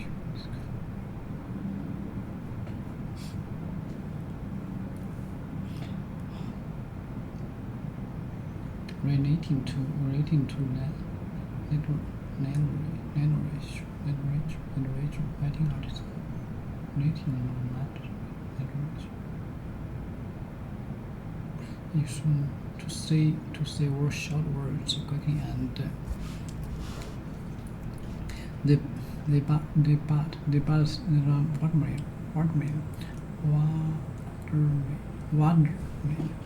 watermelons. They bought watermelons and ate. They bought watermelons and ate.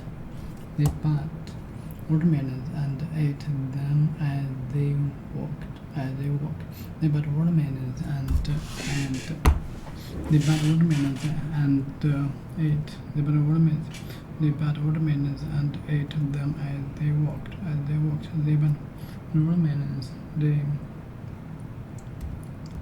They bought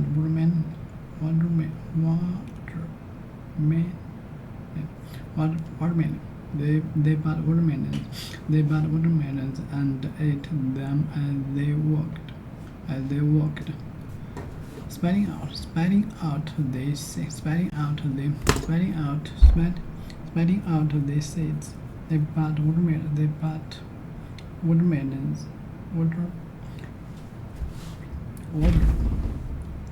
They bought watermelons. What else? They bought watermelons. They bought watermelons and ate them as they walked.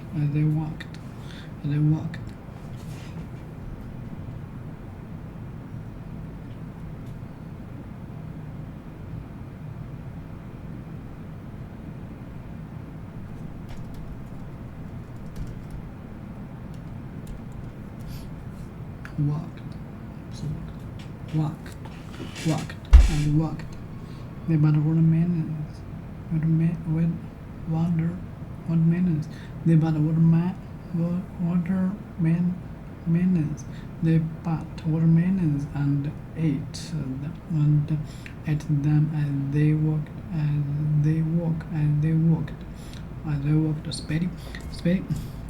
Spitting out. They said. Spitting out. They said. Spitting out. They said. Spitting out. They said. Spitting out.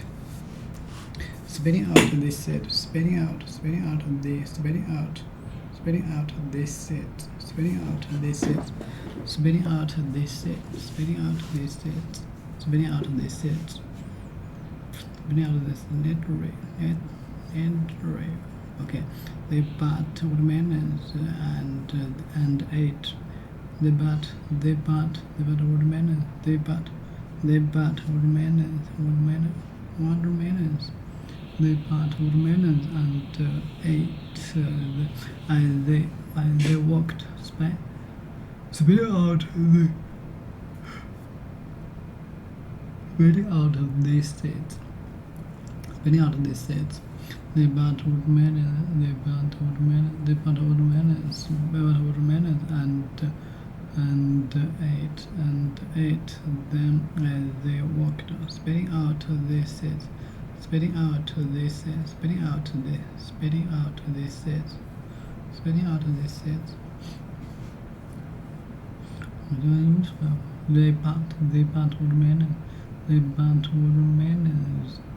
They bought watermelons and ate them as they walked. Spitting out the seeds. They bought watermelons. Ate them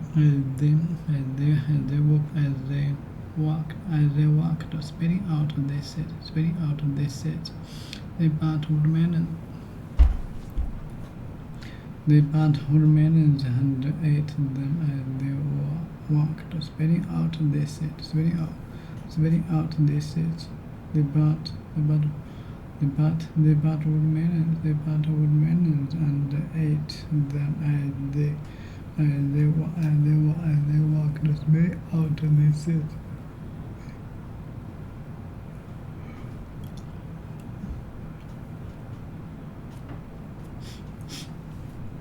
They bought watermelons.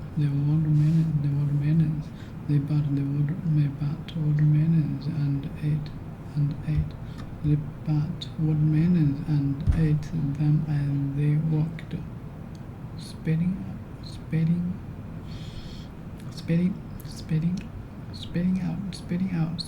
out of these seeds. Spitting out of these seeds.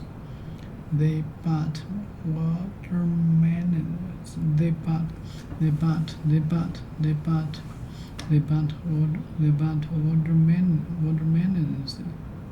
watermelons. They bought watermelons. They bought watermelons and ate. They bought watermelons and ate them as they walked.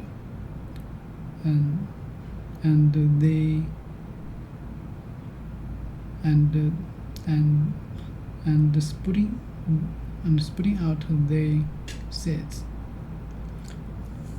Spitting out the seeds. And they, yeah. Go on. They bought watermelons. They bought watermelons. They bought watermelons. They bought watermelons. They bought watermelons. They bought watermelons. They bought watermelons.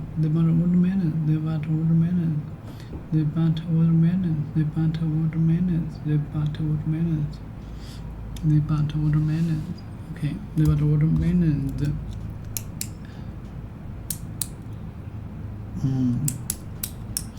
bought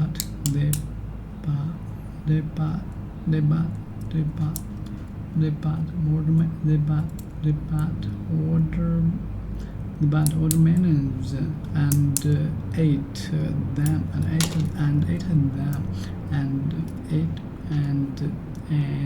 and ate them as they walked. Spreading out the seeds. Spreading out the seeds.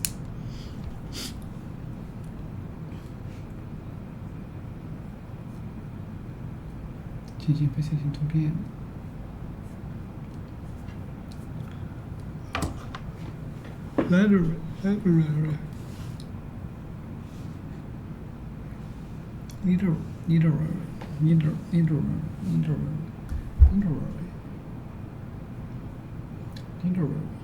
Literary.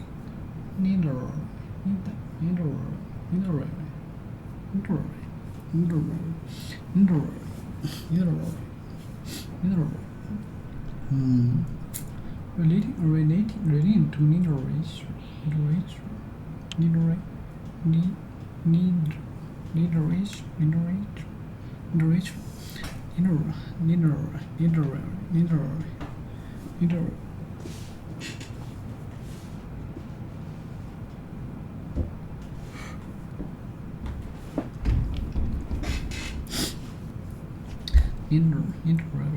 To say or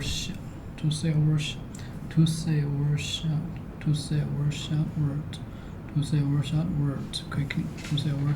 To say or shout words quickly and ungraining. To say or shout words. To say or shout words quickly and ungraining. To say or shout words quickly and ungraining.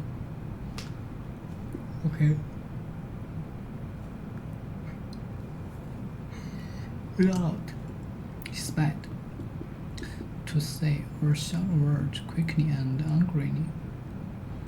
Then literally. To say or shout words quickly and ungraining. Get out. She spat.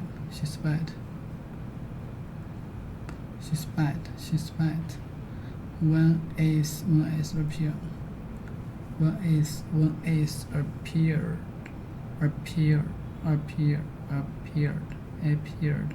When is appeared in the doorway. To say or shout out.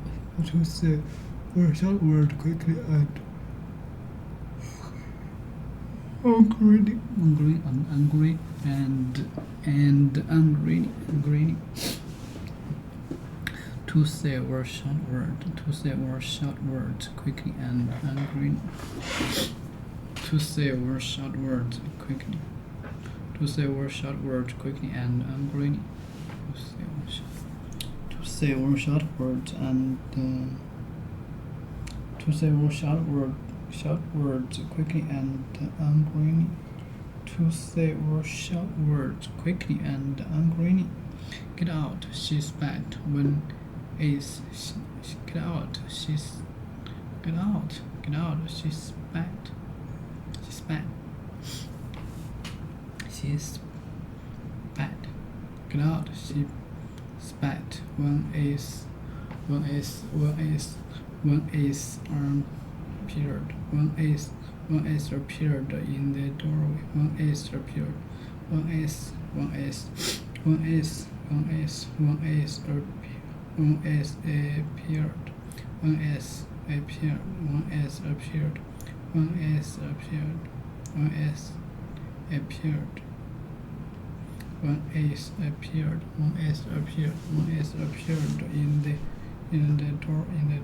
in the doorway. Get out. She spat. One is appeared in the doorway. Okay, get out. She spat. One is appeared in the doorway. Get out. She spat. One is appeared. To say words. One is appeared in the doorway. Okay. To say or shout words. to say or short or to say or short words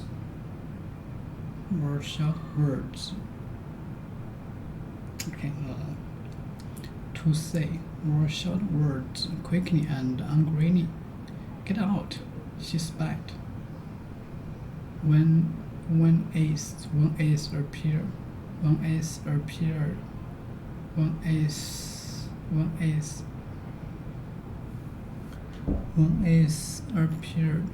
appeared in the doorway.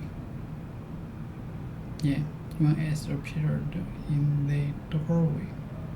Okay, to say or shout words quickly and angrily. Get out, she spat. Get out, she spat. When ace appeared in the doorway. Okay.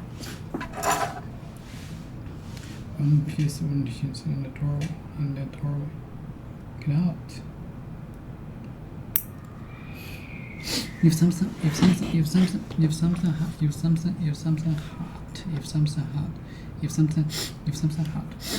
hot such as a fair, if something hot such as a fair, if something hot such as a fair, if something hot such as a fair, if something hot such as a fair spats, it produces sharp noises,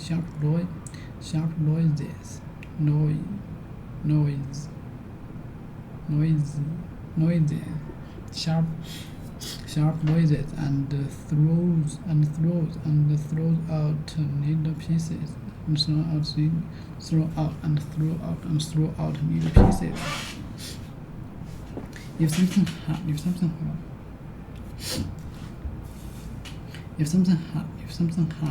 such as a fair, if something hot such as a fair spits, it produces sharp noise and throws out little pieces. Throw out little pieces.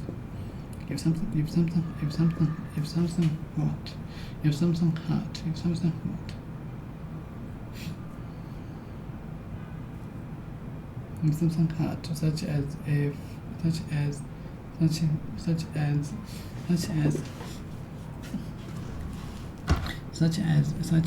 fair speeds. Okay.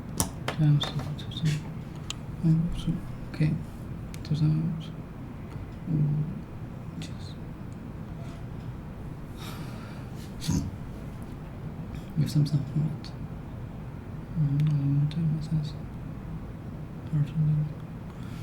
Okay.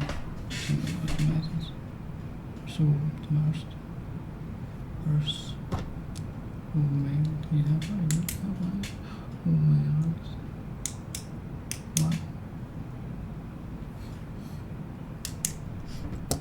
if something hot such as a fair speeds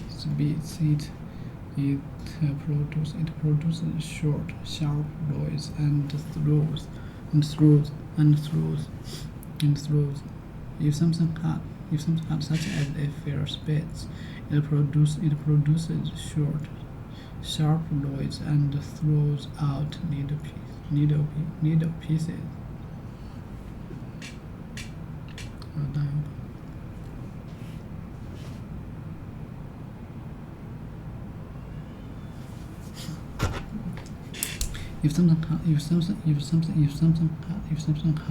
If something hot such as a fair spits, it produces short, sharp noise and throws out little pieces.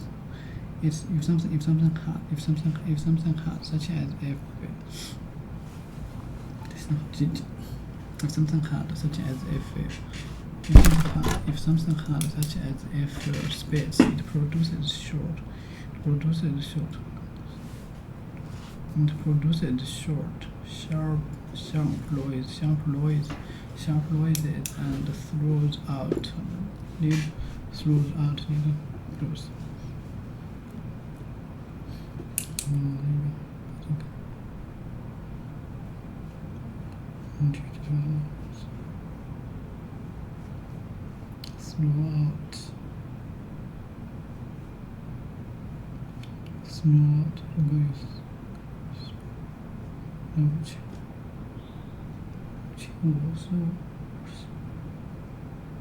Throughout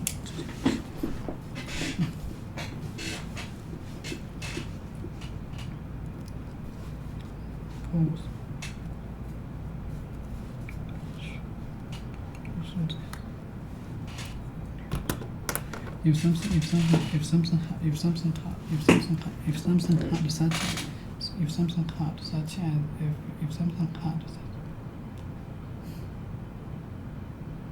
，If something hard, such as if something hard, such as a fair space, it produces short, sharp noises, and throws out little pieces. If something hard, such as if something hard, such as a fair speeds, it produces short, sharp noises and throws out little pieces.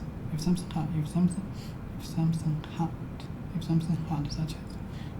hard, such as a fair speeds, if something hard, such as a fair speeds, it produces short, sharp noises and throw out little pieces. Okay. If something hard, such as fair speeds, it produces short, sharp noises and throw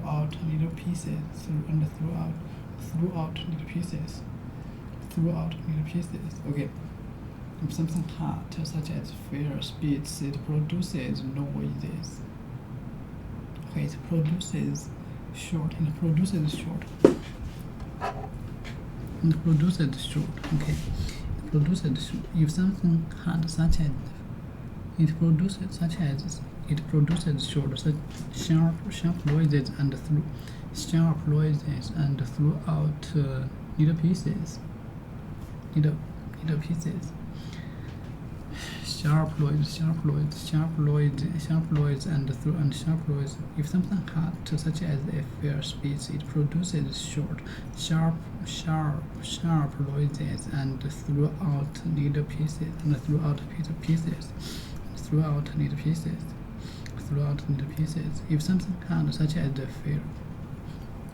If something hard, such as a fair speeds,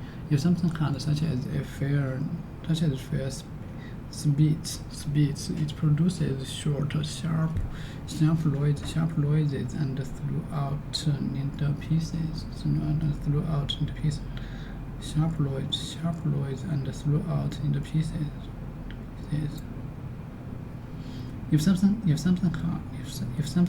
If something hard, such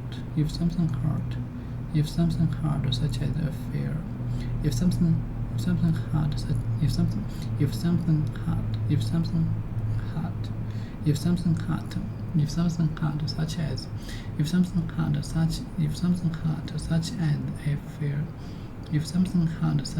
a fair. If something hard, such as a fair. If something hard, such as a fair. If something hard, such as a fair speeds, it produces short noises,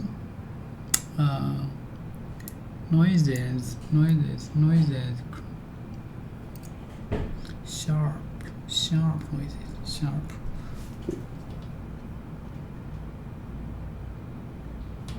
sharp noises. Able to cut. Have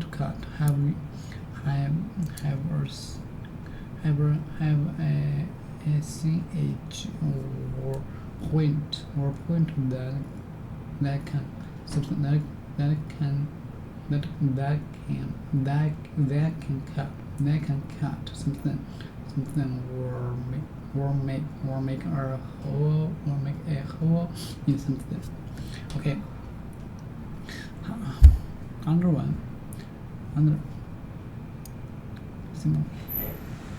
similar, no, different.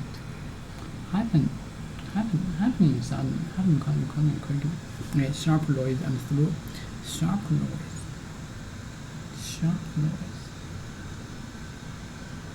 Okay, sharp noise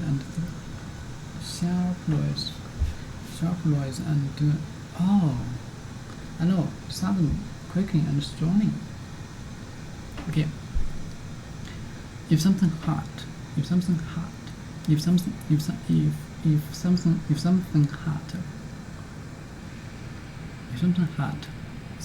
such as a fire speeds, it produces short,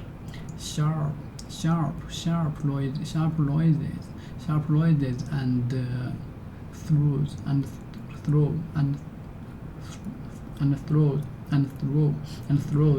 throws out little pieces. Okay. Wrong one. Okay. If something hot, such as if something hot,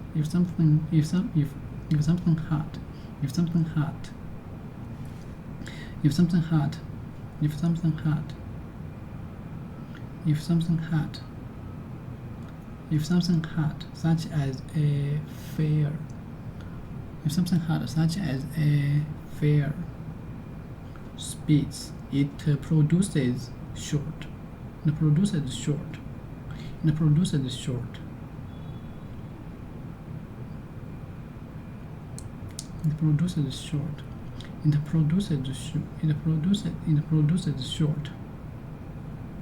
Sharp noises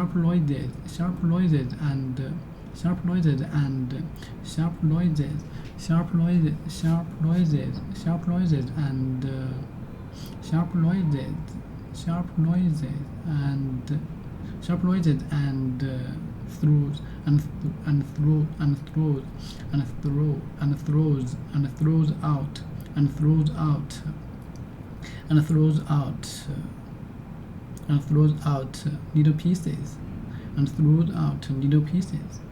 out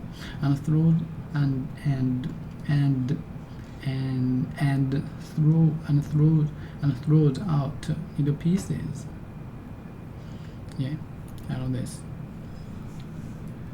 More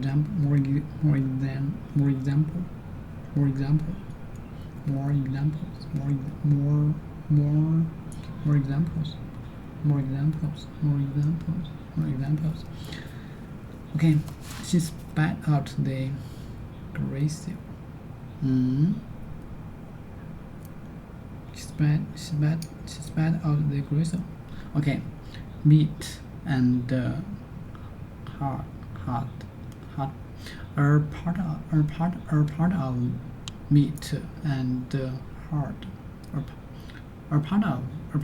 piece of meat and hard.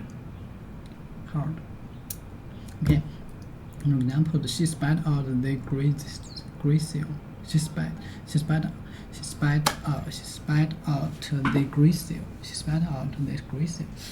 out the gristle. I told her off at her brother.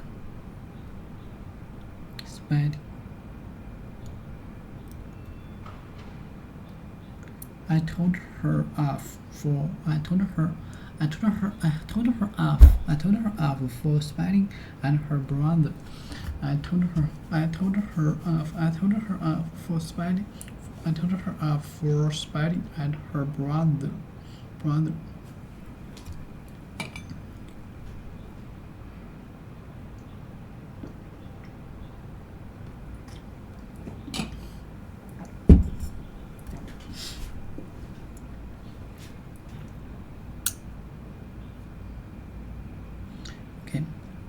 I told her off for spelling.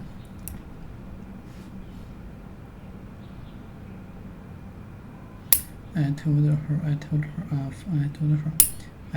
off spelling. Okay, she spelled out the gray cell. She spelled out the gray cell. She spelled out the gray cell. You know what this? You know what I mean? She spelled out the gray cell. Okay, gray cell. She spelled out the gray cell. She spelled out the gray cell. She spelled out the gray cell. She spelled out the gray cell. She spelled out the gray cell. She spelled out the gray cell. She spelled out the gray cell. She spelled out the gray cell. I told her off. I told her off for spelling at her brother. Okay, she spelled out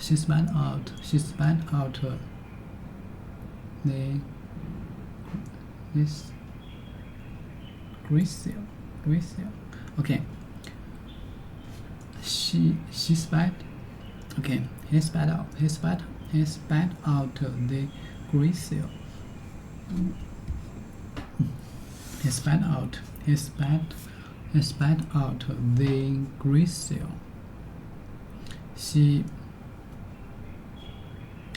I told her off for spelling. I told her off for spelling.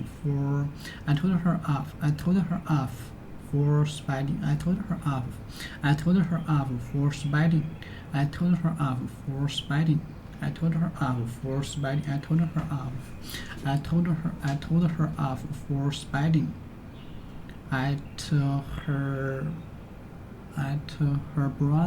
at her brother. I told her off for spelling. I told her off for spelling and her brother. Yeah, all of this. I tried to offer friendship. I tried to offer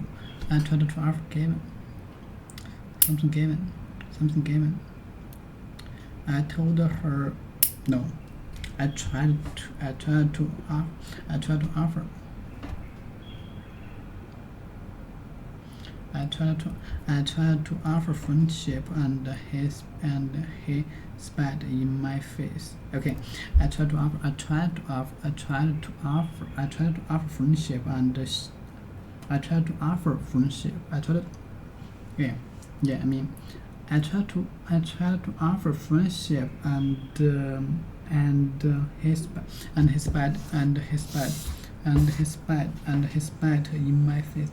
he spat in my face, and he spat in my face.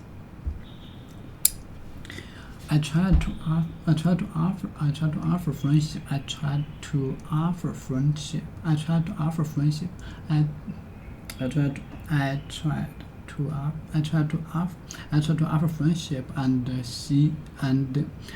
to offer friendship, and I tried to offer friendship, and he spit in my face. Spat in my face. Okay, I tried to offer friendship. I tried to offer friendship. I tried to offer friendship. I tried to offer friendship. I tried to offer friendship. I tried to offer friendship, and he spat in my face. He spat in my face.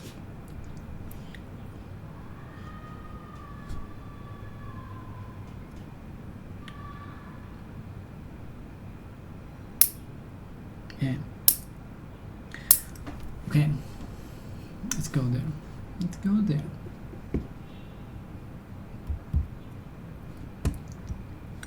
To be learned from them, but you can't just take the exact circumstance and map it onto yours. The best founders I know, they listen and read to everyone, but then they ignore everybody, and they make up their own minds.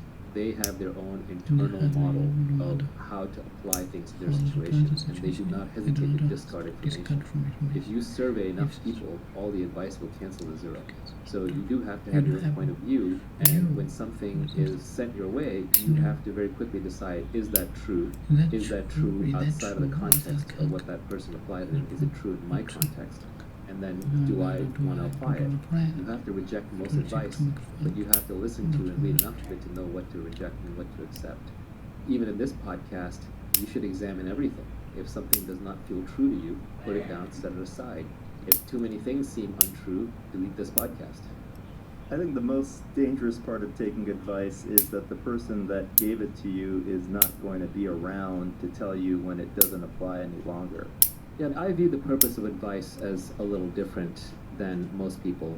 I just view it as helping me have anecdotes and maxims that I can then later recall when I have my own direct experience and say, that's what that person meant. 90% of my tweets are actually just maxims that I carve for myself that are then little mental hooks to remind me when I'm in that situation again, like, I'm the one who tweeted, if you can't see yourself working with someone for life, then don't work with them for a day. So as soon as I know that this person is not going to be someone that I'm going to be working with 10 years from now, then I have to start extricating myself from that relationship, or just not investing that much more effort into it. So I use my tweets and other people's tweets as maxims that help compress my own learnings and be able to recall them. The brain space is finite. You have finite neurons.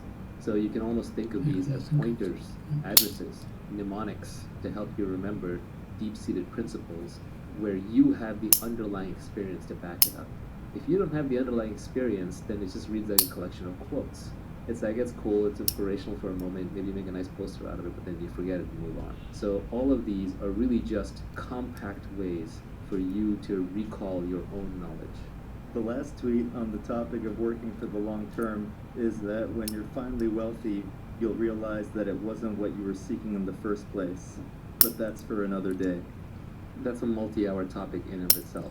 First of all, I just thought it was a really clever way to end the whole thing, because it disarms a whole set of people who'd say, well, what's the point of getting rich? Because there are a lot of people who just like the status signal, virtue signal against the idea of wealth creation or making money. So it was just a good way to disarm all of them. But it's also true in that the things that you really want in life, yes, money will solve all your money problems, but it doesn't get you everywhere. The first thing you'll realize when you've made a bunch of money is that you're still the same person. If you're happy, you're happy. If you're unhappy, you're unhappy. If you're calm and fulfilled and peaceful, you're still that same person. I know lots of very rich people who are extremely out of shape. I know lots of rich people who have really bad family lives. I know lots of rich people who are internally a mess. So I would lean on another tweet that I put out, which is actually, when I think back on it, I think it's my favorite tweet of mine. It's not necessarily the most insightful, it's not necessarily the most helpful, it's not even the one I think about the most, but when I look at it, there's just such a certain truth in there that just resonates. And that is that a calm mind, a fit body, and a house full of love. These things cannot be bought, they must be earned. Even if you have all the money in the world, you can't have those three things. Jeff Bezos still has to work out. He still has to work his life or whatever his next relationship is. And his internal mental state is still going to be very much not controlled by external events. It's going to be based on how calm and peaceful he is inside. So I think those three things, your health, your mental health, and your close relationships, are things that you have to cultivate and can probably bring you a lot more peace and happiness than any amount of money ever will. So that's what I meant. Now, how to get there is actually a tweet storm that I still need to put out. I've been working on it. I have probably 100 tweets on it. It's just very hard to say anything on the topic without getting attacked from 50 different directions, especially these days on Twitter. So I've been hesitant to do it because I want to target it for a very specific kind of person. There's a bunch of people who don't believe that working on your internal state is useful. They're too focused on the external. And that's fine. There's nothing wrong with that. They should do that, and that's who How to Get Rich Tweetstorm is for. There's a bunch of people who believe that the only thing worth working on is complete liberation, like you become the Buddha, and they'll attack anything in the middle as being useless. That's fine too, but most people aren't there. So what I want to do is to create a tweetstorm that is just very practical advice for everyday people who want to have a calmer internal state. just a set of understanding, realizations, half-truths and truths that if you were to imbibe them properly, and again, these are just pointers to ideas that you already have and experiences that you already have, that if you keep these top of mind, slowly but steadily, it will help you with certain realizations that will lead you to a calmer internal state. That's what I want to work on. Fitness is another big one. I'm just not the expert there. There are plenty of good people on Twitter who are better at fitness than me. And I think loving household and relationships actually automatically falls out of the other things. If you have a calm mind, and if you've already made money, you should have good relationship. There's no reason why you shouldn't. A lot of divorces actually happen over money. Unfortunately, that's just the reality of it. So having money removes that part of it. A lot of external battles happen because your internal state is not good. When you're naturally internally peaceful, you're going to pick less fights. You're going to be more loving without expecting anything in return, and that will take care of things on the external relationship front. So money solves your money problems. Money buys you freedom in the material world. I think that was a tweet from your cutting room floor. And money lets you not do the things that you don't want to do. Yeah, to me, the ultimate purpose of money is so that you do not have to be in a specific place at a specific time doing anything you don't want to do. We skipped one tweet because I wanted to cover all of the tweets on the topic of the long term. And the tweet that we skipped was, "There are no get-rich-quick schemes. That's just someone else getting rich off you." This goes back to the world being an efficient place. If there's an easy way to get rich, it's already been exploited. And there are a lot of people who will sell you ideas and schemes on how to make money, but they're just always selling you some $79.95 course or some audiobook or some seminar, which is fine. Everyone needs to eat. People need to make a living. They might actually have really good tips. But if they're giving you actionable, high-quality advice that acknowledges that it's a difficult journey and will take a lot of time, then I think that's realistic. But if they're selling you some get-rich-quick scheme, whether it's crypto or whether it's an online business or seminar, they're just making money off it. That's their get-rich-quick scheme. It's not going to necessarily work for you. One of the things about this whole Tweetstorm and podcast is that we don't have ads on here. We don't charge for anything. We don't sell anything. Not because I don't want to make more money. It's always nice to make more money. We're doing work here. But because it would completely destroy the credibility of the enterprise. If I'm saying, hey, I know how to get rich and I'm going to sell that to you, it ruins it.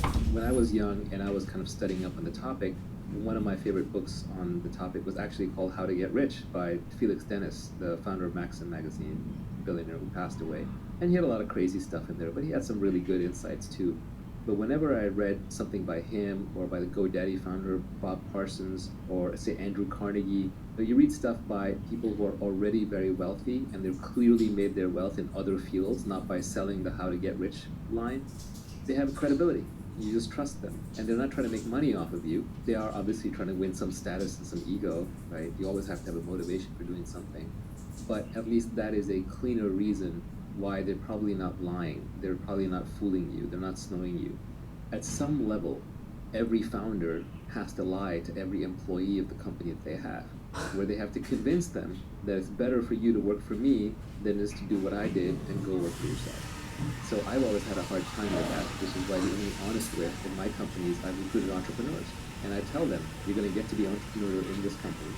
And the day you're ready to go start your own next thing, I'm going to support you. I'm never going to get in the way of you starting a company, but this can be a good place for you to learn how to build a good team and build a good culture, how to find product market fit, to perfect your skills and meet some amazing people while you figure out exactly what it is you're going to do, because positioning, timing, deliberation are very important when starting a company. But what I've never been able to do is look them in the face and say, you must be at your desk by 8 a.m. because I'm not going to be at my desk by 8 a.m. I want my freedom. Or say to them that you're great at being a director today and you'll be a VP tomorrow, putting them into that career path track, because I don't believe in it myself. If anyone is giving advice on how to get rich and they're also making money off of it, they should have made their money elsewhere. Like, you don't want to learn how to be fit from a fat person. You don't want to learn how to be happy from a depressed person. So you don't want to learn how to be rich from a poor person, but you also don't want to learn how to be rich from somebody who makes their money by telling people how to be rich. It's suspect. Anytime you see somebody who's actually gotten rich following some guru's advice on getting rich, just remember that in any random process, if you run it long enough, and if enough people participate in it, you will always get every single possible outcome with probability 1. There's a lot of random error in there, and then also this is why you have to absolutely and completely ignore business journalists and economist academics when they talk about private companies. I won't even name names, but like when a famous economist rails on Bitcoin, or when a business journalist attacks the latest company that's IPOing, it's complete nonsense. Those people have never built anything. They're professional critics. They don't know anything about making money. All they know is how to criticize and get page views, and you're literally becoming dumber by reading them. You are burning neurons. I'll leave you with a quote from Nassim Taleb that I like, where he said, if you want to be a philosopher king, first become a king and then become a philosopher, not first become a philosopher and then become a king. I'm glad you brought up Taleb, because I was going to finish this by saying just remember the title of his first book, which is Fooled by Randomness. One of the reasons why we're a little vague in this podcast is because we're trying to lay down principles that are timeless, as opposed to just giving you the winning lottery ticket numbers from yesterday. You summarized this entire tweet storm with 2 words: productize yourself. Productize and yourself. Yourself has uniqueness. Productize has leverage. Yourself has accountability. Productize has specific knowledge. Yourself also has specific knowledge in there. So all of these pieces, you can combine them into these 2 words. Whenever you're doing anything in business, if you're looking towards the long term of getting wealthy, you should ask yourself, is this authentic to me? Is it myself that I am projecting? And then am I productizing it? Am I scaling it? Am I scaling with labor, or with capital, or with code, or with media? So it's a very handy, simple mnemonic. I mean, what is this podcast? This is a podcast called Naval. I'm literally productizing myself with a podcast. You want to figure out what you're uniquely good at, or what you uniquely are, and apply as much leverage as possible. So making money isn't even something you do. It's not a skill. It's who you are stamped out a million times. Making money should be a function of your identity and what you like to do. Another tweet that I really liked was, this was not mine, somebody else put this up. They said, find 3 hobbies, one that makes you money, one that keeps you fit, and one that makes you creative. I would change that slightly. So I would say one that makes you money, one that makes you fit, and one that makes you smarter. So in my case, my hobbies would be reading. Making money is I love working with startups, either investing in them, brainstorming them, starting them. I just love that ideation and initial creation phase around startups. And then on the hobby that keeps you fit, I don't really have one. Closest thing I have is yoga, but that's where I fell apart. And I think people who early in life discover something like surfing or swimming or tennis or some sport that they continue doing throughout most of their life are very lucky, because they found a hobby that will make them fit. We finished discussing the tweet storm, and we're going to spend some time on Q&A and discussing some of the tweets on the cutting room floor that didn't make it into the tweet storm. My first question is, do you think there are some common failure modes or typical things that people do wrong when they're trying to apply this advice? A lot of people don't understand what specific knowledge really is, or how to quote-unquote obtain it. People don't understand what accountability really entails. They think that accountability means being successfully accountable. No, it means that you have to stick your neck out and fail with your name out there publicly and be willing to let people hate on you. One of the reasons I'm less active on Twitter lately is because every tweet summons an army of nitpickers and haters, and it gets exhausting. But on the other hand, you have to learn how to ignore them, otherwise you can't survive on Twitter. A lot of people try to reconcile it with, like, should I quit my 9-to-5 job or not? That can be a very hard decision. I don't think you need to go that extreme. You can start applying accountability and leverage and specific knowledge even within your existing career. It doesn't have to necessarily be fork off and do something else completely. A lot of people will use it as a way to agree and disagree with their existing biases. They'll say, oh yeah, I agree with that part, or that part you're completely wrong. The most interesting parts should be the ones that you disagree with. But clearly, I've proven that I know a few things. So if you disagree with it, then maybe that is an area where you can improve your thinking. I definitely improve my thinking all the time, but I will tell you that in this tweet storm, I put down the minimum viable principles. I did not put down the whole universe of what I know about how to make money, because 90% of it is suspect. I put down the bedrock, the stuff that I'm pretty solidly sure about. And I have not yet seen a tweet that has successfully contradicted anything in this tweet storm. that would cause me to say, oh yeah, I got that one wrong. I think another place where people get a little bit off is they look at this and they say, well, this only applies to tech entrepreneurs. I disagree. The example that I gave about real estate was a good one in that regard. It's just the nature of leverage that technology drives leverage. So I'm going to push you in a tech direction to get the free leverage that is available in tech. And obviously this message is being delivered through the internet, so it's going to have a pro-internet bias. There are also people who believe that it is unfair to the people who don't have these opportunities to do anything with the opportunities that they do have. With that defeatist attitude, why even get out of bed in the morning? 90% of people are dead. There's a lot of people who are living on $1 a day. Do you live on $1 a day? No, it's up to you to play the hand that you're dealt to the best of your ability, and then you can take the winnings, the pot from that hand, and do whatever you want with it to fix the world. But saying that you should not do things just because others can't do things is living in denial. It's an excuse to not do anything. There are also people who believe that wealth creation is fundamentally at odds with an environmentally safe and healthy planet. And they view the whole thing as a giant zero-sum game. That's a false narrative as well. Elon Musk is not playing a zero-sum game with the environment, and there are plenty of entrepreneurs who are not. If anything, there is a word that environmentalists love, which is sustainability, and for-profit businesses are at least financially sustainable, if nothing else. You can do a B Corp, which has a dual mission. A lot of nonprofit efforts would actually be better served by for-profit companies, because then they wouldn't have to go begging for grants all the time. They would be financially sustainable. Some great founders realize their philanthropic visions by running a business. Who is this advice targeted to? Is it for my Lyft driver? Is it for an internet entrepreneur? Is it for somebody who wants to start a YouTube channel? Because it comes from someone who's steeped in Silicon Valley and tech companies, it's always going to have a bias towards that. But I think it's good for anybody who wants to be entrepreneurial, anybody who wants to control their own life, anybody who wants to deterministically and reliably improve their ability to create wealth over time, is patient and looking at it for the long haul. Certainly if you're 80 years old, retired, running out of energy, you should probably just stay retired. But there are 80-year-olds who have a lot of energy and want to do new things and live for the future. It can obviously apply very easily to a young person, I would say 9, 10 years old and up. The most difficult one is probably middle-aged, because when we're in our 30s, 40s, 50s, we already have a lot invested. We have a lot of obligations, because those are the years where we're earning and people are relying upon us. We don't want to change because we don't want to admit defeat in what we've been doing to date. But that's where it can actually be the most fruitful. It may be the most difficult pivot. You have a 9-to-5 job, and you have a family relying upon you.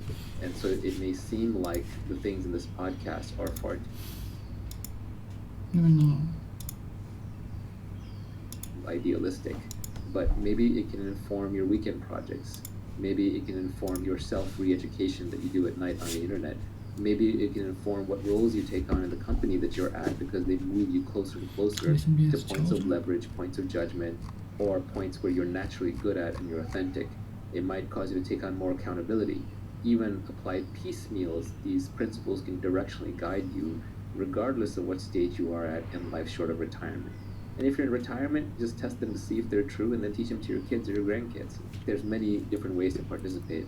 It should really apply to almost everybody who has a complete body, sound mind, and is looking to work. I think one way to apply the advice is to look at who is getting the leverage off of the work that you're doing. Look up the value chain, look at who's above you and who's above them, and see how they are taking advantage of the time and the work that you're doing and how they're applying leverage to it. People do that naturally in that they want to move up the corporate ladder, but that's mostly about managing other people. And what you really want to be doing is managing more capital, products, media, and community. People think about moving up the ladder in their organization, but they don't think that often about moving to a different organization or creating their own organization to get more leverage. In general, ceteris paribus, fancy Latin words for all other things equal, you will do better in a smaller organization than a larger one. You will have more accountability, it'll be more visible. You are more likely to be able to try on multiple things to find out the thing that you are uniquely good at. People are more likely to give you leverage through battlefield promotions. You're going to have more flexibility, there'll be more authenticity to how the company operates.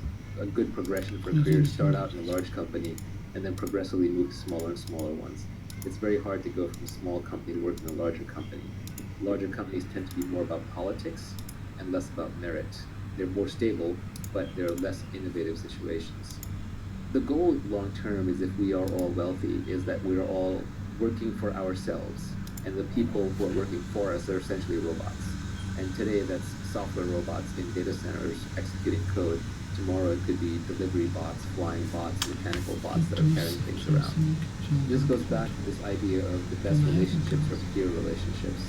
If there's someone above you, then that's someone to learn from. If you're not learning from them and improving, then there shouldn't be anybody above you. If there's somebody below you, it's because you're teaching them and enabling them. If you're not teaching them and enabling them, then get a robot underneath. You don't need a human being below you. This is utopian, and it's a long ways off. But in the not too distant future, anybody who wants to work for themselves will be able to work for themselves. You may have to make other sacrifices. You may have to take on more risk. You may take on more accountability. You may have less steady income. But more and more, I think the younger generation is realizing that if they're going to work, they're going to work for themselves. In one of your tweets, you listed out some of the things you should study, like programming, sales, reading, writing, arithmetic. One of the items that ended up on the cutting room floor was that you should also study ethics. I was originally going to put that out there as a concession to people who believe that making money is evil and that the only way to make it is evil. But then I realized ethics is not necessarily something you study. It's something you think about, and it's something you do. Every one of us has a personal moral code. And where you got that moral code from is different for everybody. It's not like I can point you to a textbook. Sure, I can point you to some Roman and Greek text, but that's not going to suddenly make you ethical. There's the golden rule, right? Do unto others as you would have them do unto you. Or there's Nassim Taleb's silver rule, which is don't do unto others what you don't want them doing unto you. Once you've been in business long enough, you will realize how much of business is about trust. And it's about trust because you want to compound interest. You want to be able to work for long periods of time with trustworthy people without having to reevaluate every discussion, without having to rethink each time, and without having to constantly look over your shoulder. And so over time, you gravitate towards working with certain kinds of people. And similarly, those people will gravitate towards working with other ethical, quote-unquote, people. So being ethical turns out to be a selfish imperative. You want to be ethical because it attracts the other long-term players in the network, and then they want to do business with you. And if you build a good enough reputation for being ethical, eventually people will pay you just to do deals through you, because you're the one who will validate and ensure the deals by your presence, because you wouldn't be involved with low-quality stuff. So being ethical actually pays off in the long run, but it's the very long run. In the short run, being unethical pays off, which is why so many people go for it. It's a greedy algorithm. But you can be ethical simply because you're long-term greedy. And I can even outline a framework for different parts of so-called ethics just based on the idea of long-term selfishness. For example, you want to be honest because it leaves you with a clear mind. You don't have two threads running in your head. One is the lies that you told you to keep track of, and the other one is what you're saying. You just have to think about one thing at a time, so you have more energy to think about that thing, so you're a clearer thinker. Also, by being honest, you're rejecting the people who only want to hear the pretty lies, so you force those people out of your network. Sometimes it's painful, like friends and family, but long term, you create room for the people who like you exactly the way that you are. So that is a selfish reason to be honest. For example, in negotiations, if you're the kind of person who always tries to get the best deal for yourself, you will win a lot of very early deals and it'll feel very good. But on the other hand, there are a few people who will recognize that you're always scrabbling and not acting fairly, and they will tend to avoid you. Over time, those people end up being the deal makers in the network because people go to them for a fair shake or to figure out what's fair. And so if you are cutting people fair deals, you don't get paid in the short term, but in the long term, everybody wants to deal with you, and you end up being a market hub. You have more information, you have trust, you have reputation, and people end up doing deals through you. A lot of wisdom is just realizing the long-term consequences of your actions. And so the longer term you're willing to look, the wiser that you're going to seem to everybody around you. Do you want to tell us about some of the jobs that you had as a youth and the specific job that kicked off your fanatical obsession with creating wealth? This gets a little personal, and I don't want to do the humble brag thing. There was some thread going around on Twitter about like name 5 jobs you've held, and every rich person on there was trying to signal how they've held like normal jobs. So I don't want to play that game. I've held a bunch of menial jobs. There are people who had it worse than me, people who had it better than me. There was one point where I was washing dishes in the school cafeteria, and I said, F this, I hate this, I can't do this anymore. Okay. And I sweet talked my way to a computer science prof of helping TA his CS class in algorithms when I myself was completely unqualified for that. And so it forced me to learn computer science algorithms so I could TA the rest of the course. But that desire came out of the suffering of washing dishes in the college cafeteria, which is not to say there's anything wrong with that. There's nothing wrong with anything, really. But it was just not for me. I did not enjoy it. I had an active mind, and I wanted to make my money and earn my living through mental activities, not through physical activities. But sometimes it takes the suffering of doing the wrong thing to motivate you enough to do the right thing. I worked at a law firm for a while, a big prestigious law firm in New York City. I had a big internship there, and I basically got fired for surfing Usenet back in the day. This is before the internet was a big thing. Usenet was the news groups, and it was the only way for me to stay from being completely bored. And I was an overpaid guy wearing a tie and a suit, and I had to hang out in the conference room when the lawyers needed photocopies. I would make photocopies, and in the meantime I would be bored out of my skull. This is pre-iPhone. Thank God to Steve Jobs for saving us all from unending boredom. But I used to read the Wall Street Journal, or anything that I could get my hands on. I would have read the back of a brochure just to keep from going insane, because listening to a bunch of corporate lawyers discuss how to optimize minute details in a big contract is really dull. And they got mad at me because they wanted me to sit there quietly and not read the Wall Street Journal. They said that's rude, that's misbehavior. So I got called up and reprimanded a bunch of times, and then I was finally terminated. And I was sent home in shame early from my very prestigious internship, destroying my chance of going to law school. And I was unhappy for all of an hour. But ultimately, it's one of the best things that ever happened to me, because then I would have ended up as a lawyer. Not that I have anything against lawyers, but it's not what I was meant to do. You mentioned the catering job that you had a while back that really kicked off the whole obsession.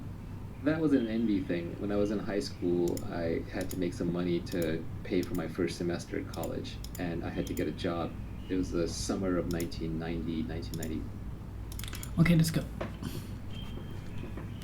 Wow. 4点. Okay, for example, it's disgusting. It's disgusting to spat in the street.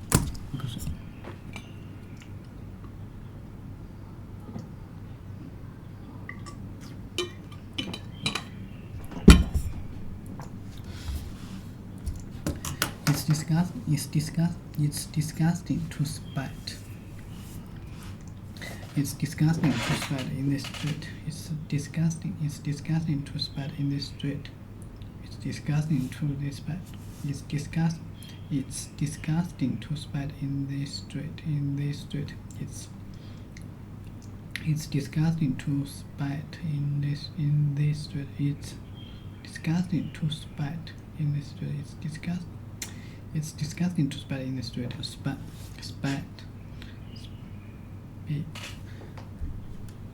Spit. 读错了。Yeah. Walk. Spit. It's spit.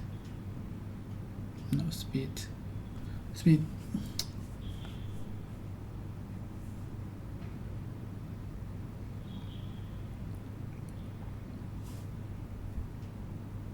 For sound. Spit.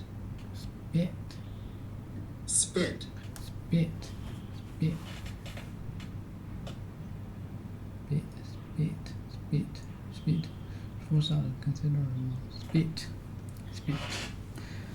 Okay, disgusting to spit in the street. Spit the mouthwash into this bowl. Spat the mouthwash into this bowl. It's disgusting. It's disgusting to spat. Spit.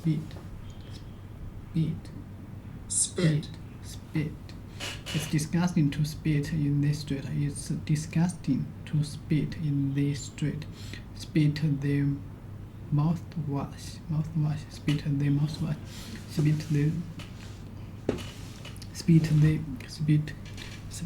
mouthwash into this bowl. Into this bowl. It's disgusting to spit in the street. It's disgusting to spit in this. It's disgusting to spit in the street. Okay. It's disgusting to spit in the street. It's disgusting to spit. It's disgusting to spit in the street. It's disgusting to spit in the street. It's disgusting to spit in the street. It's disgusting to spit in the street. It's disgusting to spit in the street. Okay. It's disgusting to spit in the street. Spit the mouthwash. Spit the mouthwash. Spit the mouthwash. Spit the mouthwash. Spit the mouthwash into this bowl. It's disgusting to spit in the street. Spit the mouthwash into this. Beat the mouthwash into this bowl. Okay, it's disgusting to spit in the street. Spit mouthwash into this bowl. Okay. It's disgusting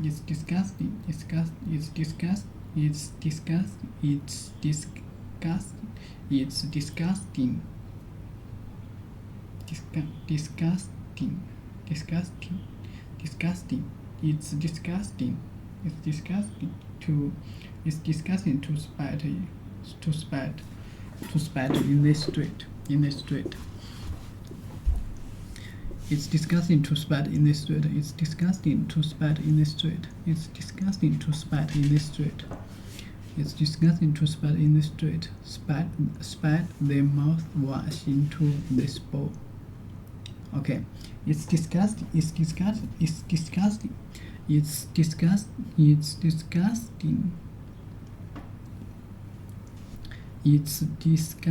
to spat in the street. Spit. It's disgusting to spit in the street. Spit the mouthwash into this bowl. Let's go into this bowl. Okay. Right. To reverse tightly.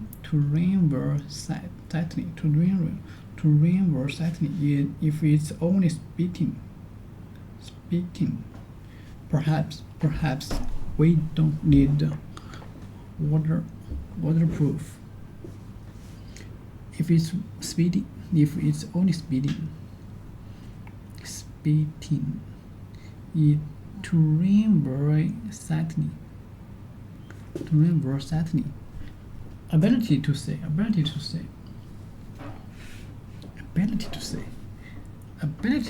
To reverse tightly. Ability to say.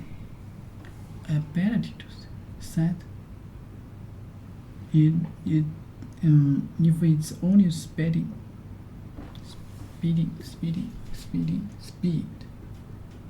Spit.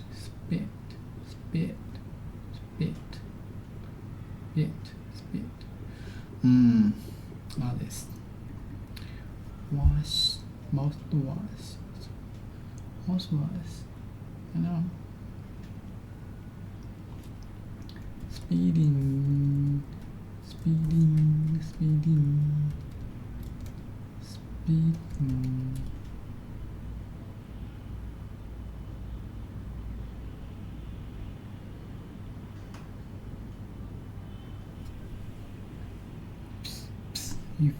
If it's only speeding, perhaps we don't speeding to reverse set. Set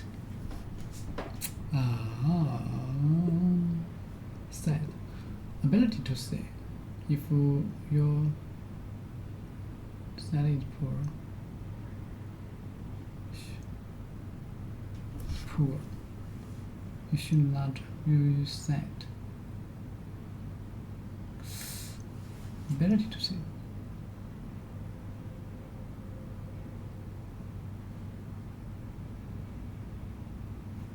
To reverse sadness.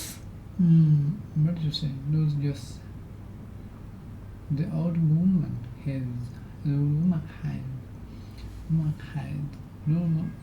old woman has lost her sight. Has become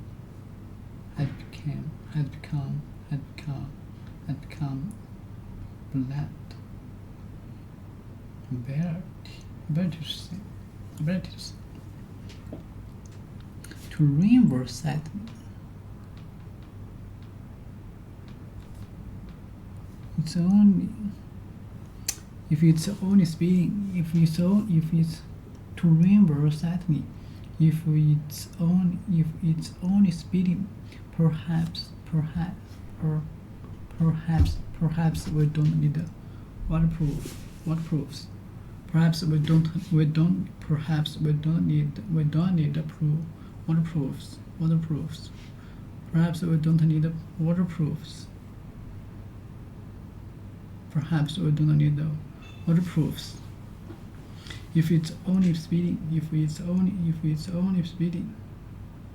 If it's only speeding.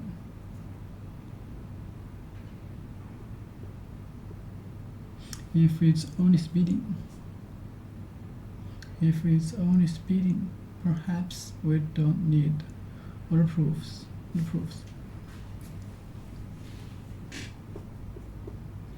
If it's only speeding. If it's only speeding. If it's only speeding. If it's only speeding. If it's only speeding. If it's only speeding, perhaps we don't need waterproofs.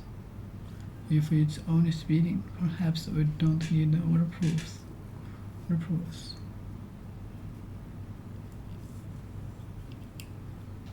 If it's only speeding.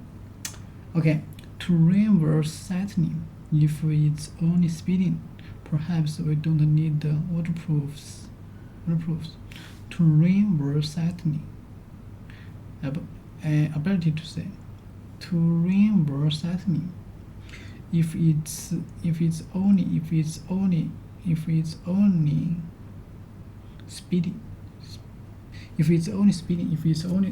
only speeding, perhaps we don't need waterproofs.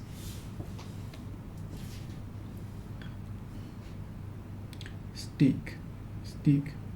A long thing. Radial. Metal. A long thin metal. Metal stick. Put through a piece of food. Stick thing. Thin piece. Okay, a long thin metal stick. Put through a piece of food, especially meat, so that it can be cooked above a fire. A long thin metal stick. Put through a piece of food, especially meat, so that it can be cooked above a fire. Roast the lamb on a spit.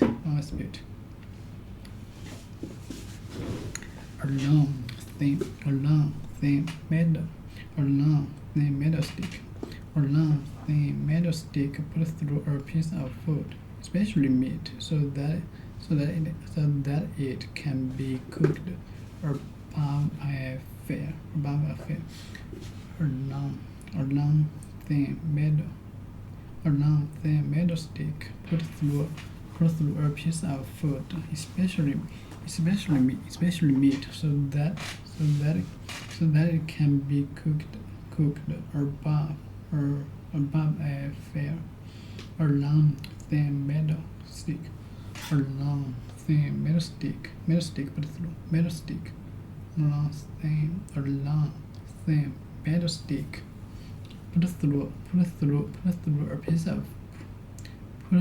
put through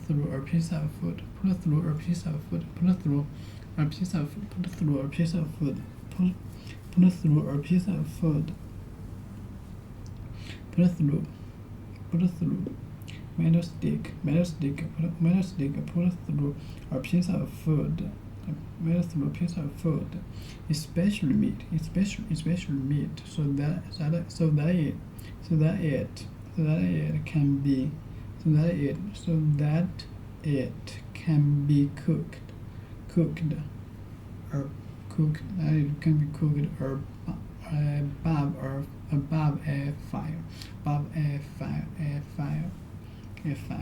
above a fire.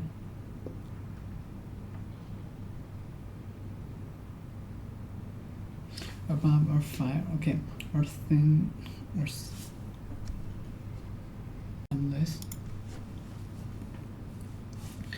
A long, thin metal stick put through a piece of food, especially meat, so that it can be cooked above a fire. Roast the lamb on a spit. Okay. Let me see. A long thin metal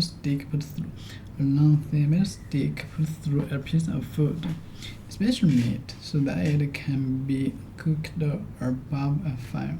A long thin metal stick put through a piece of food, especially meat, so that it can be cooked above a fire. Okay. Put through a piece of food. Metal stick. Okay. A long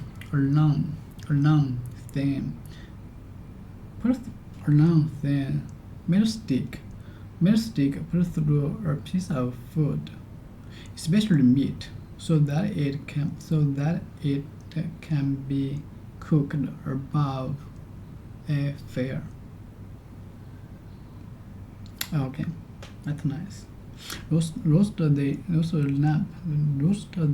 on a spit. Roast the lamb on a fire, on a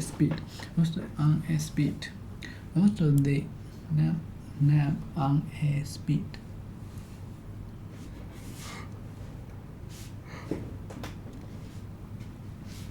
Roast the lamb on a spit. Roast the lamb on a spit. Okay. A long thin. Roast the lamb on a spit. Okay.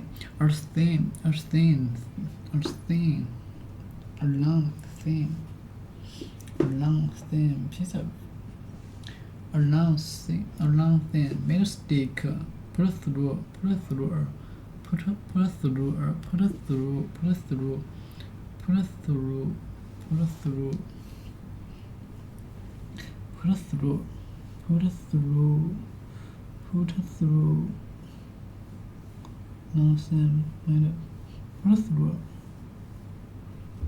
Okay, long thin metal. Put through long thin metal Pull through a piece of food. Pull through a piece of food. Long thin metal stick. Pull through a piece of food. Roast the lamb on our feet. Okay. A long thin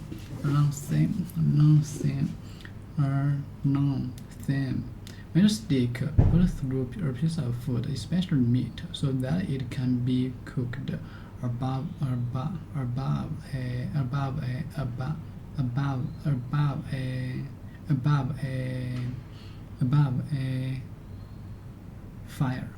fire. Okay, roast the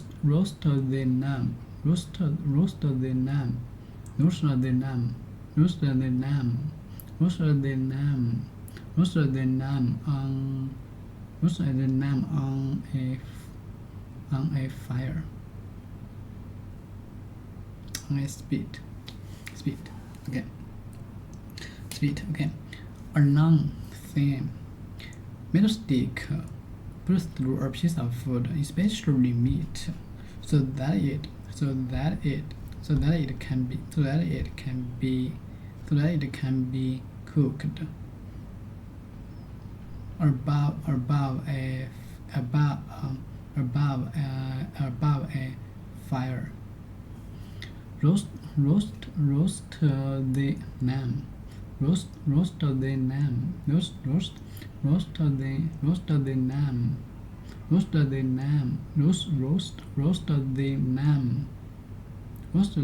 Roast the lamb.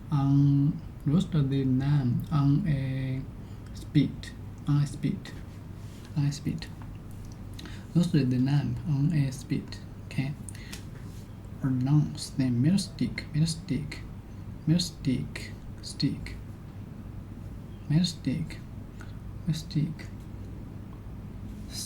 a piece of food on it. 枝叶或者枝条。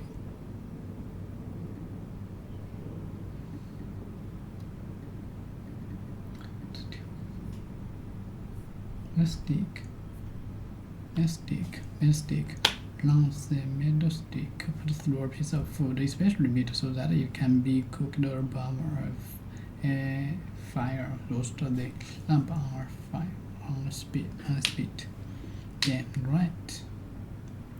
Got lamp. The top surface of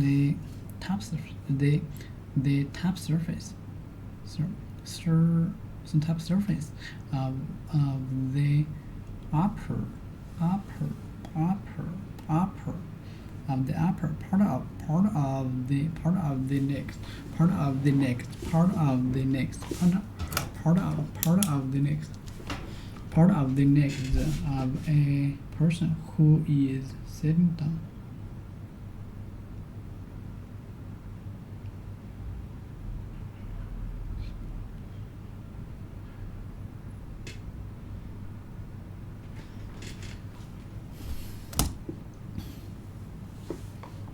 Okay, the top surface of the upper part of the next. The top surface of the upper part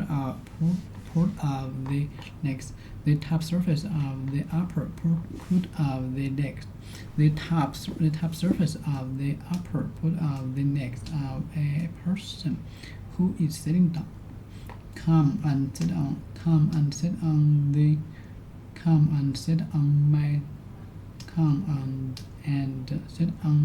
lap, and I'll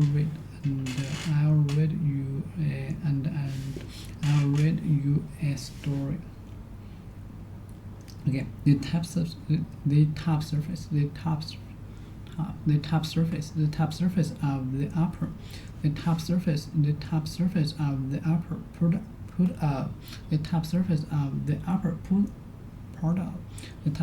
of the upper part of the neck of a person who is sitting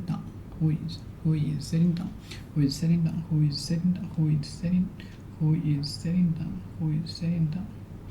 Come and sit on my lap, and I'll read and I read you, and I read you, and I read you a story. Okay. The top surface of the upper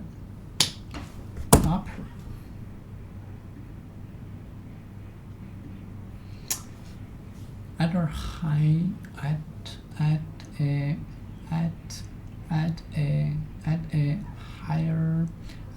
higher position or never than something else or being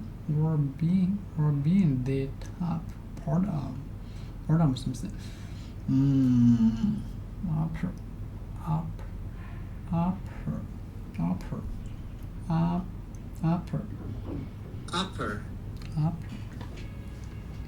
the top of surface of the upper higher position top of the higher position the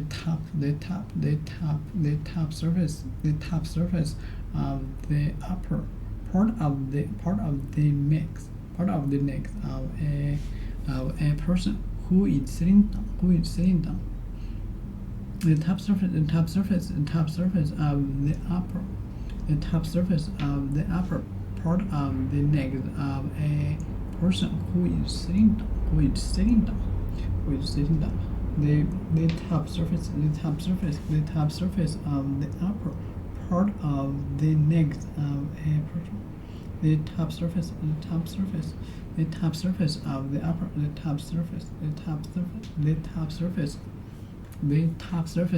the upper part of the neck part of the neck of a person who is sitting down.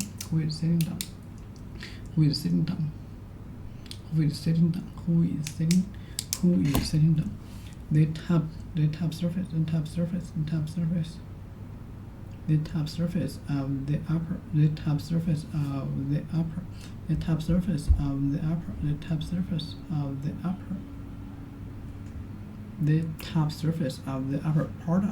part of the neck.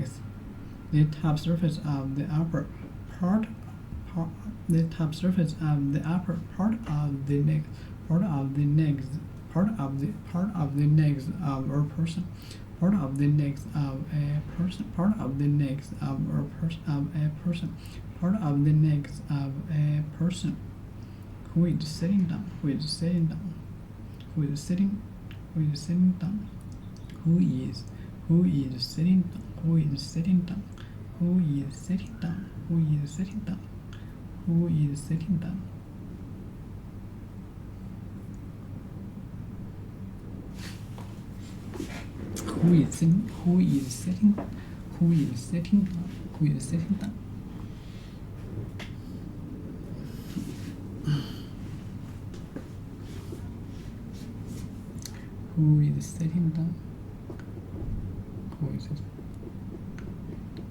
The top surface of the upper piece. The top surface of the upper part of the neck. 膝盖，大腿。OK。膝盖。Okay. The top surface of the upper part of the neck of a person who is sitting down.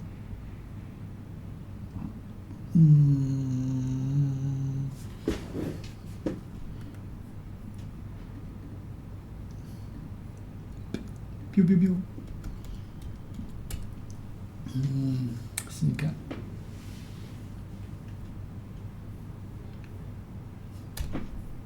哦，卡住了，感觉。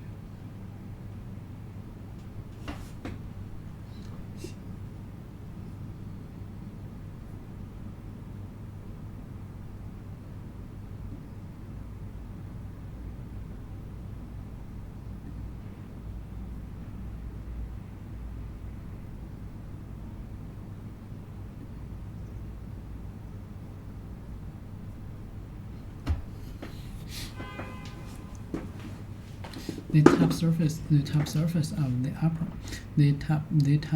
of the upper part part of the neck, the top surface of the upper part of the neck of a person.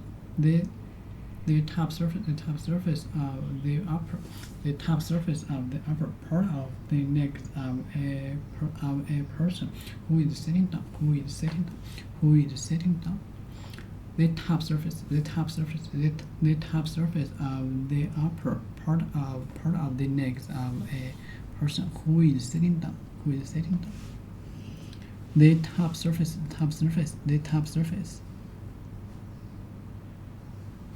top surface of the upper part of the neck of a person who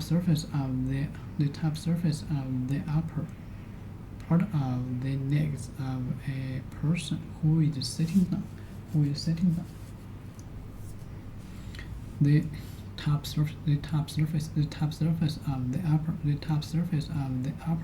part of the neck of a person who is sitting down. The top surface of the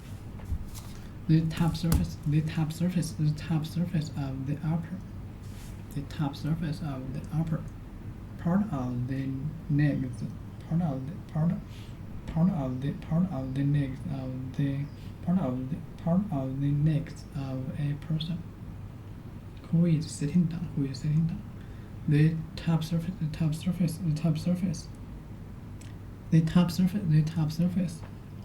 neck of a person who is sitting down. The top surface of the upper part of the neck.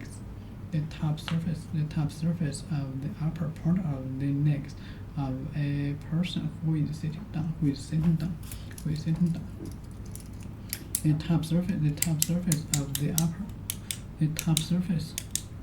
The top surface of the upper part of the neck of a person who is sitting down.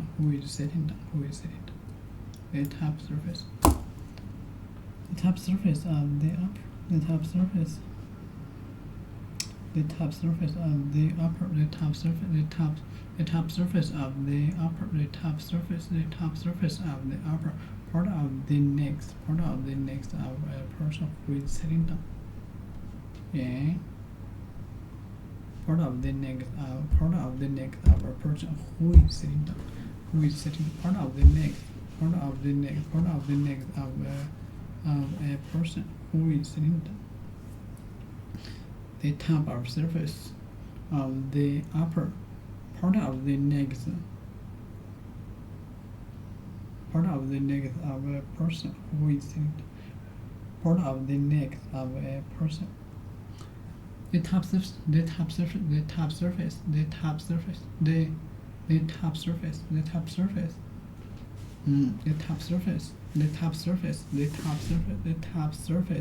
of the upper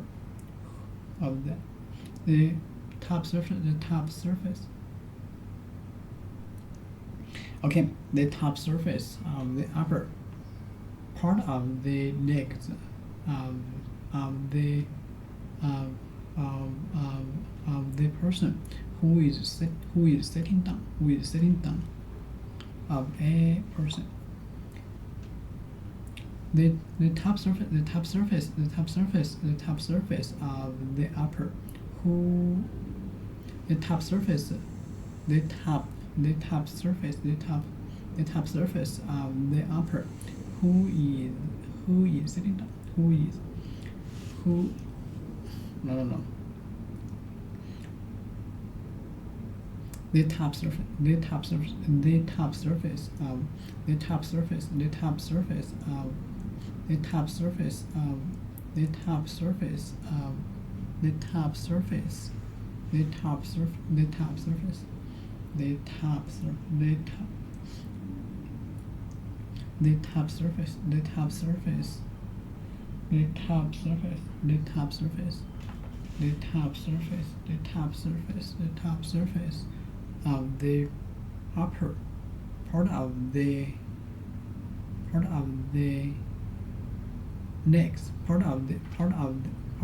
part of the neck of a person who is sitting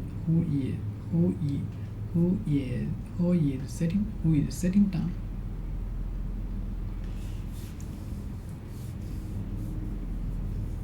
The top surface of the upper part of the legs. The top surface. Okay, the top surface of the upper part of the legs of a person who is sitting down. Who is sitting down.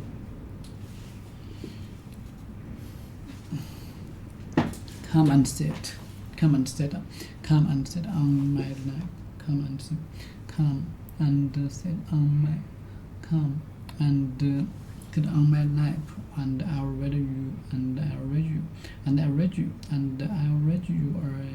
I'll read you a story. Come and sit. Okay. Come and sit on my lap. Come and sit on my lap. Come and sit on my lap. Okay. Come and sit on my lap. Come and sit on my lap. Come and sit on my lap, and I'll read you a story.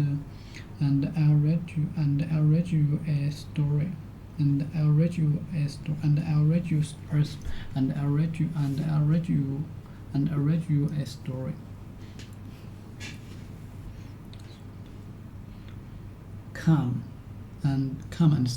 Come and sit on my lap.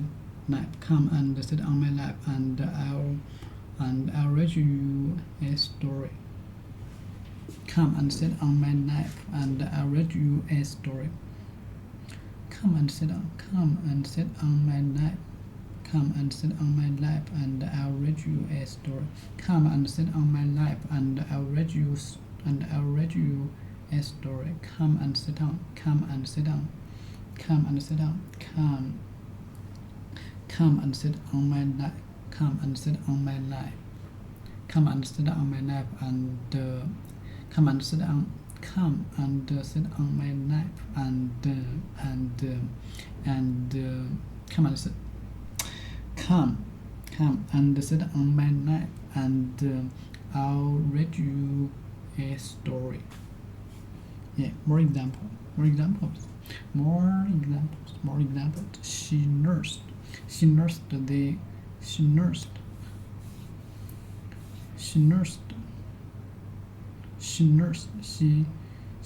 the carrying child on her lap. She nursed the crying. She nursed the crying child on her lap. She nursed the crying child on her lap.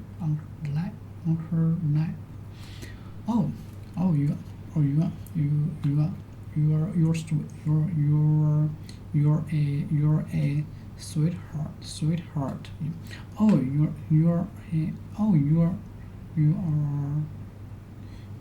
Okay. You're a sweetheart. She said. Oh, you're a sweetheart. She said. Why placed the breakfast? Why placed the breakfast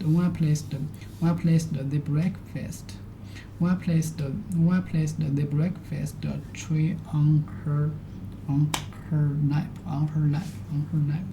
her lap. Why placed the breakfast tray on her lap? Okay, let me see. Number 6.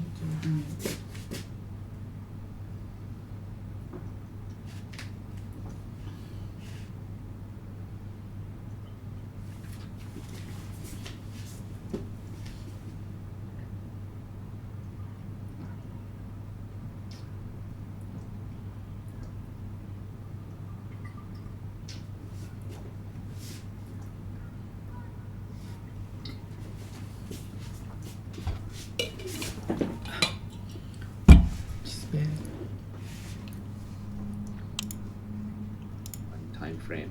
So this was the Bush senior recession. If anyone who was alive back then remembers this, it was actually really hard to get a job. So I ended up working for an Indian food catering company, and I ended up having to serve at a birthday party for a kid who was actually in my school. So I saw my classmates, and I was out there serving food and drinks to them, and that was incredibly embarrassing. I wanted to hide away and die right there. But you know what? It's all part of the plan. It's all part of the motivation. If I hadn't had that happen, I probably wouldn't be as motivated and I wouldn't be as successful. So it's all fine. But it was definitely a very strong motivator. In that sense, envy can be useful. Envy can also eat you alive if you let it follow you your entire life. But there are points in your life where it can be a very powerful booster rocket. We spoke earlier about picking a business model that has leverage from scale economies, network effects, zero marginal cost of replication. There were a few other ideas on the cutting room floor that I want to go through with you. The first one was the principal agent problem. So mental models are all the rage. Everyone's trying to become smarter by adopting mental models.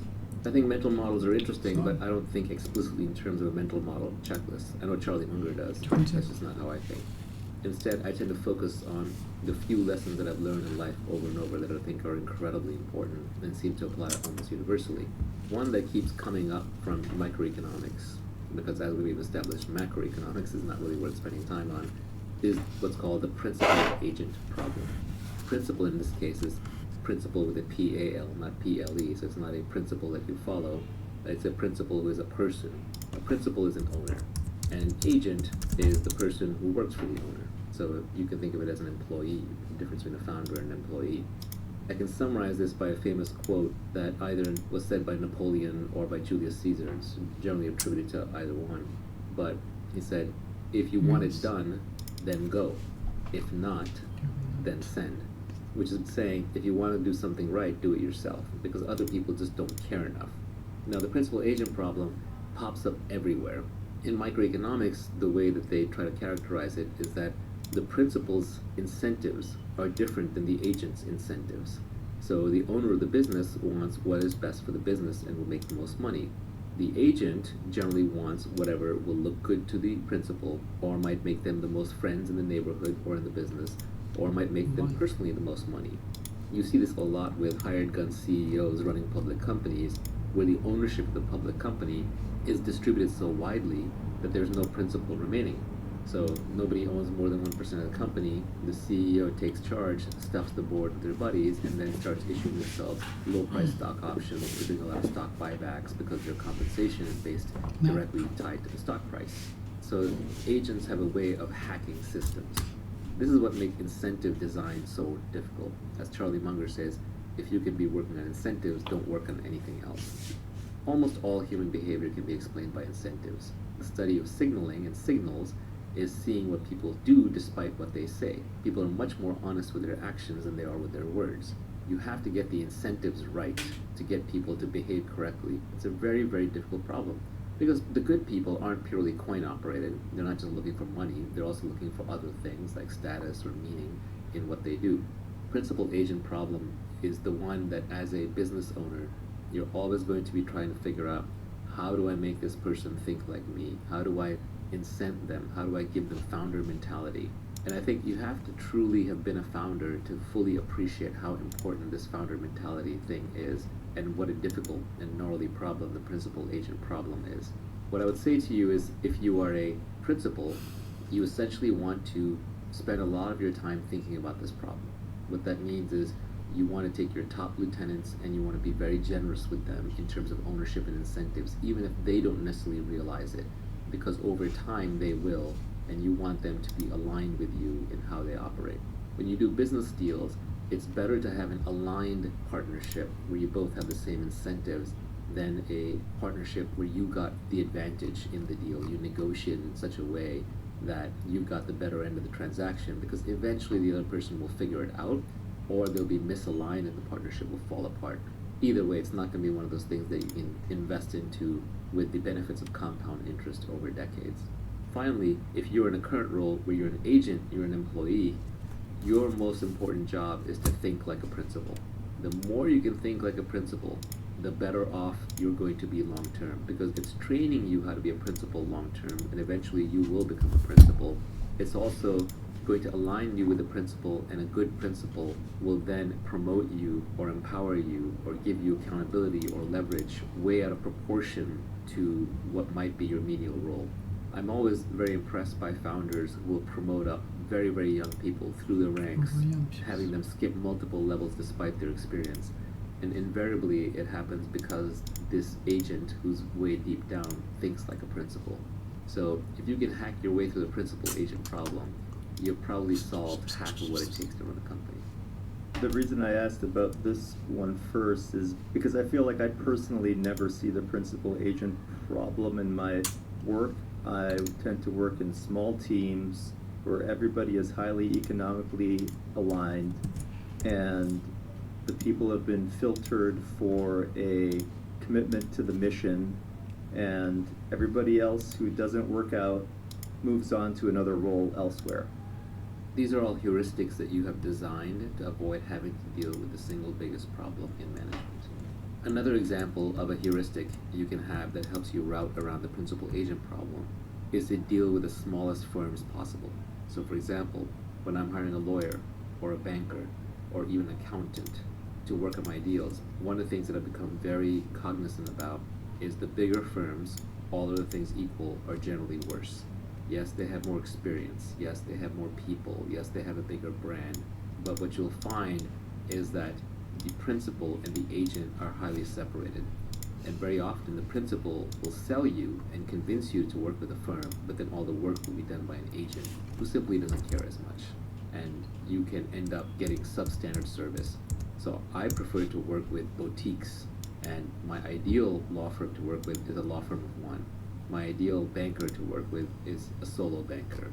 Now you're making other sacrifices and trade-offs in terms of that person's resources, and you are betting big on that person, but you've got one throat to choke, there's no one else to point fingers to, there's nowhere to run.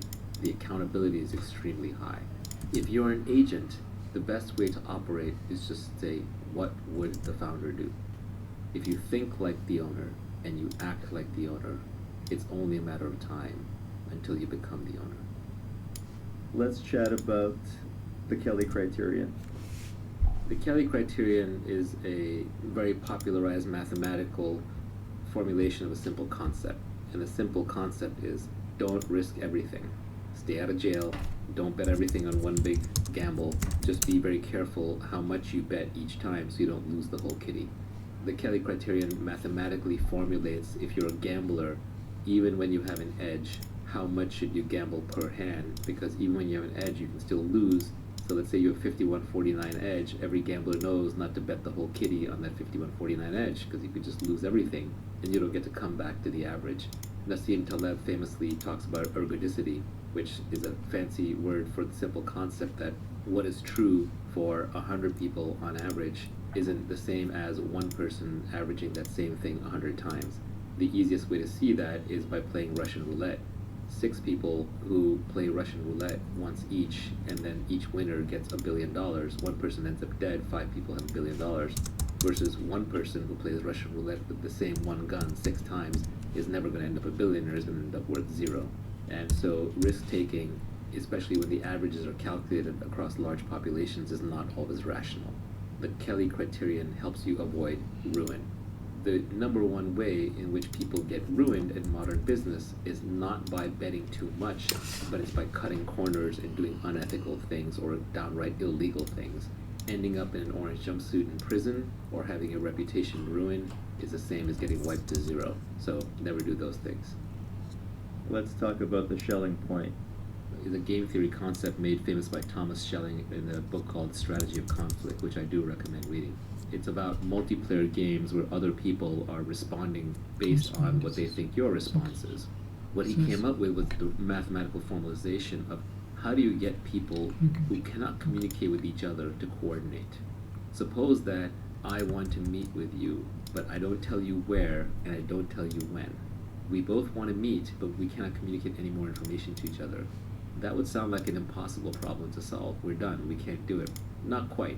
Because I know that you're a rational person and smart and educated, and you know I'm a rational person who's smart, we're going to start thinking, if we have to pick an arbitrary date, we're probably going to pick New Year's. And what time? Midnight or 12:01 a.m. And where will we meet? What is a big meeting point? Well, if we're Americans, it's probably in New York City. It's the most important city.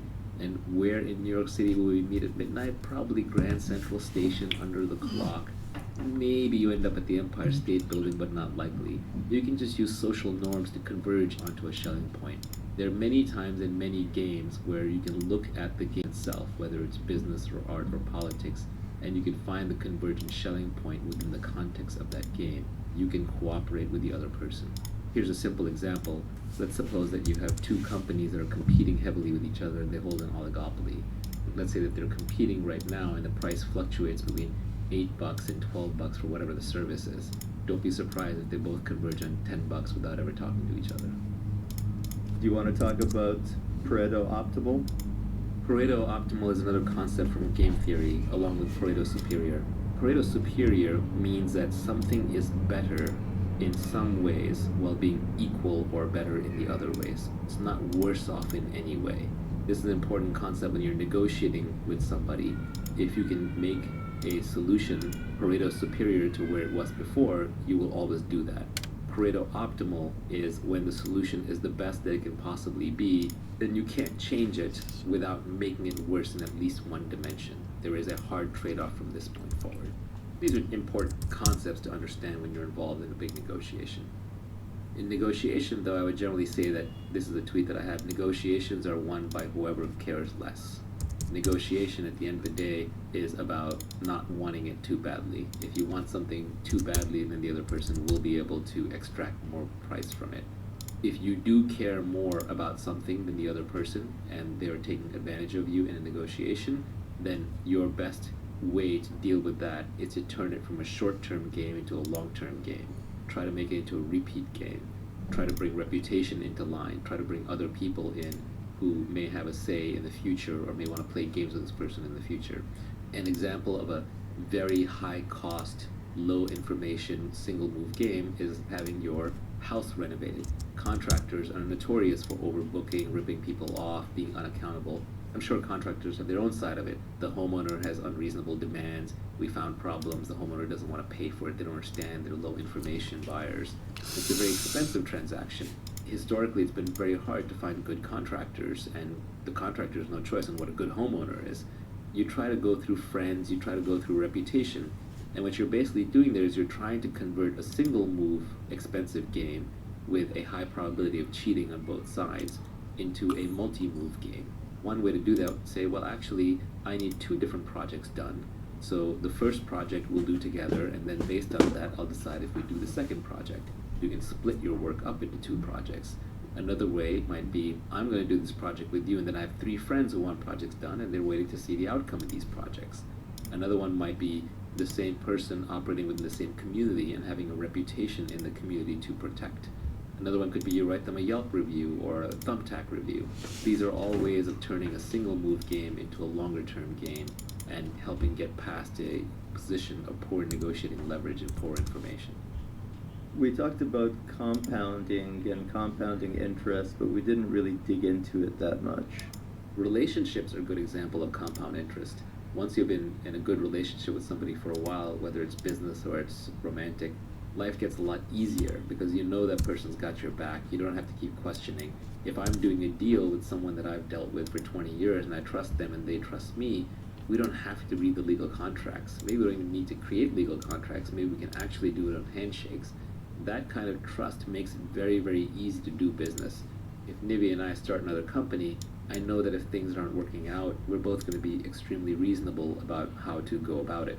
how to exit out of it, how to shut it down, or even if we're scaling it, how to bring in new people. At this point, we have mutual trust, and that allows us to start businesses more easily and almost compounds the effect. Especially when you're dealing with something like a startup, which is Why? so difficult to pull off. Removing these frictional mechanisms can actually often be the difference between success and failure. I think the number one most under-recognized reason startups fail is because the founders fall apart. There's a couple non-intuitive things about compounding. The first one is that most of the benefits of compounding comes at the end of the compounding. So you may not necessarily see huge benefits of it up front. There was that good quote from an article that Sam Altman wrote where he said, "I always want it to be a project that, if successful, will make the rest of my career look like a footnote." Again, that just goes back to the idea that most of the benefits of compounding come at the end.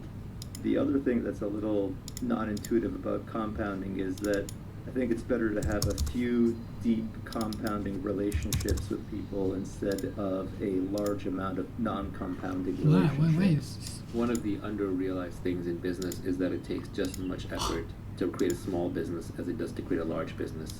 Whether you're Elon Musk or whether you're the guy running 3 Italian restaurants in town, you're working 80 hours a week. You're sweating bullets, you're hiring and firing people, you're trying to balance the books. It's highly stressful and it takes years and years of your life. But in one case, you get companies that are worth $50, $100 billion and the adulation of everybody. And the other hand, you might make a little bit of money and you've got some nice restaurants. So think big. Are there any other microeconomic concepts outside of zero marginal cost of replication and scale economies that are important for people to understand? Price discrimination is an important thing to understand. What it means is that you can charge people different things based on their propensity to pay. Now, you're not allowed to charge different people different things just because you don't like them. You have to offer them a little something extra, but it has to be something that rich people care about. Business class seats will routinely cost 5 or 10 times what an economy class seat does, but it probably costs the airline just 2, maybe 3x to provide that. It's just the rich person is more willing to pay, so you have to give them the little things that they need extra to either signal they're rich or that little bit of comfort that they want. Price discrimination gets used a lot in enterprise software, where you have a freemium product. The free version will do almost everything, but then if you want the version that's a little extra secure or hosted on your site or has multi-user administration so the IT person can monitor everything that's going on, you suddenly find yourself paying 10, 100, or infinite times as much as you go from a free product to a priced product. Another good concept is consumer surplus and producer surplus, which is the excess value that somebody gets. Even though they were willing to pay more, the product was priced the same for everybody. I get a lot of joy out of my morning coffee. Obviously, I've made some money. If my coffee costs $20, I would pay $20 for my morning coffee. But Starbucks doesn't know that. It can't price the coffee at $20 just for me because it's selling the exact same product. So I'm getting a lot of consumer surplus out of the coffee.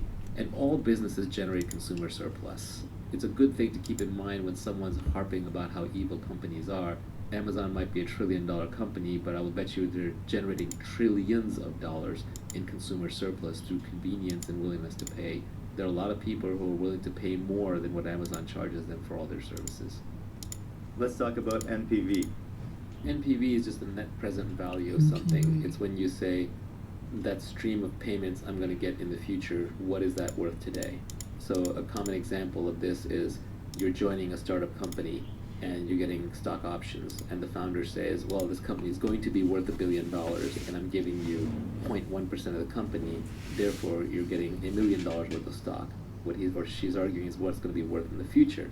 You have to discount that back to today. You have to figure out what is that worth today, and you have to apply a discount rate or an interest rate that takes into account the massive risk that startups face. What you'll end up with is the price that's worth today, and that's the price at which a venture capitalist would invest in the company today. So if that founder just raised a round at $10 million, and that company is only worth 1% of what the founder is arguing, your $1 million package is actually worth $10,000. So NPV calculations at a very rough level, you should be very comfortable doing in your head. What's a mispriced externality? You mentioned that at some point during our podcast. An externality is when there is an additional cost that is imposed by whatever product is being produced or consumed that is not accounted for in the price of the product. Sometimes you can fix that by putting the price back into the product. One of the most ardent ways people attack capitalism these days is that it's destroying the environment. And if you throw away capitalism because it's destroying the environment, then guess what? We're all headed back to pre-industrial times. That's not going to be a good thing. So rather, there's an externality because the environment is finite, the environment is precious, and we have to price it properly and fold it back in. If people are wasting water or putting hydrocarbons in the atmosphere or polluting things, you want to charge them what it costs to clean up that pollution, return it to a pristine state. Perhaps that price has to be very, very, very high. If you raise that price high enough, you knock out pollution.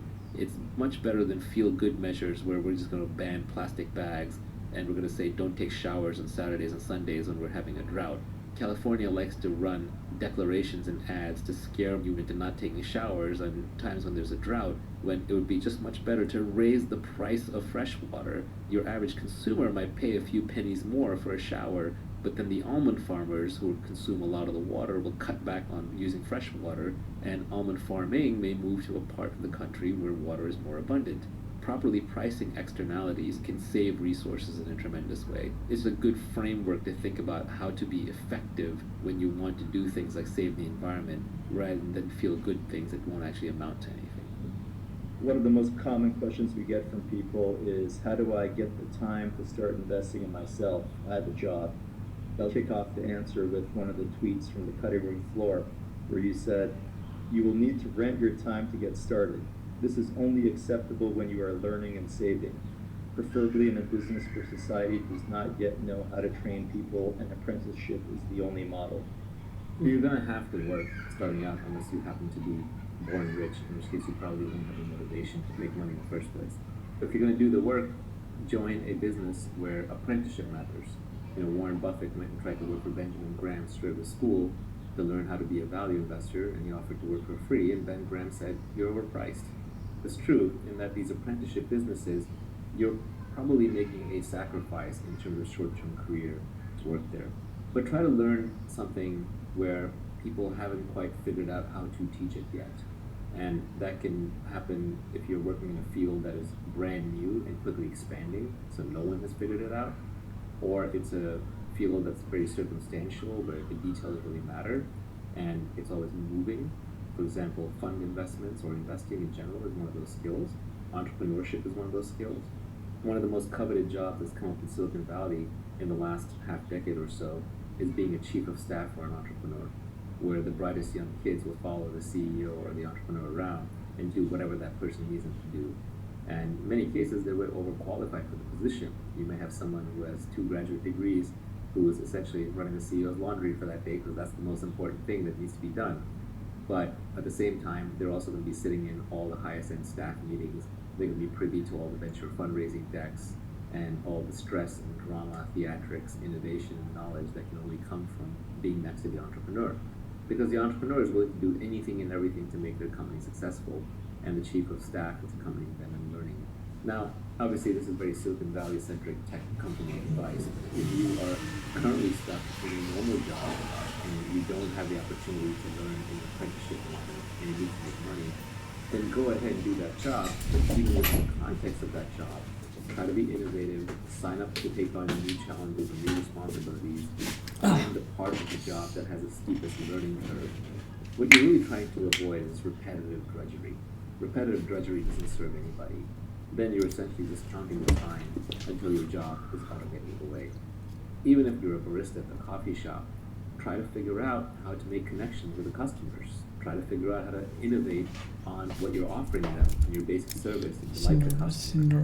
And what will happen is managers, founders, owners, they notice. For example, The hardest thing for the founder is to find people who will work with them who have founder mentality. This is a fancy way of saying they care enough. And what most people will say, well, I'm not the founder, I'm not being paid enough to care. Actually, you are. The knowledge and the skills that you gain by having founder mentality set you up to be a founder down the line, and it pays you in that sense. You can get a lot out of almost any position you set to put it on. If I'm working a job and I want to figure out if I should get accountability, judgment, specific knowledge, leverage. It sounds like you're saying the one thing to optimize for is specific knowledge out of all those things if you can. Judgment takes experience, takes a lot of time to build up. You have to put yourself in positions where you can exercise judgment without constantly taking on accountability. Leverage is something that society gives you much later once you become judgment, unless you learn a code or you become good with media. These are permissionless leverage. Leverage kind of comes later. Judgment comes later. Accountability you can take on immediately. You can say, hey, I'll take charge of this thing that nobody wants to take charge of. So accountability is where you can step up, but then you're publicly putting your neck on the chopping block. So you have to deliver. Specific knowledge gets built up by taking on accountability for things that other people don't know how to do, and that perhaps you enjoy doing or you're naturally inclined towards doing. You could be working in a factory, and it may turn out that the hardest thing in the factory is knowing how to raise capital to keep the factory running. And that's what the owner of the factory is always stressed out about. And if you notice this, and you're like, I'm good at balancing my checkbook and I have a good head for numbers, and I'm good at watching money, but I haven't really raised money before, you offer your help and become the owner's sidekick in that regard. You help solve their biggest problem. You'll become the heir apparent. Early on, find things where you have any interest and take on accountability. Don't worry about short-term compensation. If you dive into the edge of knowledge, which nobody knows how to solve, and you solve the hard problems taking on accountability, people will line up behind you. The leverage will come. There were a couple other related tweets to this topic from the cutting room floor that I'll read out. First, the technology industry is a great place to acquire specific knowledge. The frontier is always moving forward. If you are genuinely intellectually curious, you will acquire the knowledge ahead of others. Real technology is around us everywhere. The spoon was technology once. Fire was technology once. But once we figured out how to make it work, it disappeared in the background and became part of our everyday lives. So technology is by definition the intellectual frontier. It's taking the things that are recent from science or from culture that we have not yet figured out how to mass produce, and it's figuring out how to commercialize it, how to make it available to everybody. So technology will always be where you can pick up specific knowledge that's valuable to society that doesn't quite understand yet. For example, if I become a world-class expert in machine learning, just when machine learning is starting to take off, and I got there through my genuine intellectual interest and I bet my career on it, I'm going to do really well. But 20 years from now, machine learning may be second hat. There are also timeless forms of specific knowledge. For example, if you're good at persuading people, it's probably a skill that you picked up early on in life. It's always going to apply because persuading people is always going to be valuable. This is one of those skills that's generic. It probably alone is not enough to build a career on. It needs to be combined, a skill stack. You might combine persuasion with accounting, combined with understanding, for example, semiconductor production lines, and now all of a sudden you're the best semiconductor salesperson that becomes the best semiconductor company CEO. There are timeless specific knowledge skills. Those are skills I would say that can pretty much never be taught. And then there are timely specific knowledge skills which come and go. But even those tend to have fairly long shelf lives of a decade or 2 decades or 3 decades. So technology is a good place to find those specific skill sets. And if you can bring in a more generic specialized knowledge skill sets. The other tweet from the cutting room floor was related to accountability in companies. It said, companies don't know how to measure outputs, so they measure inputs instead. Work in a way that your outputs are visible and measurable. If you don't have accountability, do something different. The entire structure of rewarding people comes from the agricultural and industrial age, where your inputs and your outputs matched up very closely. The amount of hours that you put into doing something was a good, rough proxy for what kind of output you were going to get. Today, it's extremely nonlinear. One good investment decision can make a company $10 or $100 million. One good product feature can be the difference between product market fit and complete failure. So judgment and accountability matter much, much more. And you want the accountability because sometimes the best engineers or the best salespeople are the ones who don't work very hard, but then they'll ship that one critical product at just the right time. Or they'll make that one huge sale or that one huge deal that will make the company, or at least make the numbers for the quarter. it's very important that people are able to tell that you had a role in that. That doesn't mean that you stomp all over your team. Humans are extremely sensitive to people who take too much credit. So you do want to be the kind of person that is always giving out credit. But the smart people will know who was responsible. There are jobs where you're not customer facing enough, where you're kind of a cog in a machine, and you sacrifice accountability to some degree. An example is when you're a consultant. As a consultant, often you're giving the best ideas and the best outcome, but it's being delivered through some person who's working within the organization. At that point, you may not have visibility to the top people in the organization, but you may be hidden behind a screen. And that's just a trade-off that you're making in exchange for your independence as a consultant, because you're not willing to play the corporate rat race or the corporate ladder game. Realize that with accountability, you can get a lot more credit when things go right. Of course, the downside is you get hurt a lot more when things go wrong. You stick your neck out, you have to be willing to be blamed, sacrificed, and even attacked. So if you're the kind of person that thrives in a high accountability environment, you're naturally also going to end up very thick-skinned over time. You're going to get hurt a lot. People are going to attack you if you fail. If you're working a job, I think you can apply a lot of the principles of the tweet storm inside the job, like we just discussed, including other ones like partnering with rational optimists. You can find people in the organization who are optimistic and rational, that have energy, integrity, and intelligence. And the flip side of this is that once you get some specific knowledge, one way to scale it is to start training apprentices that you can then outsource some of your tasks to. For example, I made a bunch of good investments and I figured out a little bit here and there about the venture business. And I could keep doing that. I could keep just investing as an investor. But instead, I co-founded this project called Spearhead, where we train up-and-coming young founders to also become angel and venture investors, and we give them a checkbook. It's an apprenticeship model. They come to us with specific deals that they're looking at, and we help them think through every unique situation. And we basically apprentice them under us to learn the venture business, and it's much more scalable. We have classes and talks where we have to tell them what we know, and then there are office hours when they actually bring in the deals and they talk to us about specific deals. And it turns out the classes and talks are largely worthless. You can give all the generic advice you need to give in about an hour, and then after that, all the additional advice is so circumstantial that essentially cancels to zero if you try to give it in some top-down fashion. But the office hours are incredibly useful. It just reinforces that this is one of those skills that can only be learned on the job. And when you find a skill that can only be learned on the job by doing it, that is a good indicator that you're dealing with specific knowledge. Another good indicator that you're dealing with specific knowledge is when you ask the person who's doing it, what do you do every day? And they can't give you a straight answer, or it's something on the lines of, well, every day is different based on what's going on. That's a good indicator you're learning specific knowledge. The thing is so complicated and it's so dependent upon circumstances that it can't be boiled down into a textbook form or communicated by a make-money consultant. The mafia figured out this apprenticeship model a long time ago. The best way to end up running one of the families was to become the driver for the dawn of one of the families. It's a complicated business. Tony Soprano said, I'm a businessman who has to enforce my own contracts. Very complicated business. Hey, this is Nivi. You're listening to the Naval Podcast. We haven't published an episode here in a while, and that's because we've been publishing on another podcast called Spearhead.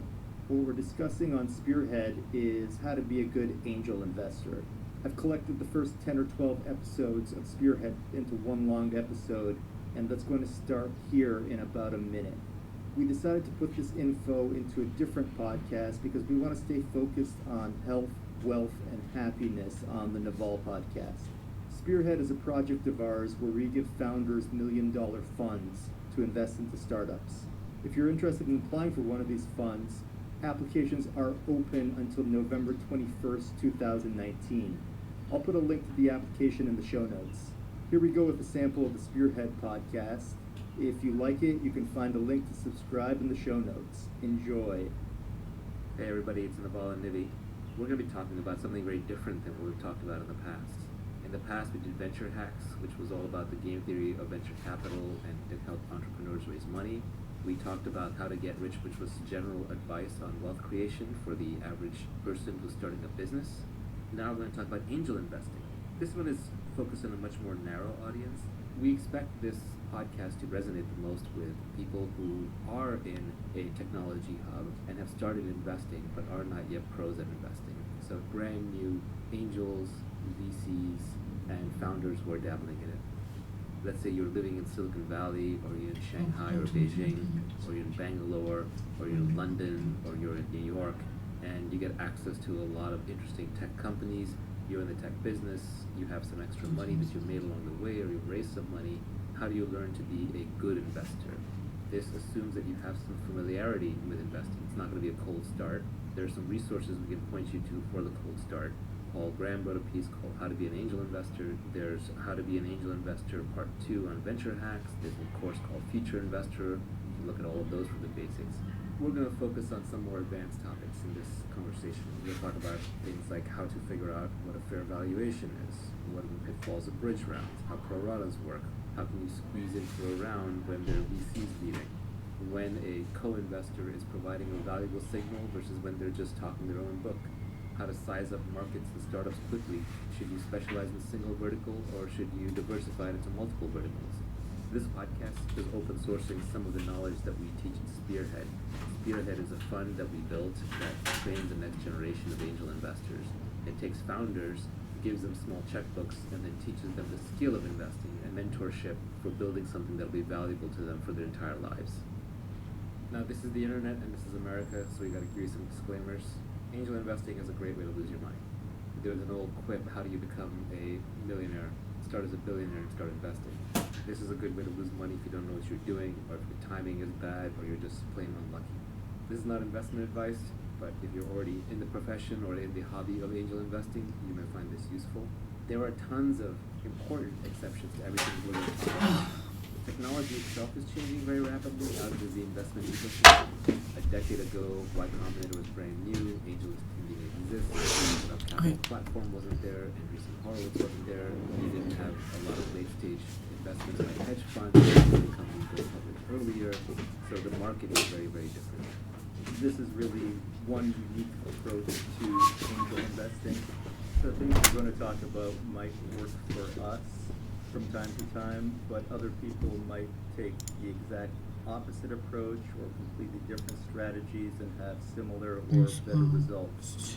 We're very focused on early stage technology startups in San Francisco and Silicon Valley. A lot of this may not translate to other locales, and almost definitely will not. We'll also be discussing startups and funds that we've personally invested in and have a financial interest in. And we're constantly changing our mind and learning. That's what intelligent people do. We hold contradictory and opposing thoughts in our head at the same time. We have a multitude of opinions that often contradict each other. This is not math or science or equations. And we're always changing our opinions. As Marcus Aurelius says, strong opinions, loosely held. The best way to make money in the technology industry, like any other industry, is to be an owner of a piece of a business. You're not going to get rich renting at the time. You must own equity in a piece of a business to gain your financial freedom. So how do you gain substantial equity in a business? The classic models are you start a company and become successful. This works as a founder, you own a big piece, it's high stress, very grueling, very few companies succeed. You may have to get back up at the plate and take a few rounds at bat. It may take you a while. A second way is you can be an extremely competent execution person who gets recognized so that when the next successful company is scaling, whether it's an Uber or Dropbox, then Travis or Drew call up their favorite investors and say, hey, who are your 10 best engineers that you work with that I can recruit right now? Who are the 10 best designers you've worked with that I can recruit right now?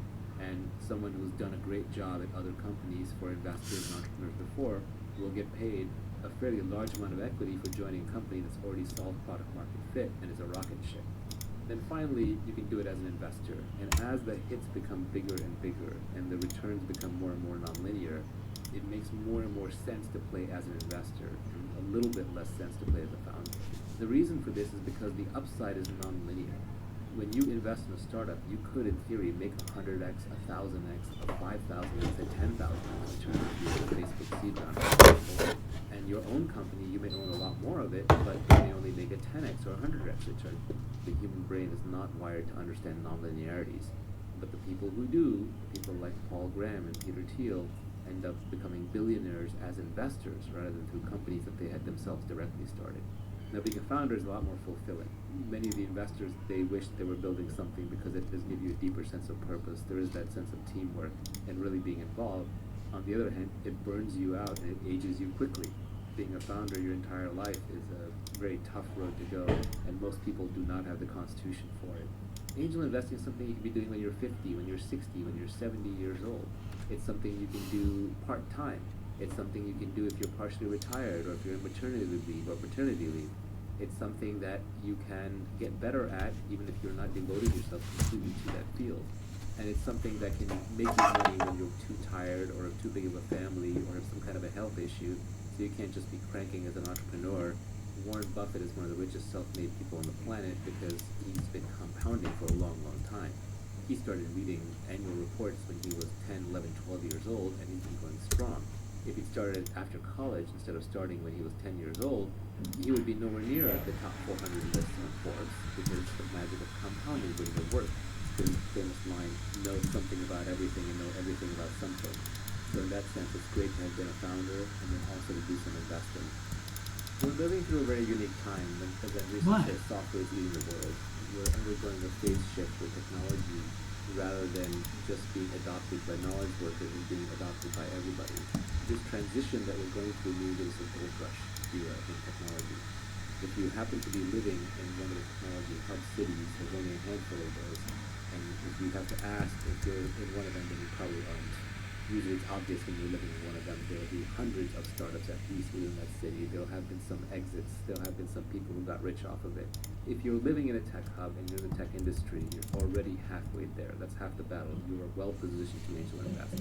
And if you're in the tech industry and you're not living in a tech hub, then you should consider moving to a tech hub unless there are strong lifestyle reasons that keep you away, such as family or quality of life, which often is higher outside of the 什么这里符和这个符咒不 So 完全 getting into the tech hubs to do the angel investing is half the battle. You can do it remotely, but the odds are stacked against you. You don't have the trust networks. You don't see enough of the deal flow. So then it's better to work through a proxy, like investing in a trusted friends venture fund or going through AngelList or coming in for YC Demo Day and so on. Do you think this is just for people in Silicon Valley, or does this apply in New York? Does it apply in Seattle, Austin, China, Bengaluru? I think it applies in probably about 2 dozen cities around the world. The thing that's hard here is that some of these cities are emerging and some are not. Seattle is probably pretty stable, Austin's pretty stable. You can probably find good deals there, but you really have to see everything and you have to have access to everything and realize that maybe there's 1 or 2 great ones that'll be created there every year. Silicon Valley is a little more forgiving in that there's maybe 20 or 30 great companies being created every year, and you just need to get access to one of those from a larger pool, of course. Someplace like Bengaluru or maybe even Kuala Lumpur, these might be up-and-coming cities, but then timing is hard. Is this when the city breaks through? Is this when the tech industry there breaks through? If you're in Australia, if you invest in Canva, great. Or if you invest in Atlassian, great. But if not one of those two, then there's not as much of a pool. So timing becomes a lot harder, but at the same time, your returns can potentially be a lot higher because there's less competition, the valuations are lower, the risks are higher. What you don't want to be doing is sitting in a city that doesn't have a history of producing good startups, where you only see 1 or 2 startups a year, you invest in half of them, and you're paying Silicon Valley prices because they're looking at Y Combinator Demo Day and the valuations there. It's certainly much safer and easier to get started in San Francisco or New York or Beijing or Shanghai or Bengaluru. If you're a pro, you can play in London, Austin, Seattle, Denver, Boulder, Chicago, etc. Anything below that, and you better know what you're doing. We definitely have seen this phenomenon on AngelList, where angel investors have been. Hey, this is Nivi. You're listening to the Naval Have that. And what lets us cooperate? It's because we can keep track of debits and credits. Who put in how much work? Who contributed how much? That's all free market capitalism is. So I strongly believe that it is innate to the human species, and we are going to create more and more wealth and abundance for everybody. Everybody can be wealthy. Everybody can be retired. Everybody can be successful. It is merely a question of education.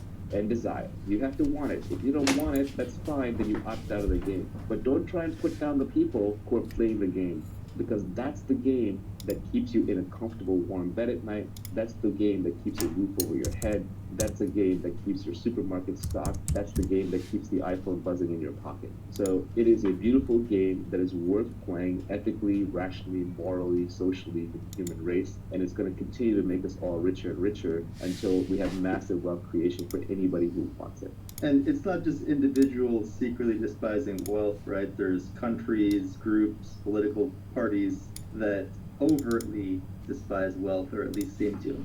That's right. And so That's what correct. those countries, political parties, and groups are reduced to playing the zero-sum game of status. And in the process to destroy wealth creation, they drive everybody down to their level.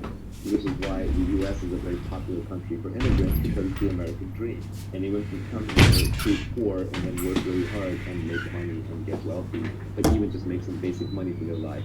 Obviously, the definition of wealth is different for different people. A first world citizen's definition of wealth might be, oh, I have to make billions of dollars and I'm completely done. Whereas to a third world poor immigrant just entering the country, and we were poor immigrants who came here when I was fairly young in the United States, wealth may just be a much lower number. It may just be like, I don't have to work a manual labor job for the rest of my life that I don't want to work with. But groups that despise it will essentially bring the entire group down to that level. If you get too many takers and not enough makers, society falls apart. You end up with a communist country, look at Venezuela, right? They were so busy taking and dividing and reallocating that people are literally starving in the streets and losing kilograms of body weight every year just through sheer starvation. Another way to think about it is imagine an organism that has too many parasites. You actually need some small number of parasites to stay healthy, and you need a lot of symbiotes, like all the mitochondria in all of our cells that help us respirate and burn oxygen. These are symbiotes that help us survive. We can survive without them. But to me, those are partners in the wealth creation that creates the human body. But if you just were filled with parasites, if you got infected with worms or a virus or bacteria that were purely parasitical, you would die. So any organism can only withstand a small number of parasites. And when the parasitic element gets too far out of control, you die. So, now, again, I'm talking about ethical wealth creation. I'm not talking about monopolies, I'm not talking about pulling capitalism. I'm not talking about mispriced externalities like the environment. I'm talking about free minds and free markets, small-scale exchange between humans that's voluntary and doesn't have an outsized impact on others. But I think that kind of wealth creation, if the society does not respect it, the group does not respect it, that's sad. Okay, just more example, Schindler's the crying child, Schindler's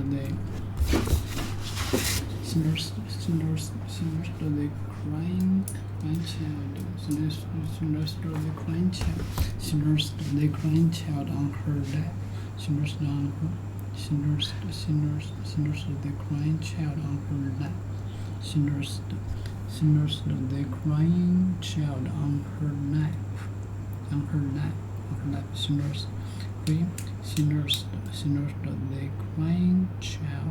on her lap. Oh, you are a sweetheart. Oh, you are a sweetheart. You are a sweetheart.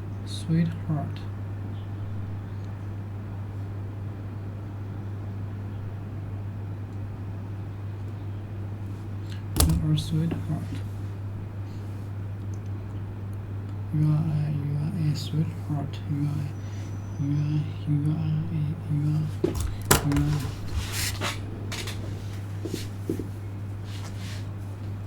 You are a sweetheart. She said. You are a sweetheart. Oh, you are a sweetheart. She said. One I placed the breakfast. One I placed.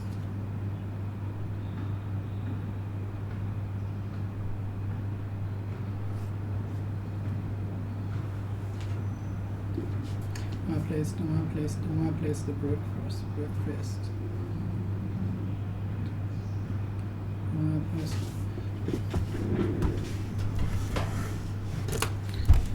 Oh, you are a sweet. You are a sweet. You are a sweetheart. You are a sweetheart. She said. She said, when I placed the breakfast, tree, when I placed breakfast on her lap, oh, you are sweetheart. Oh, you are a sweetheart. When I placed the She said, when I placed the breakfast, when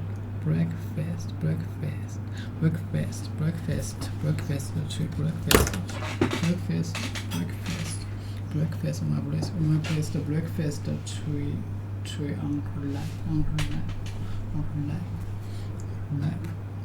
Okay. Oh, you are a sweetheart, she said. When I placed the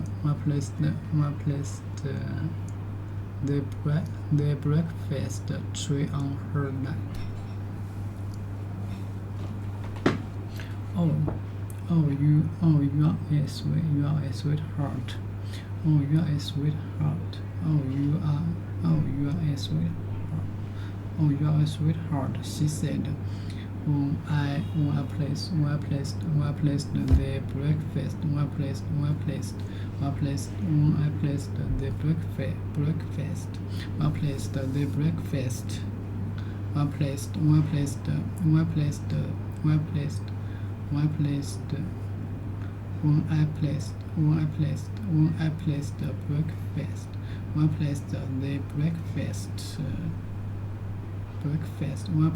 breakfast on her lap. Okay, no, like this. Oh, you are a sweetheart. You are a sweetheart, she said. Okay. Oh, you are a sweetheart, she said. When I placed the breakfast tray on her lap.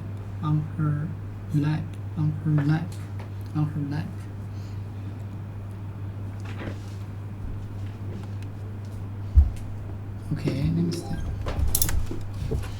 When I placed the breakfast tray on her lap. Oh, you are a sweetheart, she said. When I placed the breakfast tray on her lap.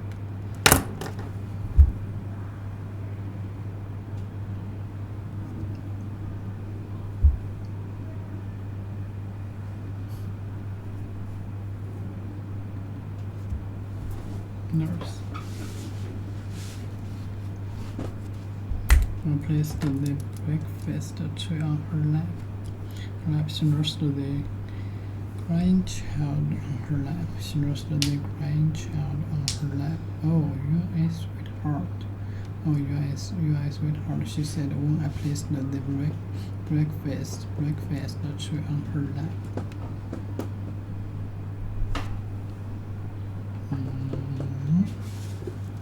Okay, let me see.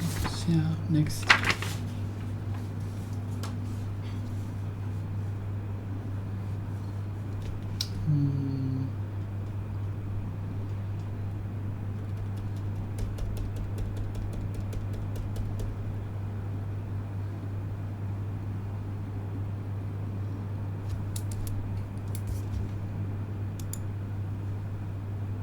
Plunge into ruin and darkness. Obviously, we want to be wealthy and we want to get there in this lifetime without having to rely on luck. A lot of people think making money is about luck. It's not. It's about becoming the kind of person that makes money. You know, I like to think that if I lost all my money and if you dropped me on a random street in any English-speaking country, within 5 to 10 years, I'd be wealthy again. Right? Because it's just a skill set that I've developed, and I think anyone can develop. You know, in 1,000 parallel universes, you want to be wealthy in 999 of them. You don't want to be wealthy in the 50 of them where you got lucky. So we want to factor luck out of it.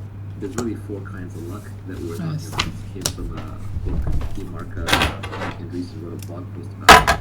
But there's different kinds of luck. The first kind of luck you might just say is like blind luck, where I just got lucky because something completely out of my control happened. That's fortune, that's fate, etc. Then there's luck that comes through persistence, hard work, hustle, motion, which is when you're just running around creating lots of opportunities. You're She generating a lot of bumped energy, you're into doing a lot of her things. tree, Lots of things will plucking just the get food stirred up out. in the dust. It's almost like mixing a petri dish and seeing what combines, or mixing a bunch of reagents and seeing what combines.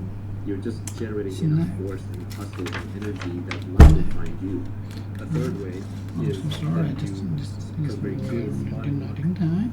So if you are very I just skilled in heard- a I field, didn't heard you will this notice story. when a lucky break Cat. happens in Cat. that field and other people who Cat. aren't attuned to it won't notice. So you become sensitive Cat. to luck, Okay, and that's I through know skill this. and knowledge and know then this. the last kind of Okay, I luck just heard this is story the in weirdest, Cat. hardest kind, but that's what we want to talk about, which is Oh, I'm so when you sorry, I build just a gave them unique the character, they didn't a unique just- brand, a unique mindset, where then luck finds you.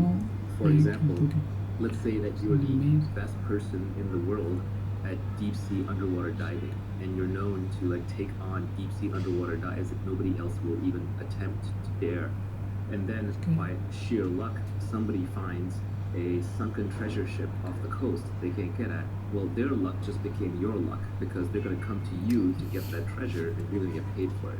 Now that's an extreme example, but it's just showing how the person who got lucky by finding the treasure chest, that was blind luck. But them coming to you and asking you to extract it and having to give you half, that's not luck. You created your own luck. You put yourself in a position to be able to capitalize on that luck, or to attract that luck when nobody else has created that opportunity for themselves. So when we talk about without getting lucky, we want to be deterministic. We don't want to leave it to chance.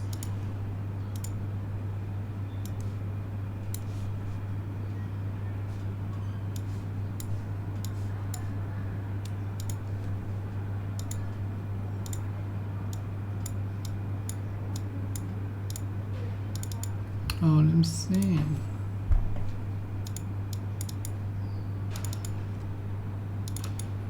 What?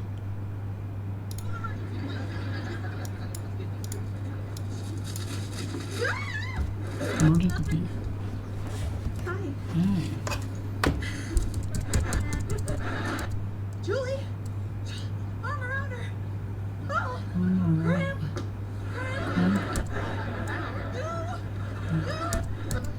This is Chandler. Screaming guy. And the spitting and You gotta hear this story. We're on this bus that's easily What's he? 200 years old, Even right? 200 at least. And this guy, And the chicken poops in her lap. And this guy?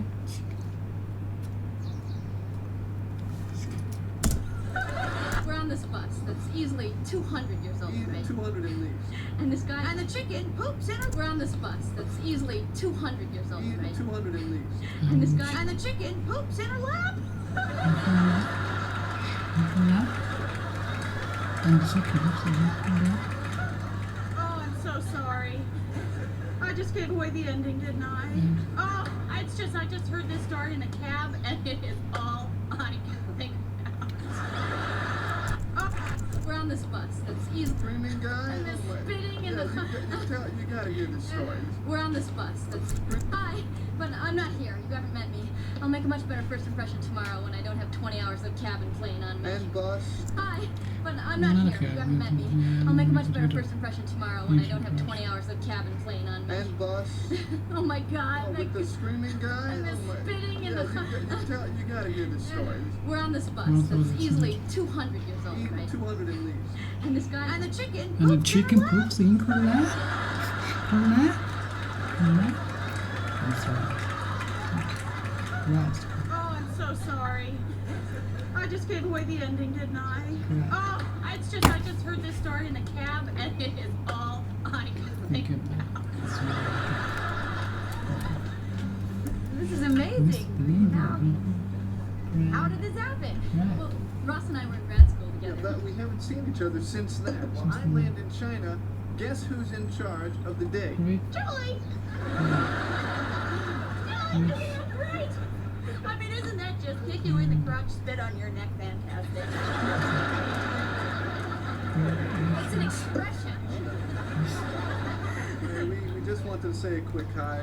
Then we're gonna go see the baby. And then we've got to get some sleep. Yeah, it's really Right. 6 o'clock tomorrow night, our time. Okay, well listen, don't tell us what's gonna happen though, because I like to be surprised. It's right.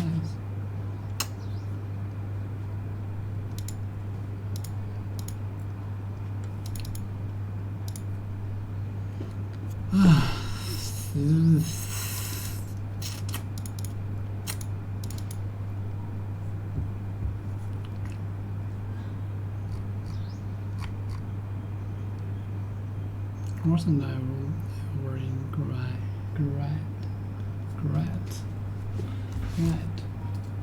Information grad. Inform.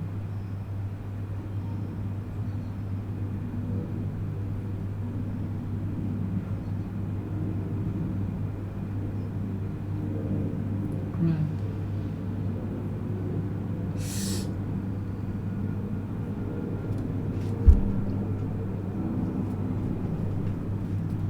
Right.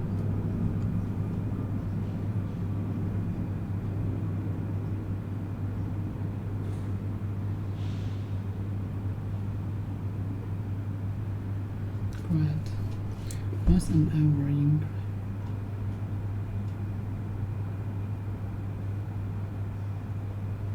So now we're grad. 非全的字母。Grad. Improve singer life. Grad. It's good. We haven't seen each other since then. When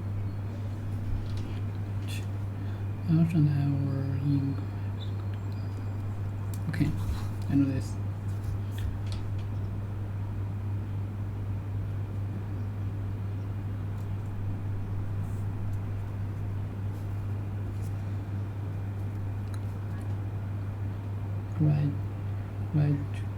Graduate.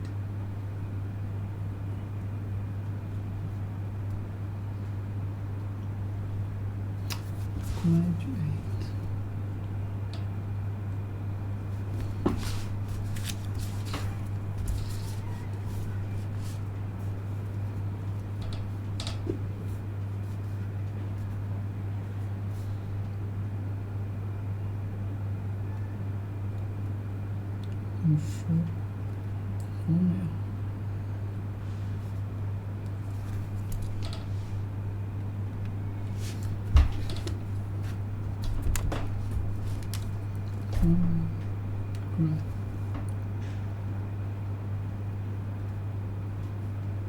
Formula. A person who has wisdom is called person who.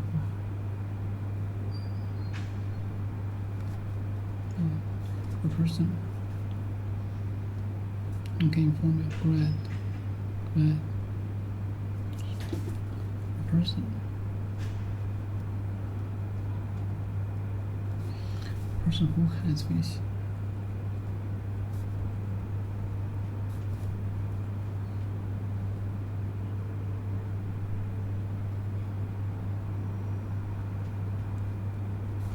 Let's finish in the dark.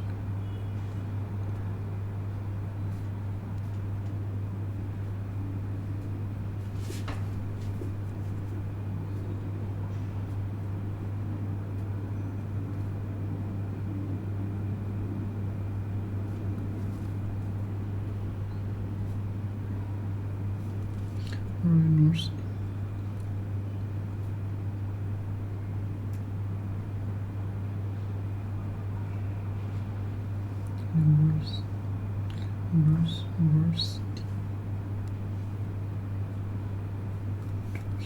Education.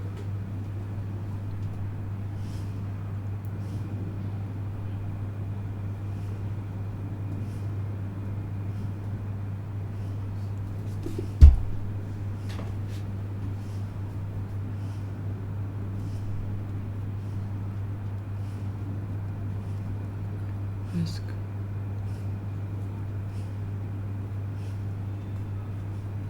Ask language.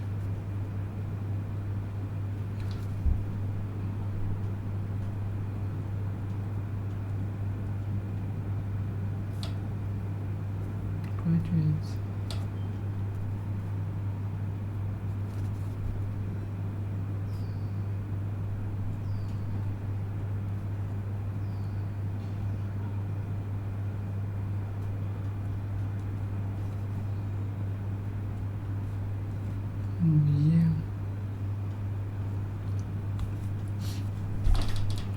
A person who has a first degree from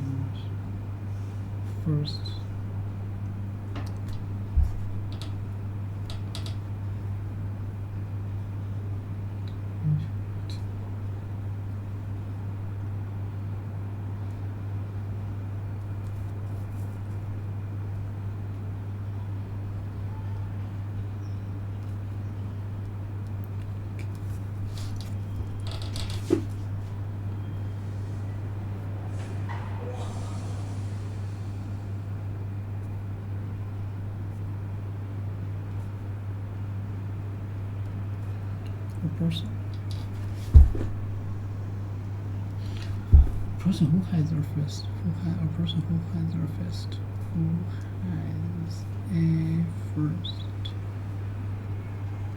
the first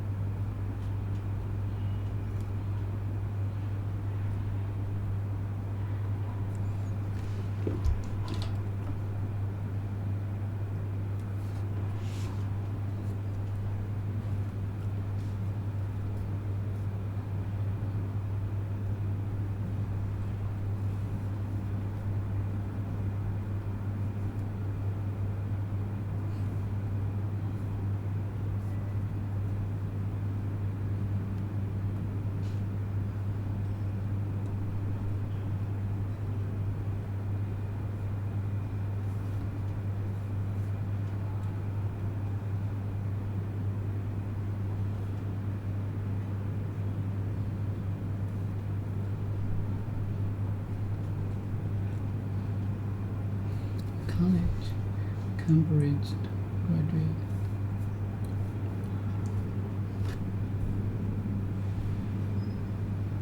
From school coming to university, college.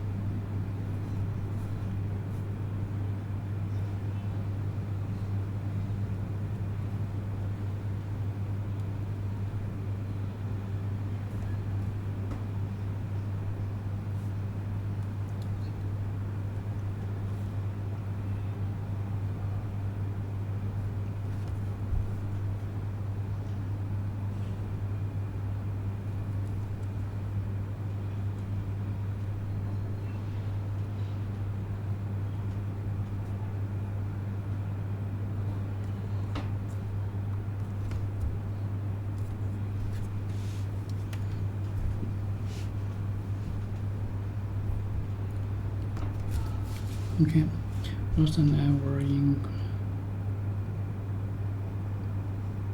We haven't seen each other since then. And in China, guess who's in charge? Charge of the dig. Charge.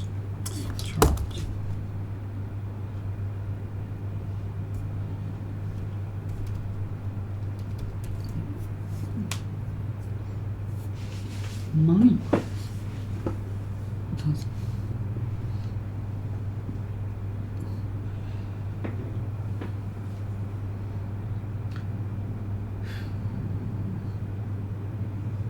Dig, what's meaning of this?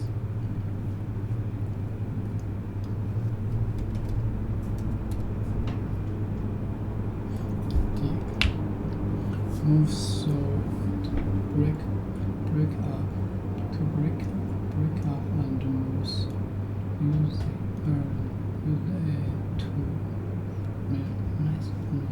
machine for your hands. Charge.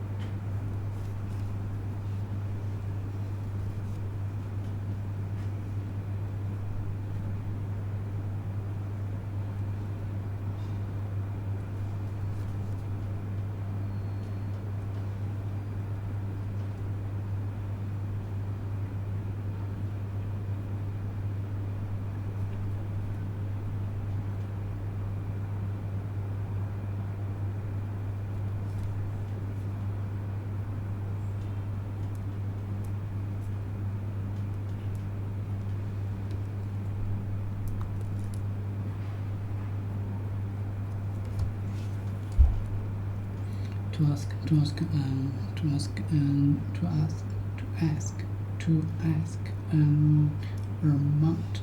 amount of money for something especially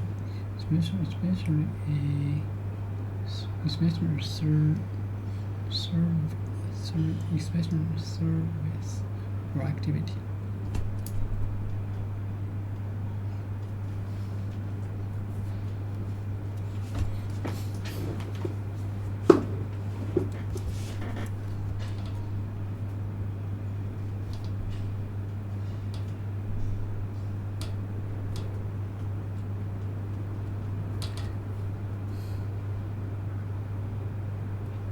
How much?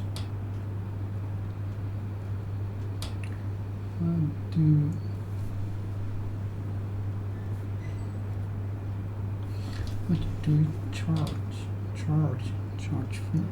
for it?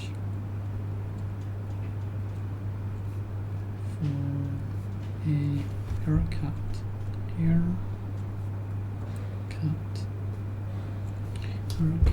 and brow job and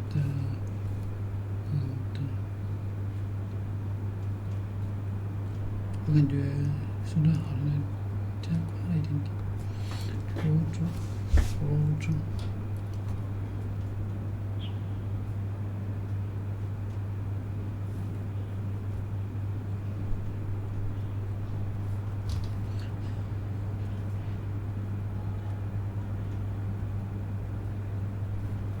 back charge.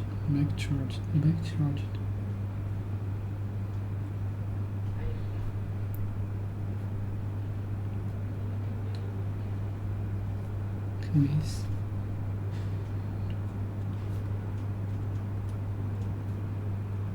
Change.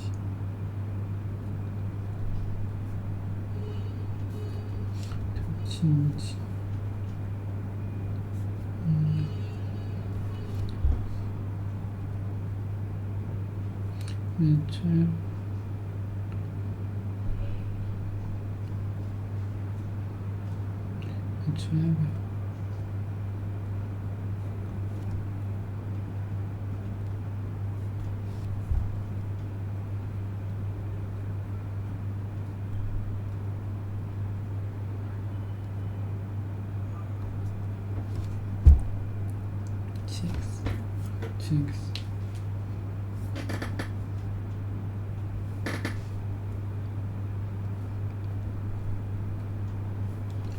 Two objects. What is objects? They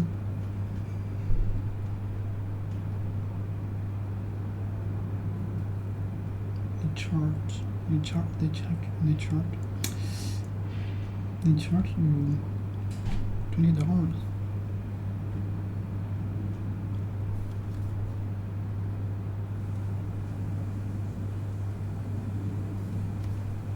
Just kidding.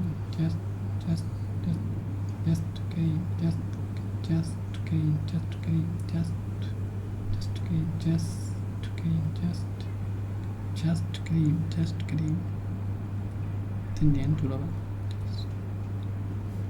getting just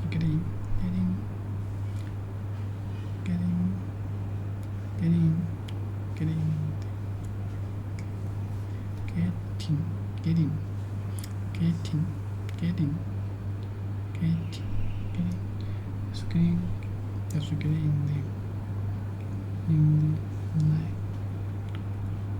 其实这里面可能 nightclub.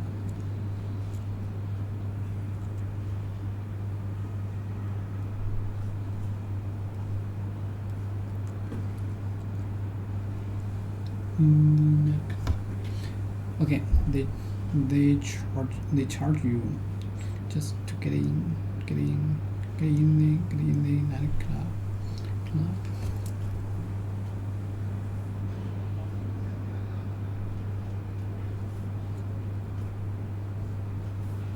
Look.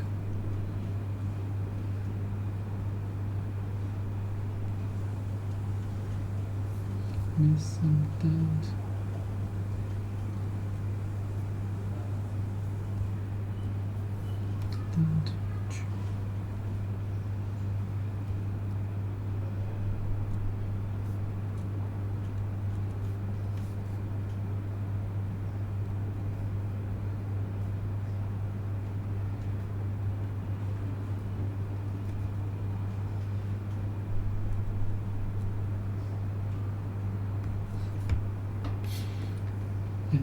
Lookers.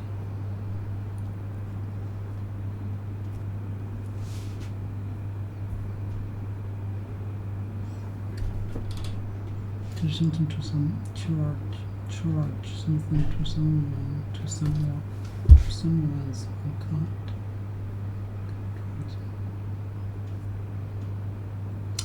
Get more.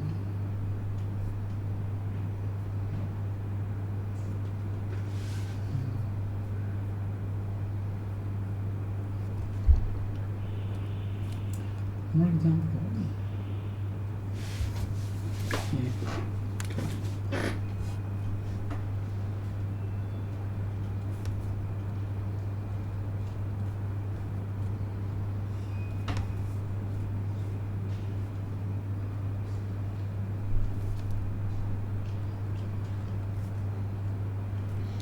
how much do you charge?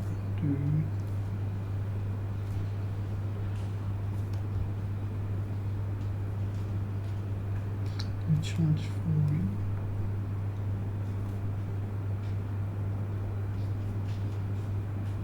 renting or basic?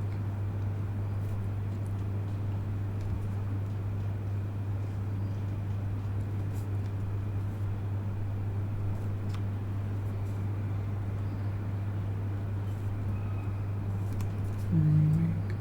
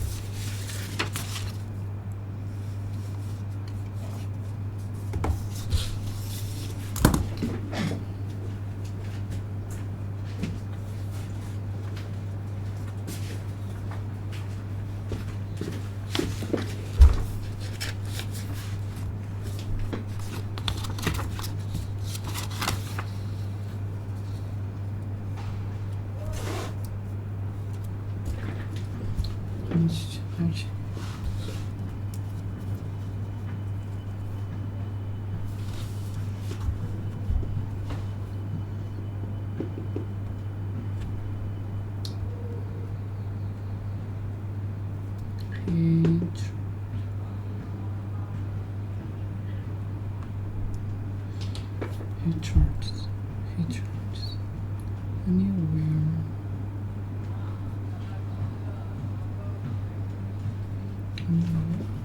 from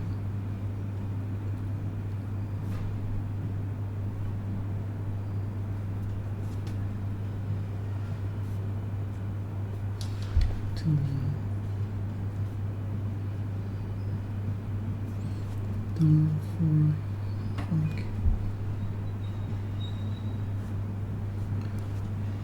for a haircut and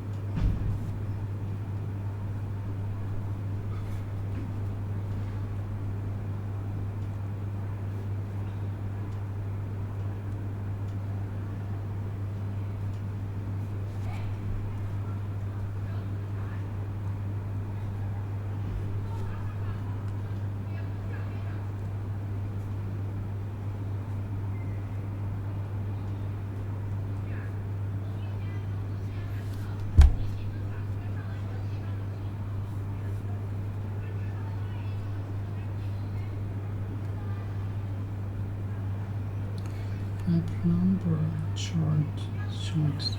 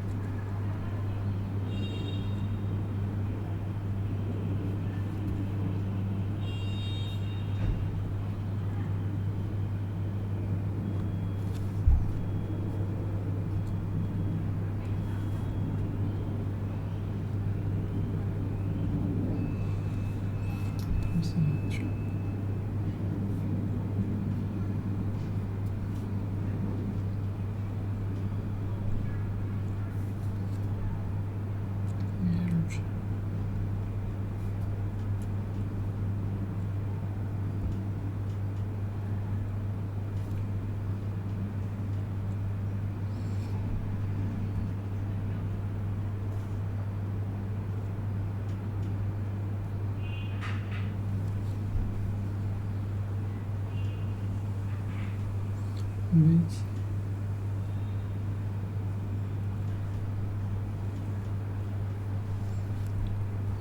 was proof.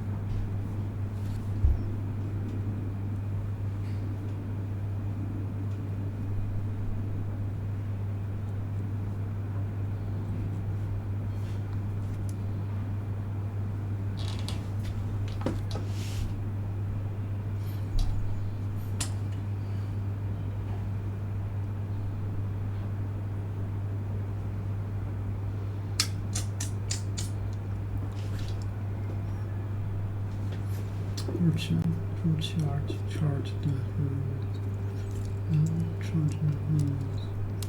the company for her own purpose.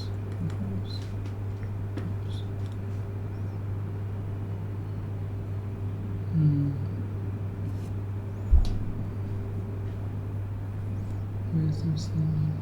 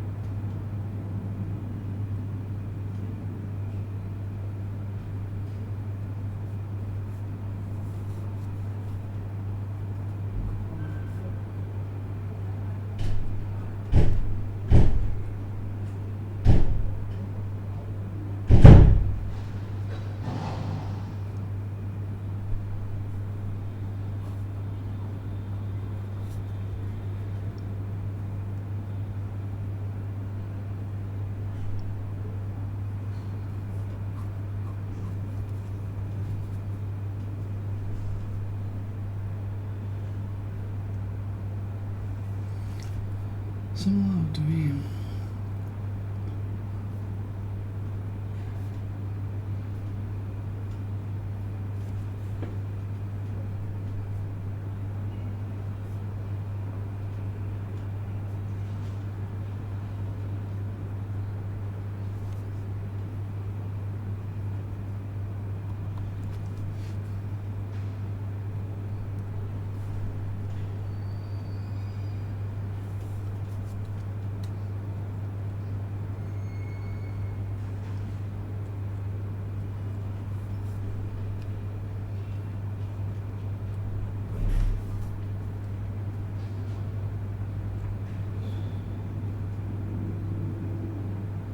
With you.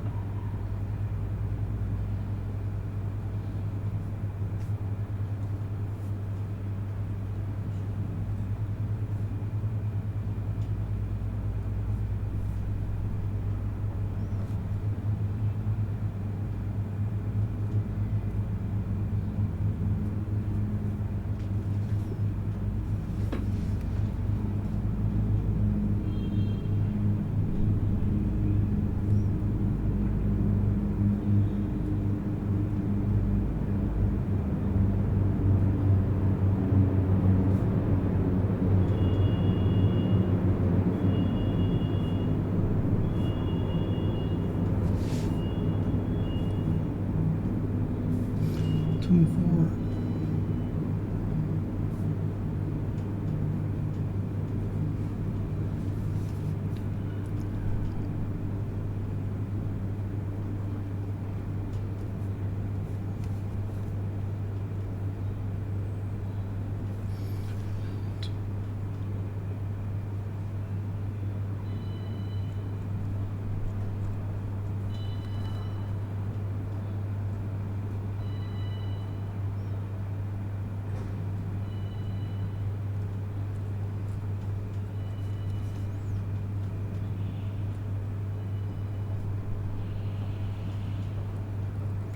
Switching towards something that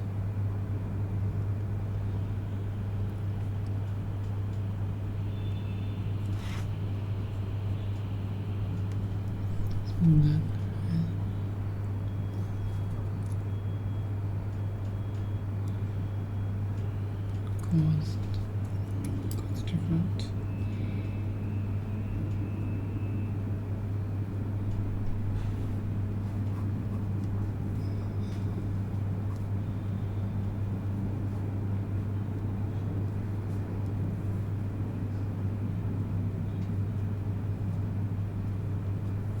Difficult.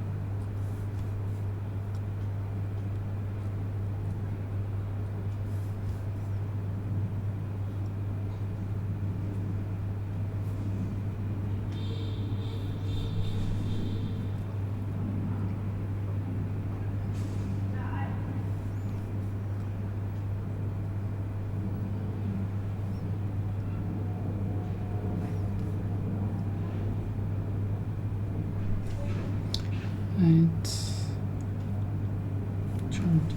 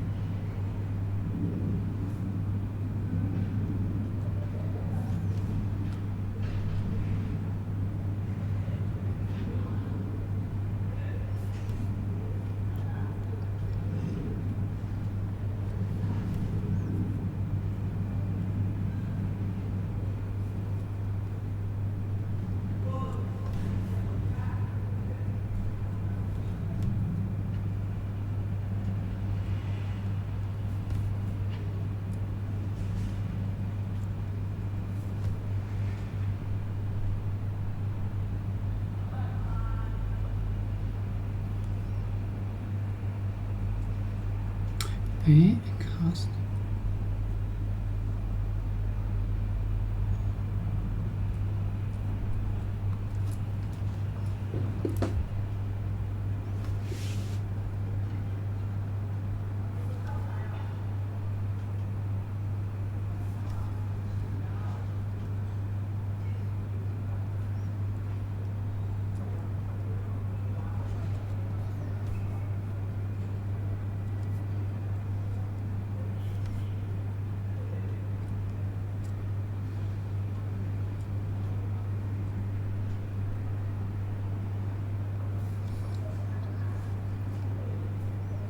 Stairs.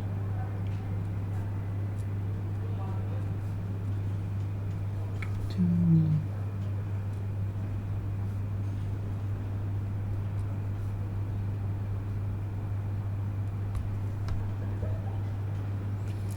Ah, 坐疼了。